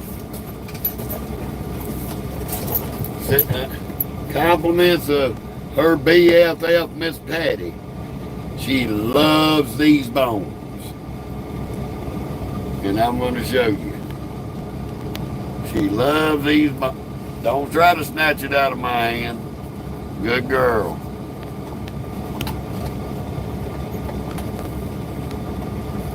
Oh, she loves them big ass bones.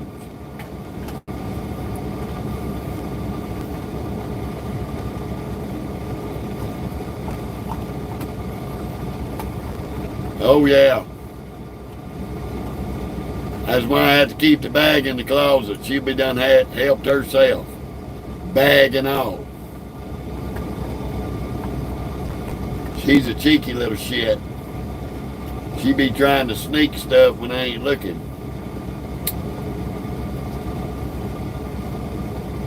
Did you enjoy it? I know I promised you that. I promised you that at the front gate. Because the girl at the gate didn't give you one. She said you was pretty. But she didn't bring you a bone, did she? Huh. Shame on her.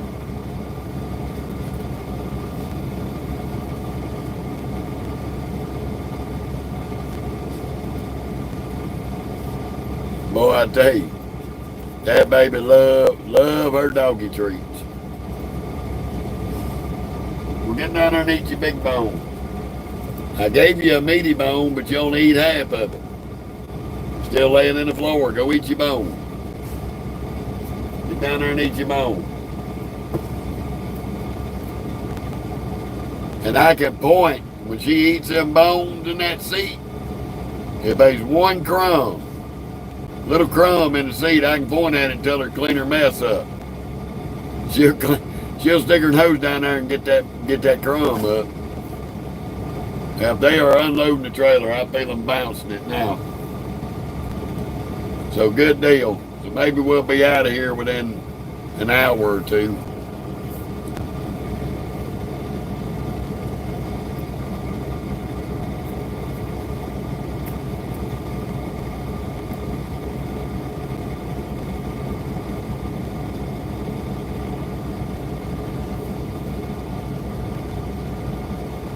Crescent Lab, I'm going to tell you something.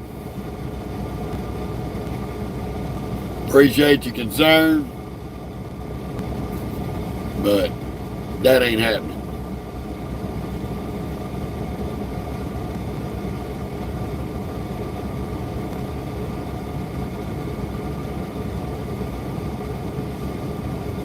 I appreciate you asking, but don't push it past this point. I don't tell people how to live, and I appreciate people not getting in my business. Well, Geo, it all depends.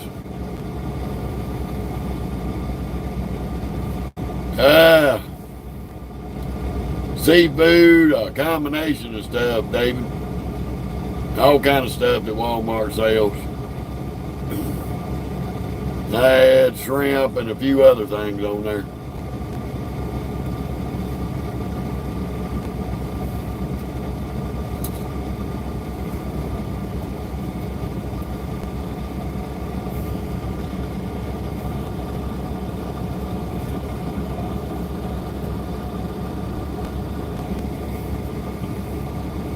Yeah, I don't want folks coming on here and telling me stuff. Not like that. Even though you're showing concern, this is my business. And I'd appreciate it if you did not make comments towards any of it. I'm not trying to be mean. I don't tell anybody on here how they should be living their life. Don't ask me. How you doing, Warren? And I'm gonna be nice about it, but any more violations from such said parties that make the statements, y'all know I will get irate. So I'm being nice today. Take it for what it's worth. Don't worry about what I'm doing.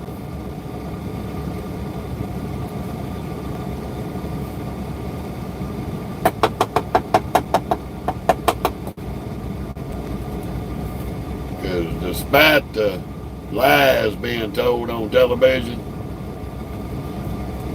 oh, she's good. She's right. Being the same old little worm that she always is, attention hound, lounge hound extraordinaire.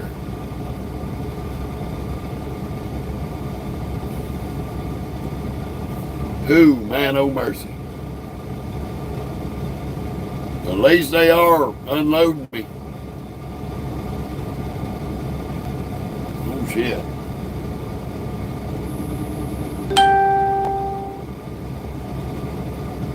I forgot to take myself off yard move, y'all.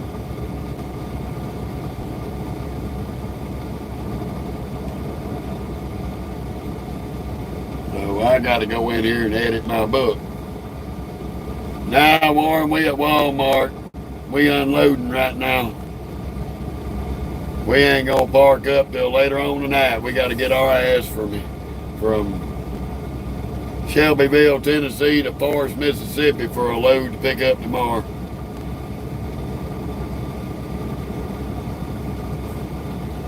We done set 30 hours. We were 2 hours away. We've only been up and rolling for about 2 hours, 2 to 3 hours.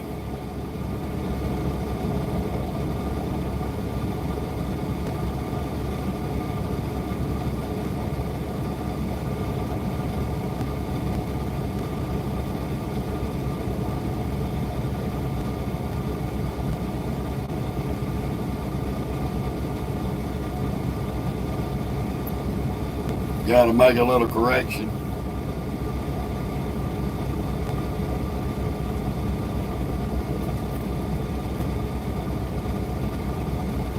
Doggy move.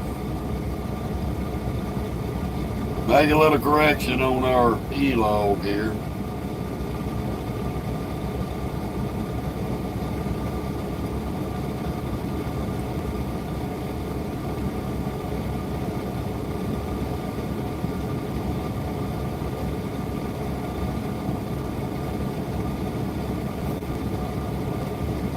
Make sure we dot all the I's and cross all the T's.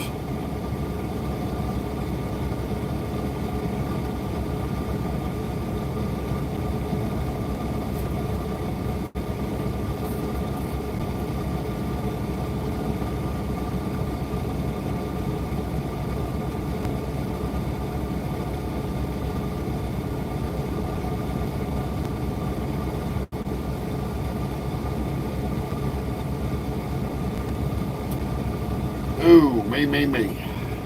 Because I so smooth forgot to put myself off duty after we got in the door. Whoops.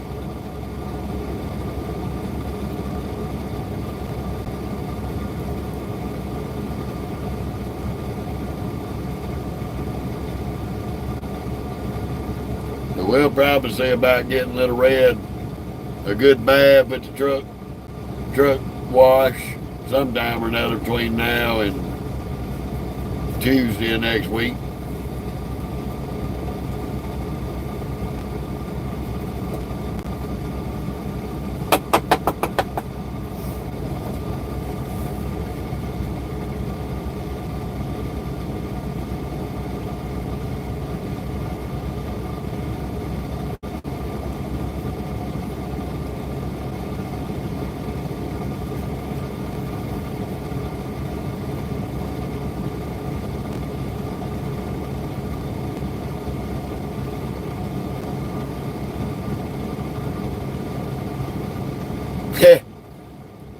Well, if it does, just about every part of it's got a Peterbilt stamp on it, so I should be able to find it. That one thing about Peterbilt, every part that's bolted on it has got Peterbilt stamped on it. So, if we lose some parts after we wash it, we'll be able to find them and put them back on the truck. Shit, it's already been raining on me, so what's the difference? What's the difference, buddy? I already know. As soon as I get it washed and cleaned up, they'll send me to a dirt yard or it'll come a piss ripping flood. So it ain't gonna matter.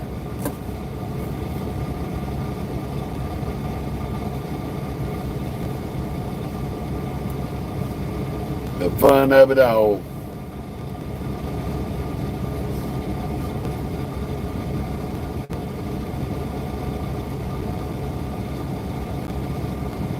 I'm pretty sure I'm gonna run into some damn rain between here and Mississippi.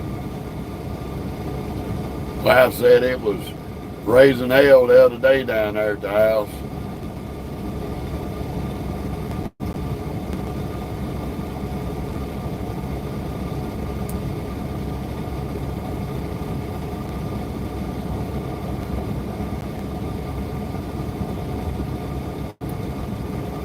I know whatever loves I park up at tonight, I'm going to get me a shower.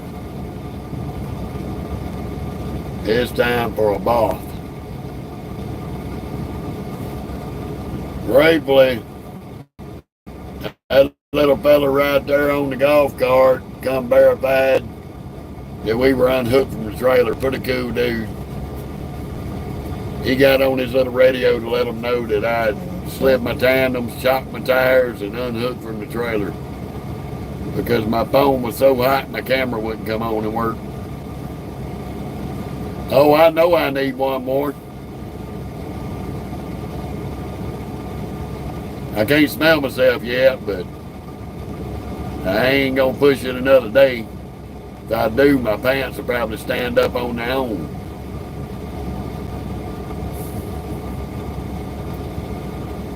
I try to get a bath at least every 2 days, at the least. I will stretch it to 3, but at the 3rd day, it's happening.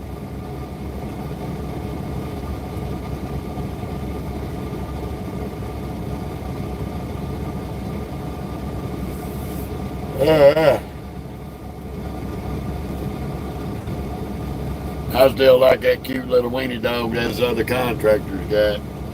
Pretty little dog. He was all propped up on that armrest of that damn that 579 over there waiting on her to get back.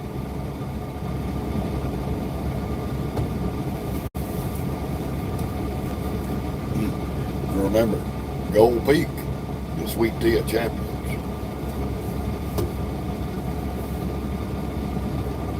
What? Come on now, I used to have Freightliners now. I used to have a fire engine red, same color as this Peterbilt. 2015 Cascadias with 13 speeds in them. Good trucks. Very tough truck. Got me to the house whenever it went, when it shit tore up on it. People say what they want to, but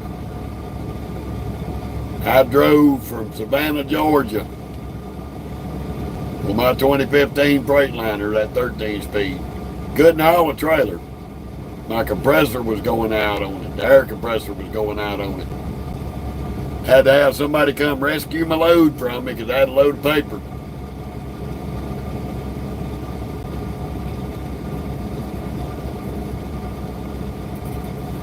And they had to come pick the load up. About 20 minutes after I picked it up, my compressor went bad, and I was locking the brakes up, trying to get it off the highway and get into a parking lot where I could unhook from the trailer. So I bobtailed from Savannah, Georgia, in that Freightliner with that Detroit under the hood with a Detroit compressor, all the way to Gulfport, Mississippi. When I left Savannah, I had 75 pounds of air on the gauge. When I pulled up at Freightliner in Gulfport, Mississippi and dropped my truck off, I had 105 pounds of air in the tanks. I switched that truck off. The next morning, my buddy who was running the shop sent a guy out there to crank it up and pull it in the shop to see what was going on with the compressor. And it would not make no air. No air. At all. And when I switched that truck off, that compressor fell completely apart. But that damn Freightliner got me all the way home. Because the Freightliner shop in Savannah, Georgia, they were 6 weeks behind. If I'd have tried to put it in the shop there, I would have had to have stayed in the motel for 6 weeks plus before they got it in the shop. And then it was another 4 weeks for Gulfport. 4 weeks after I brought it to Gulfport. It was in the shop 4 weeks, a whole month, to get the compressor that was on back order delivered and put on the truck.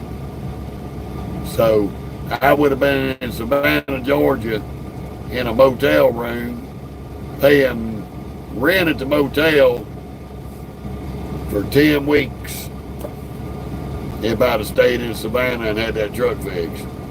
But I took the chance and it got me all the way home. My wife met me in Gulfport, Mississippi at Freightliner and picked me up, and I went home. Stayed home a month waiting on that truck to get fixed.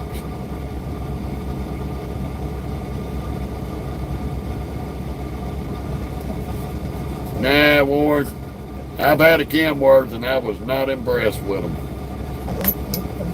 Even though this Peterbilt's made by the same outfit the Kenworth's made by, to me, Packard, they make Kenworth and they make Peterbilt. But they give me the impression it's just like GMC, because GMC, General Motors, makes Chevrolet and GMC products. And they build 5 Chevrolet pickups to every one GMC. They build 5 KWs to every one Peterbilt that rolls off the line. So that tells me where they put their pride and effort into the truck. The Peterbilts are built better than the Kenworths are.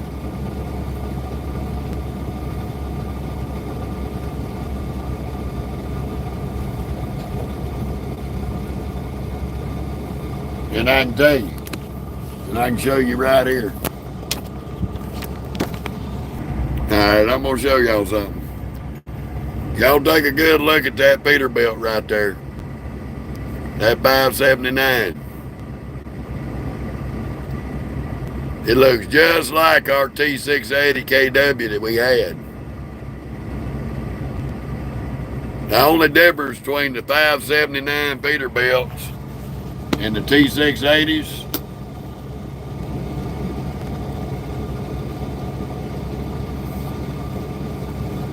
the only difference between that 579 Peterbilt and the T680 is the mirrors on the doors. The T680 don't have that visor across the windshield.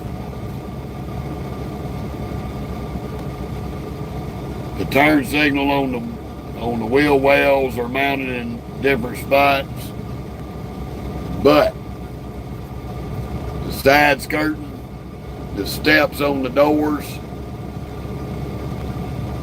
the hood mirrors, the entire inside of the cab looks just identical to my T680.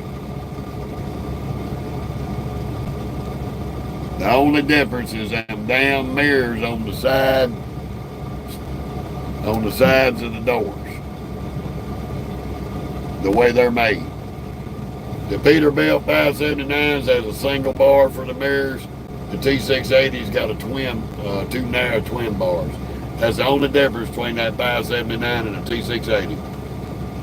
I could take them two mirrors off, take the Peterbilt logos off, put KW logos on it and KW mirrors on it, and you wouldn't have never knew it was a 579 Peterbilt. You'd swear it was a KW.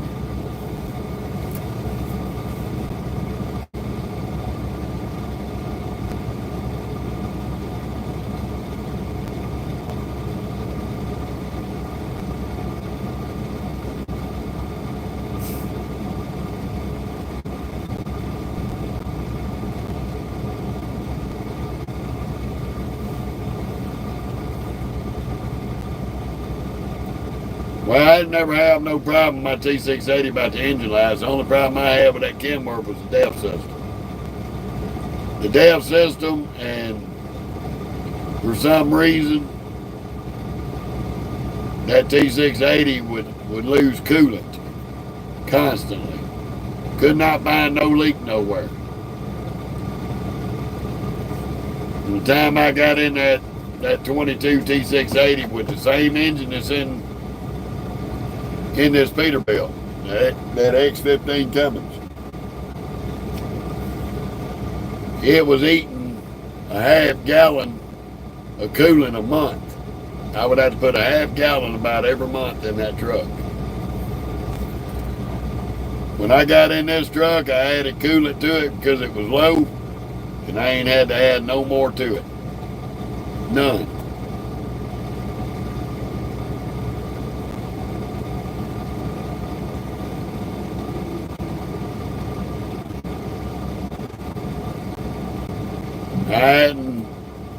I hadn't drove a newer Peterbilt. This 23 is the only Peterbilt I've ever owned.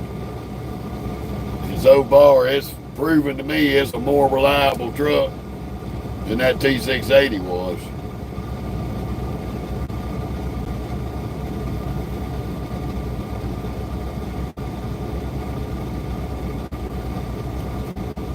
That's a good question, David. I'd have to research that one.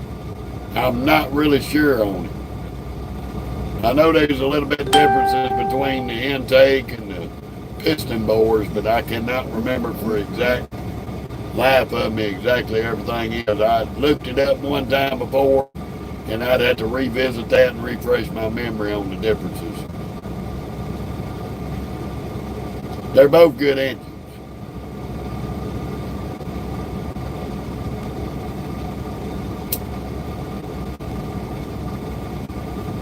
This Peterbilt, the way it's set up, it don't regen as much as that damn KW did. That damn KW was regenning 5 or 8 times a day.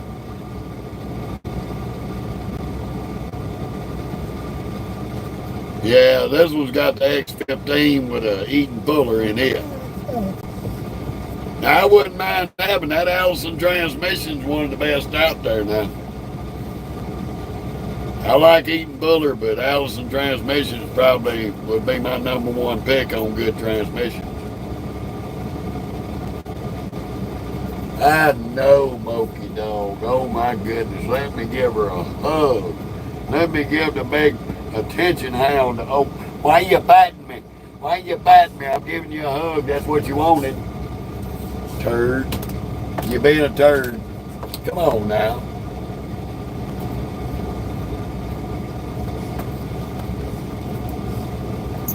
Well, God damn it, Oka. Get out of my lap. Come on now. You're hurting me. Move. Move. Thank you. Well, Warren, on that aspect, with my 3 engine picks of owning this Cummins now, that Cat's going to be at number 1. My Detroit would be my backup motor, and if all else failed, I would go to the Cummins. That's just like with my trucks. Peterbilt would be at number 1. My Freightliner would take 2nd. I would settle for KW 3rd if that's all I had to work with. But those are my top 3 trucks anyway. Top 3 engines anyway. If I could get my hands on a 60 series Detroit, this Cummins would come out of this fucking truck. If I could get my hands on a truck cat motor out of an older Peterbilt, this Cummins would come out of this truck. I'm not a real big Cummins fan. Y'all know who owns Cummins, right? There's two car companies out here that own Cummins diesel. And it ain't fucking, well, Dodge has got a little hand in it because Dodge owns Chrysler. Ford Motor Company, no sir. Ford Motor Company and Chrysler are the two owners of Cummins diesels. And because Dodge owns Chrysler is the only reason why Dodge is getting away after Ford's got the controlling interest of Cummins. Ford's is the number one owner of Cummins. The only reason why Dodge is still able to put Cummins in their trucks is because their Chrysler division is right behind Ford on majority stock. But right now, Ford's got the majority.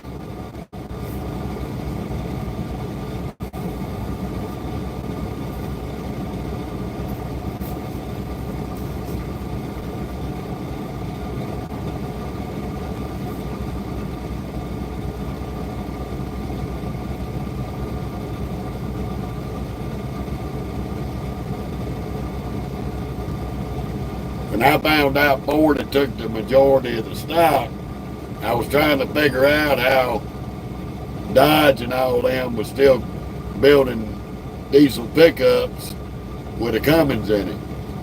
And my question got answered because they still got a big, Cummins is a stock controlled company. So whoever's got the most stock is the head dick. And whoever the runner-up is still on the ticket. So Ford's got the majority. Chrysler's right there next to them. You know, could go either way at any point in time. But that's the only way Dodge is still able to put Cummins engines in their pickups. Well, them old international pickups were good trucks back in the day. They was tough as shit. I ain't gonna knock a no international Scout. I know quite a few folks in my family that had them son of bitches. And we used to go mud riding in them buggers. You couldn't get them stuck. If you got that son of bitch stuck in the mud, you did something. I like those international Scouts. I was a very proud owner of a Power Stroke International and a 2000 F250 before they quit making the 7.3. To me, that was the biggest mistake that Ford and International done, was getting away from the 7.3 Power Stroke. That was a badass fucking diesel engine. And I would pick it over Cummins, because I can promise you, that F250 I have with that twin turbo Power Stroke, I could drag a Cummins' ass down the sidewalk with that son of a bitch. I could put it in granny gear, dump the clutch, and let the engine pull. That Cummins would be smoking the tires, trying to stop me.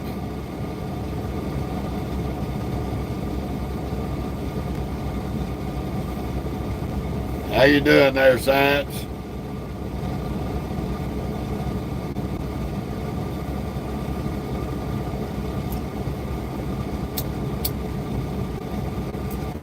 Point being is every company out here has got a good product.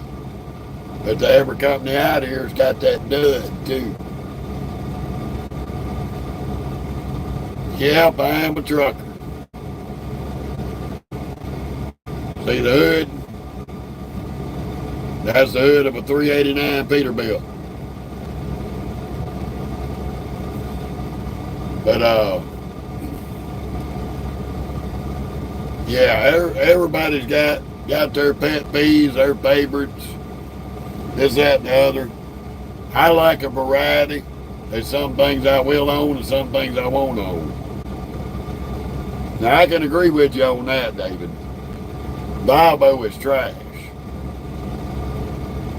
And that's the very reason Volvo, Isuzu, their shit is garbage. This is why I won't own a Duramax diesel pickup from General Motors, because that Duramax engine is made by Isuzu.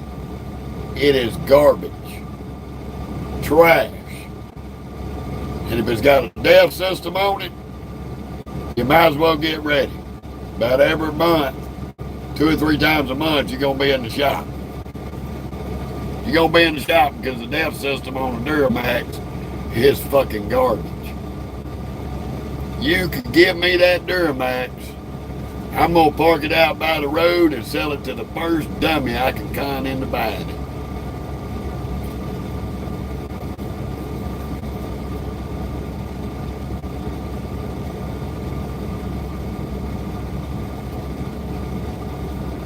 But no,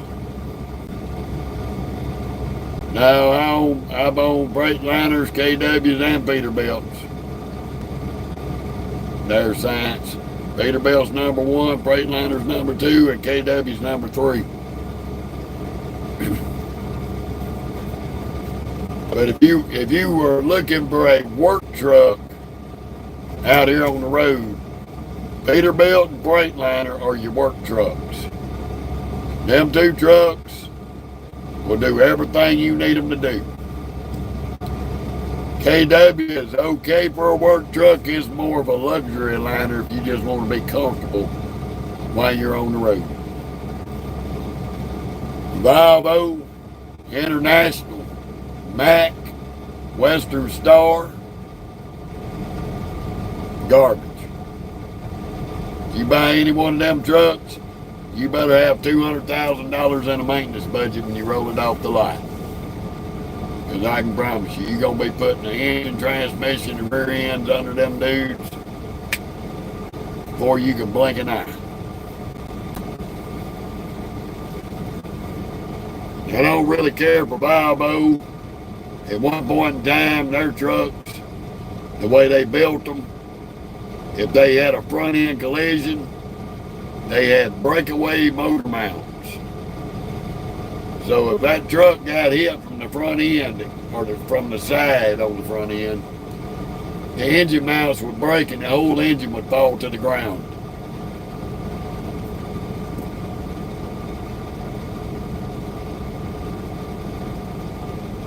I've had that happen. I've had both knees lock up and I fell face first on the ground. I heard that, Warren. Enjoy some time at home. Ain't nothing wrong with that.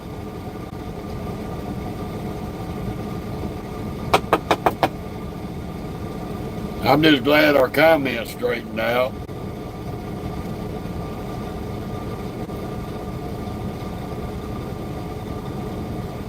Well, our trailer's unloaded, so we're waiting on a phone call right now.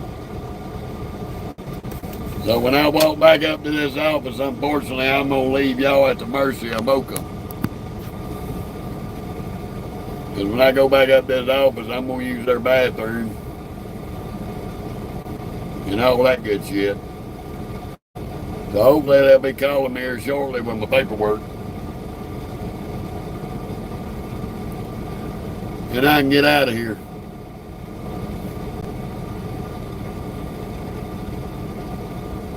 Get pulled forward, slide these axles, shut this reaper off, grab my load locks and put them back in the rack because I'm not going to leave them at Tyson.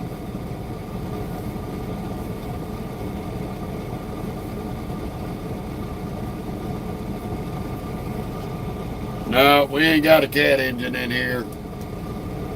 Caterpillar quit making truck engines in the year 2000 in the United States because the Green for the Environment deal went through with President George Bush Jr., who was an idiot. And Caterpillar told them that we are not complying with putting DEF systems and being green for the environment. So they quit making truck engines only in the United States. You can go to Europe, Africa, South America, Central America, and Caterpillar's making truck engines for trucks all over the world. The United States is the only place Caterpillar quit making trucks. Yeah, Warren, I'll be live tomorrow. We will definitely be live tomorrow. Even if it's just a live like this, depending on, we don't pick up till 11:30 tomorrow night.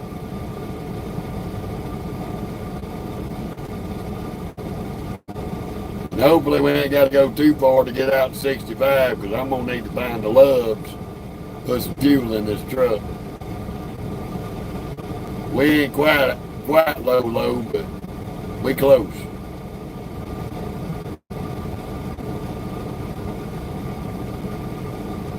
We just waiting on the people to turn our paperwork in so we can go walk up here to this office.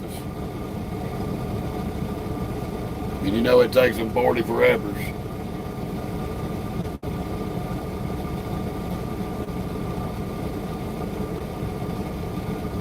We done been here an hour and a half. We done spent an hour in the door getting unloaded. All right, Warren. You enjoy your time at home, brother.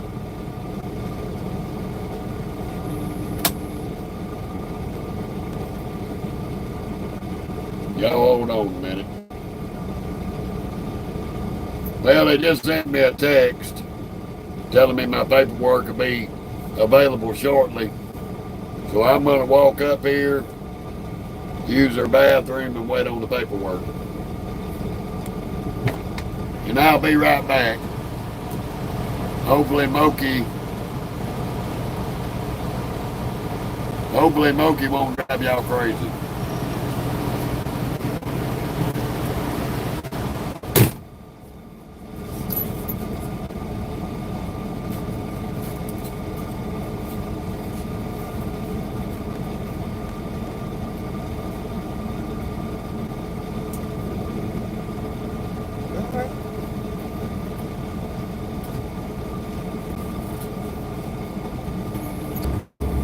There we go.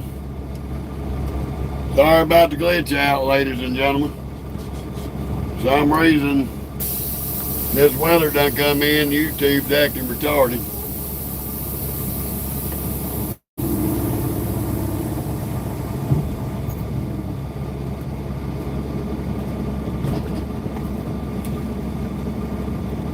YouTube is acting retarded.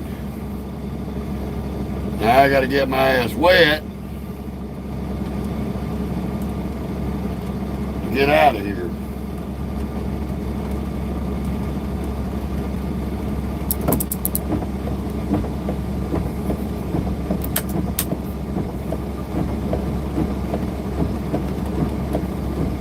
Oh my goodness.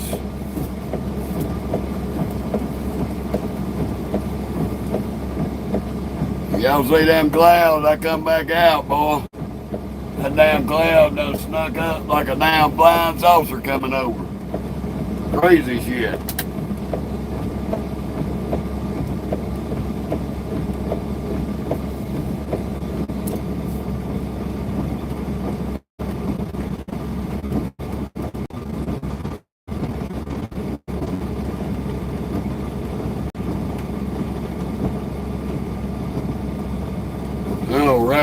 Trying to get this empty all done and be done with it.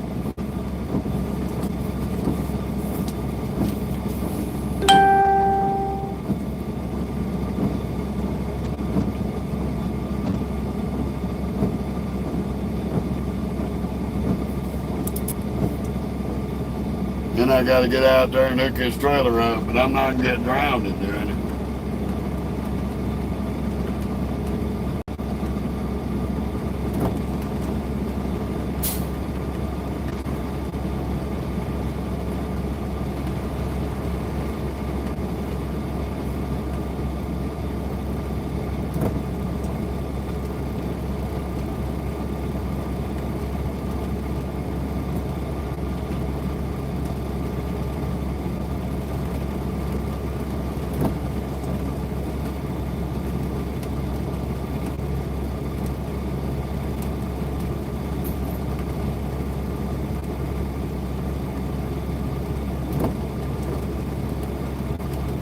What is the date today?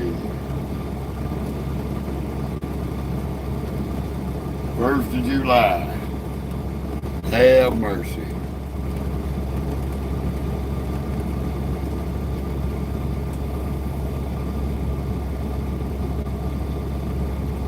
Go ahead and get this sent. Now I got to give the top cover to the guard jack. But I gotta get out, roll the landing gears up and all that shit. Y'all hang tight.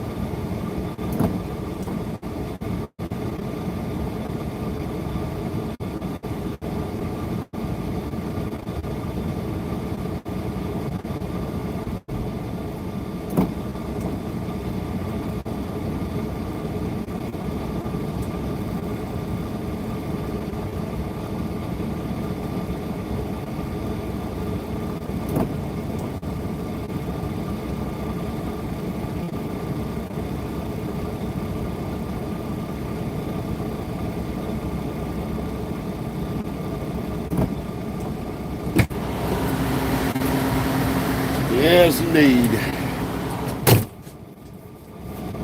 The fun of it all.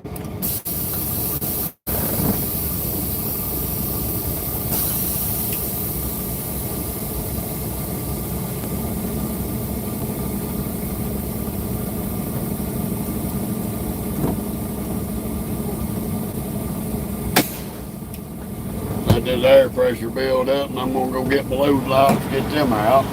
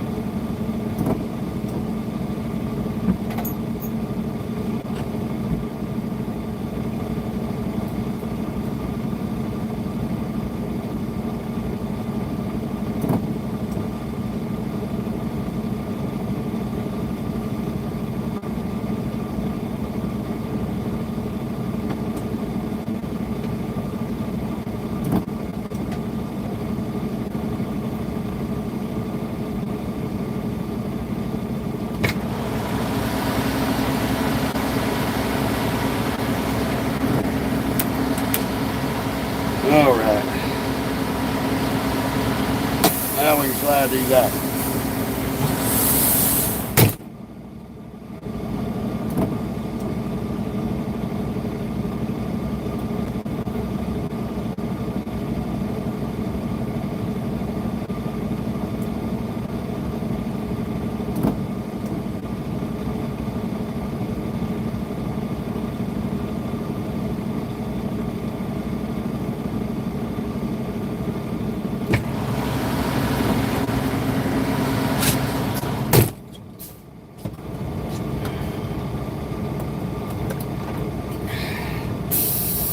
Fun of it all.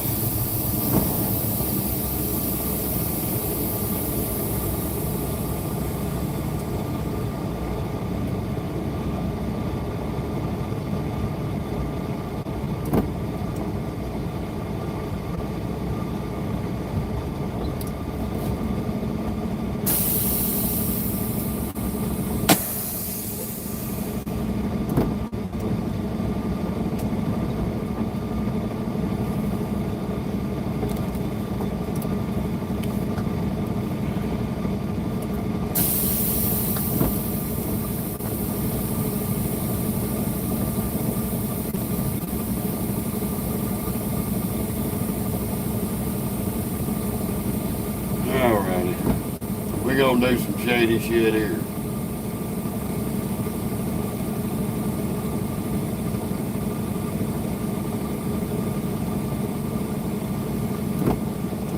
Cause I need to set on the shoulder of the road out here to finish up my 2-hour break.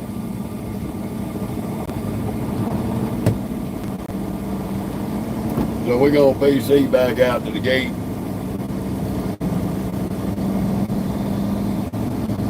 PC on to the shoulder. Get our bus checked out. Get our trailer closed up. We got our load locks in the rack. So that's a good thing. But I need to spend a little bit more time before I get on the road.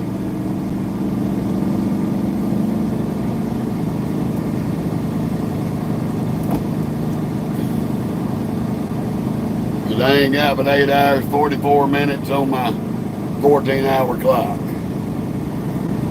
And by the time I stop for fuel, I'll be into my 14-hour clock, and there ain't no sense in that when we can get a 2-hour break in here by cheating.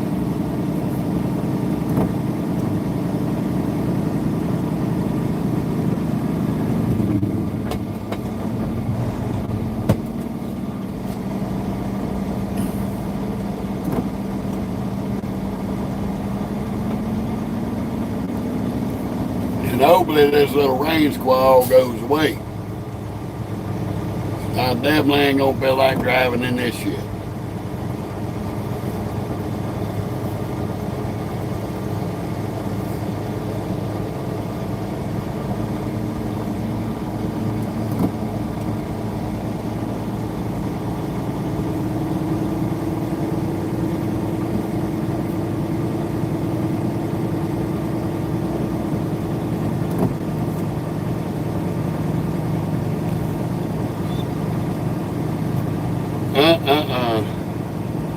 Yeah, when I went up to that office, it glitched out, but luckily I was able to recover the live without losing it. I had to completely close everything out and go back in to open it back up. Crazy shit.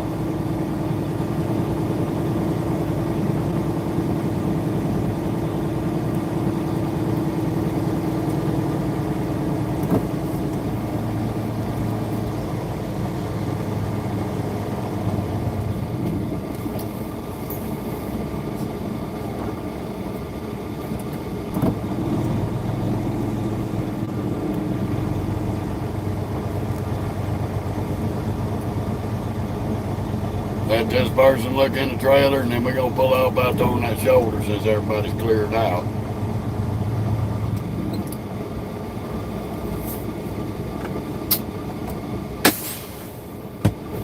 Ooh, mercy.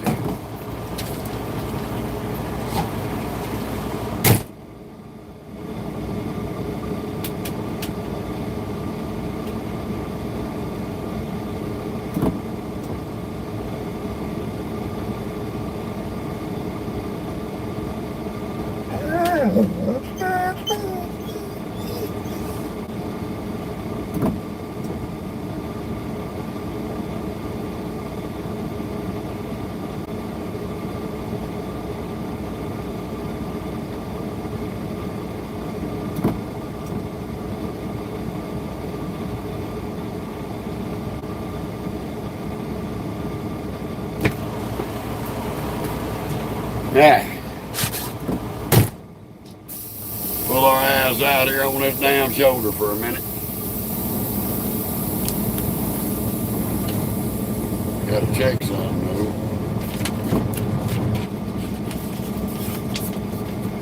though. Okay, they put it on there. I was wondering where the damn little sticker was at.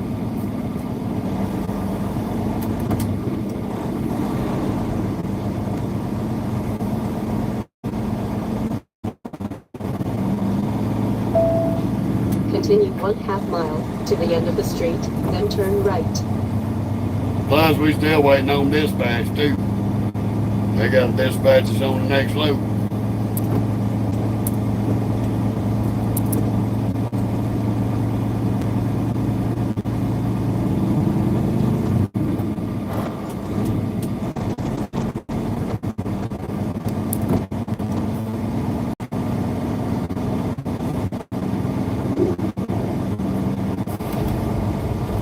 Got to deal with this crack-headed damn internet. Oh, that's why. We lost our Walmart Wi-Fi when we got out here.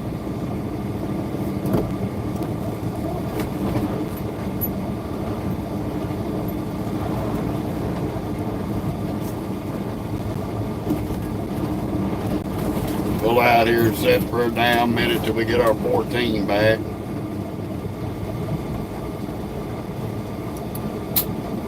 Then we'll get out of here.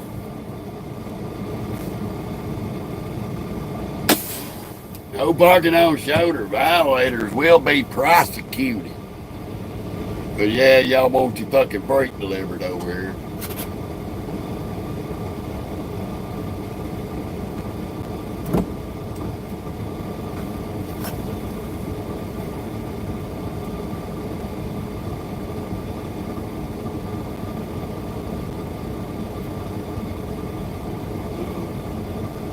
Good, I get 8 hours, 27 minutes back tonight, so that'll be good.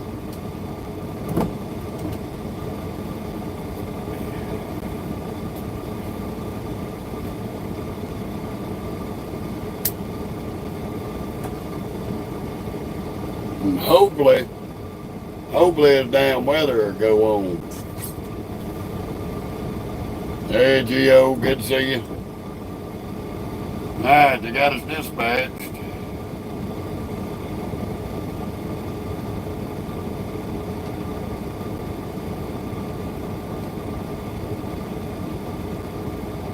Let me look at this log book, see how long I gotta sit here.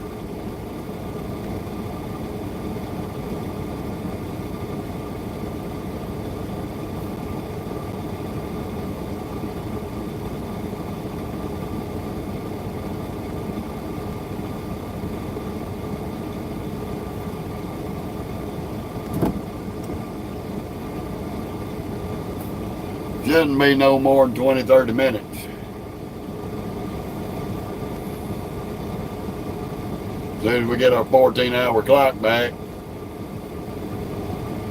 That damn one little cloud is clear on this side. There's the cloud that's been raining on us. It just blew up. It's all pretty and clear over here. Yeah, we got our paperwork, boy.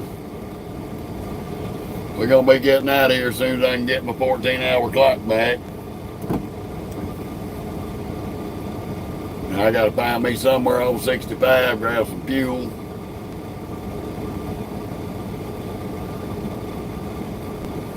And see where we're going to make it to. We're about an hour from Athens, Alabama. We ain't that far. We just got to work our way over through Lewisburg to I-65.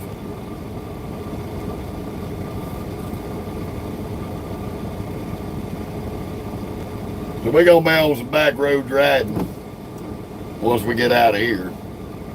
Go down 231 a little ways, cut over, run through Lewisburg and all that shit. Come out on I-65.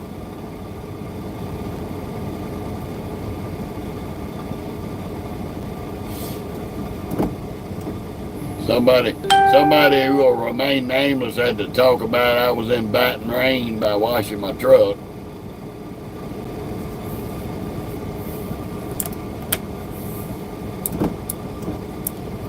Freaking jinxed. At least it was a quick shower.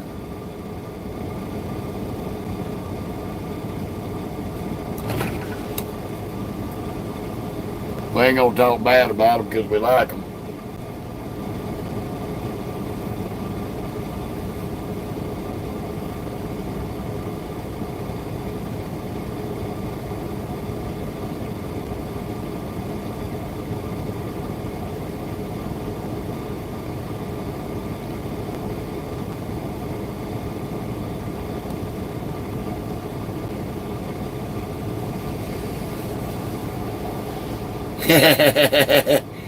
Now see, I didn't name no names, Warren.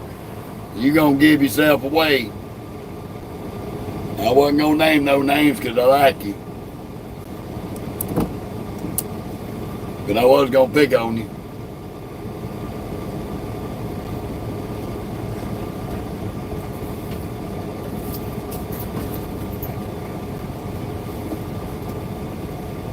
What you coming up and blowing your breath for? Nobody want to hear your lip.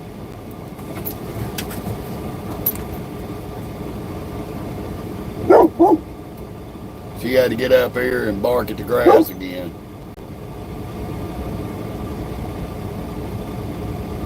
Oh man, oh man. It's gonna be alright though. We're gonna get up out of here in a minute. As soon as we get our 14-hour clock back.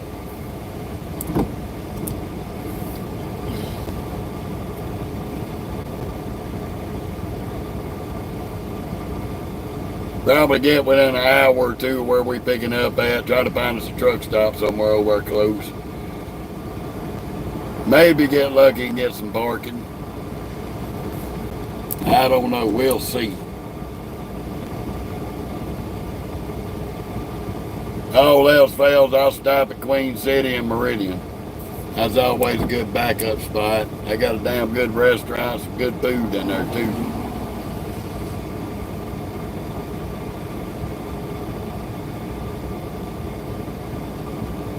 Good little mom and pop stop.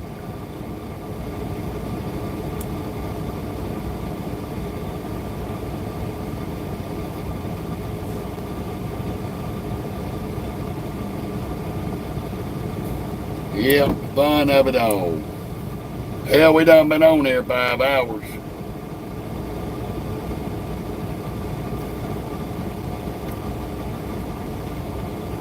So I'm probably gonna sit here for a little bit. Hell, I need to make a few phone calls too.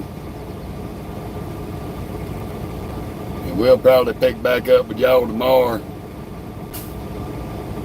Shoot a few reels to add to the YouTube and the Facebook page, because like I said, come July 7th, I ain't posting nothing else on Facebook past that. Appreciate it, Warren. Glad y'all come hung out with me through the Walmart, which they did good. We was in there in and out in under 2 hours. So they did a fantastic job. And we will catch y'all tomorrow. You too, Miss Patty. Love y'all. We'll see y'all tomorrow.